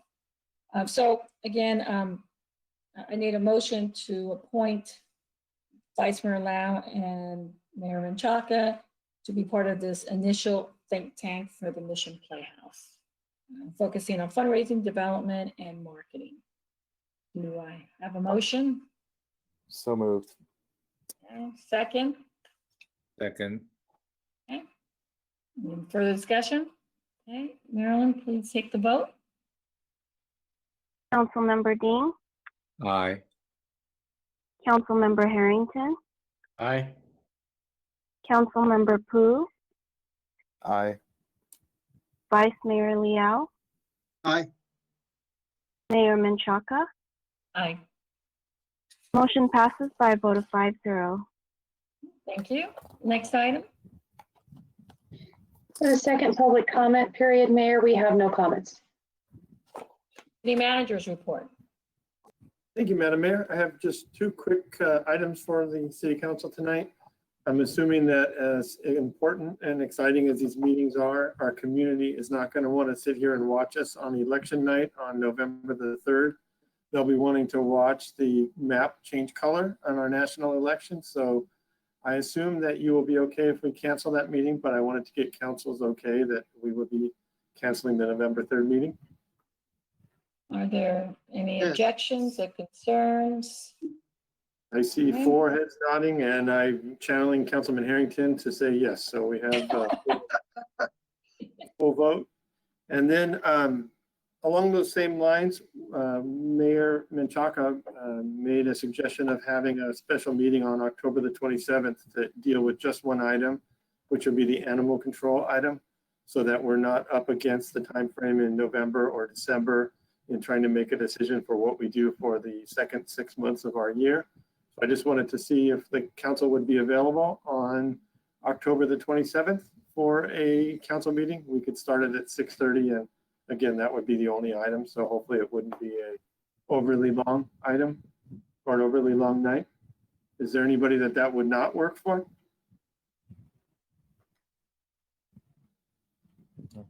I see.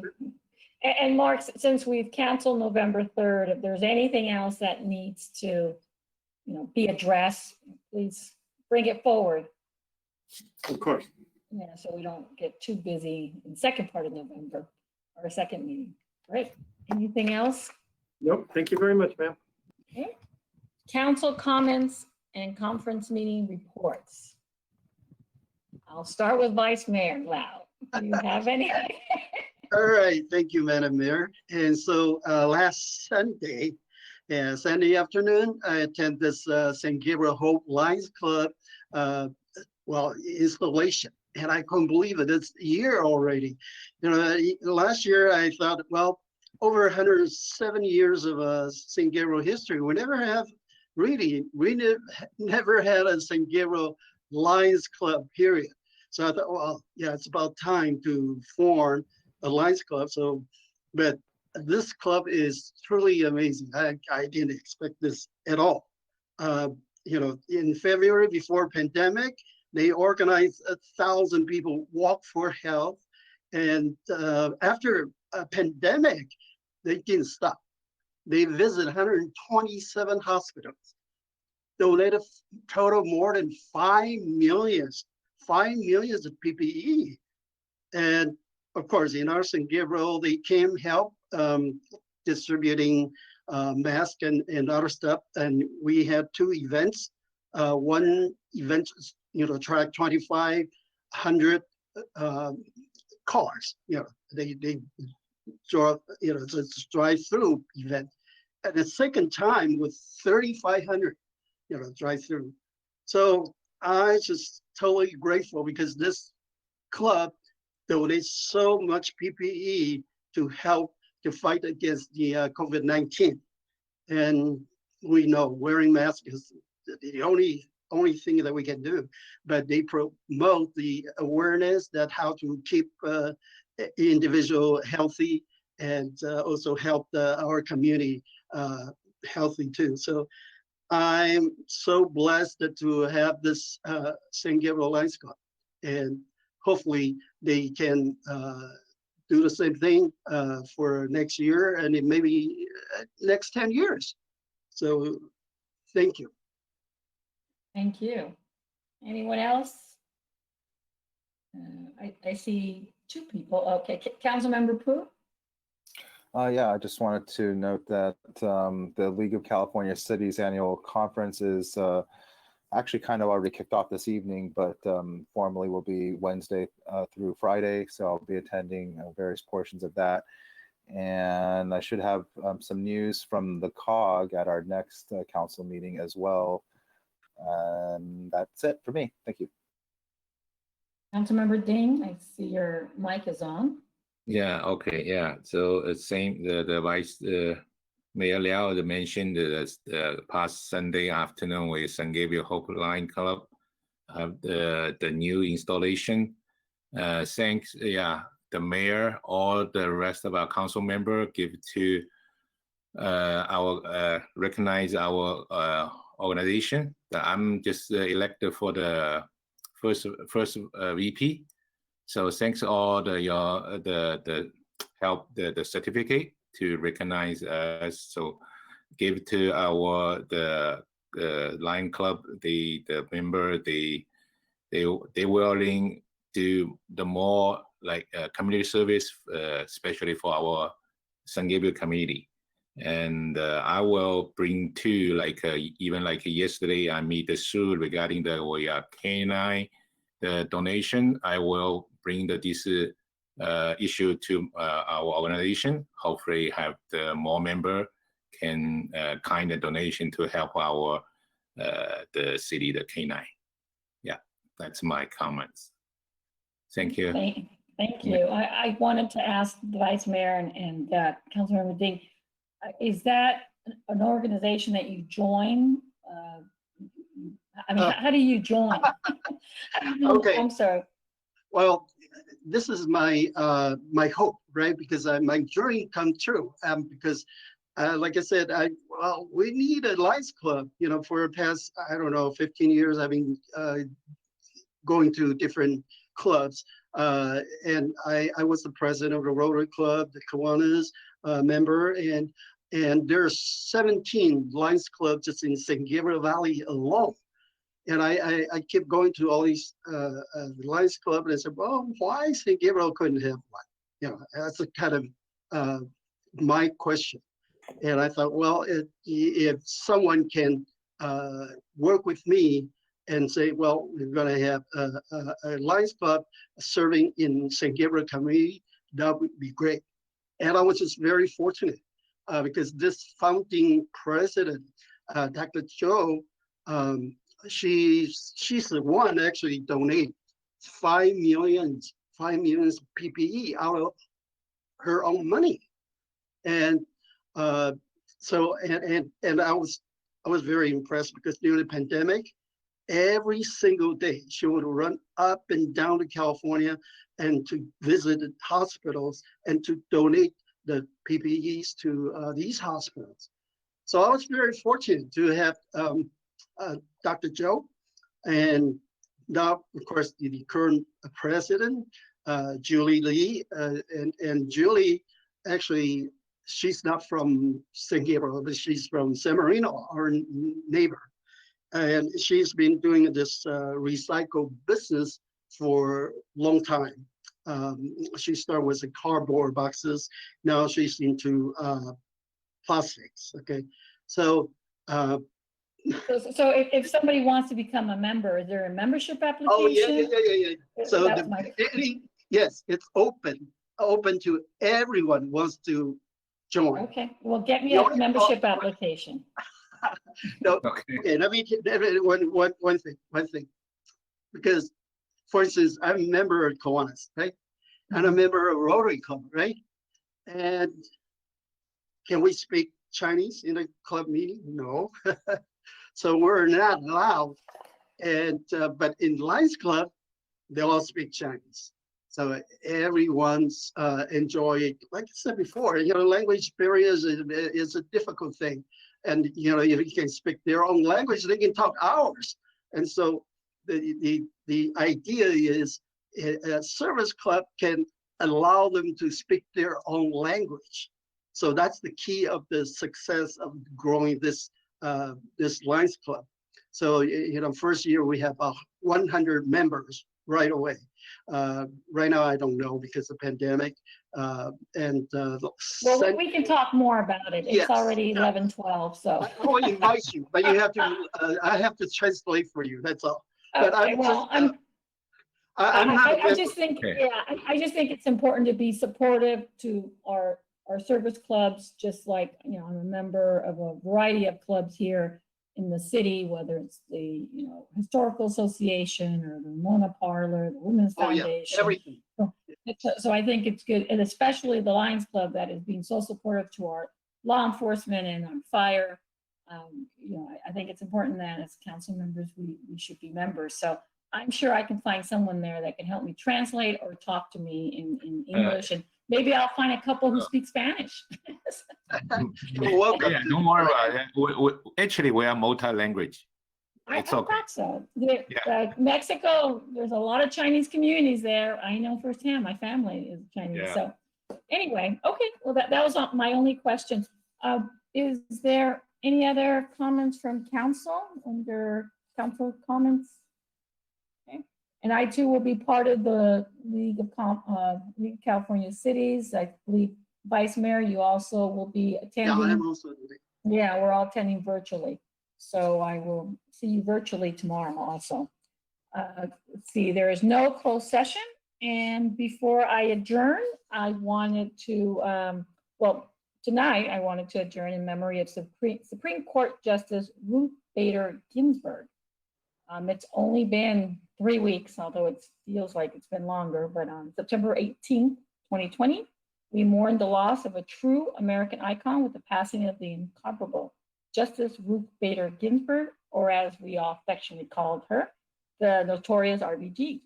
She was a strong voice for women's equality since her appointment to the Supreme Court in 1993. She was the second female justice and a consensus builder on the court. She was a fighter, but also a beacon of hope. Justice Ginsburg often said, "Fight for the things you care about, but do it in a way that will lead others to join in with you." May we all continue to take those words to heart. Meeting adjourned. Thank you, everyone.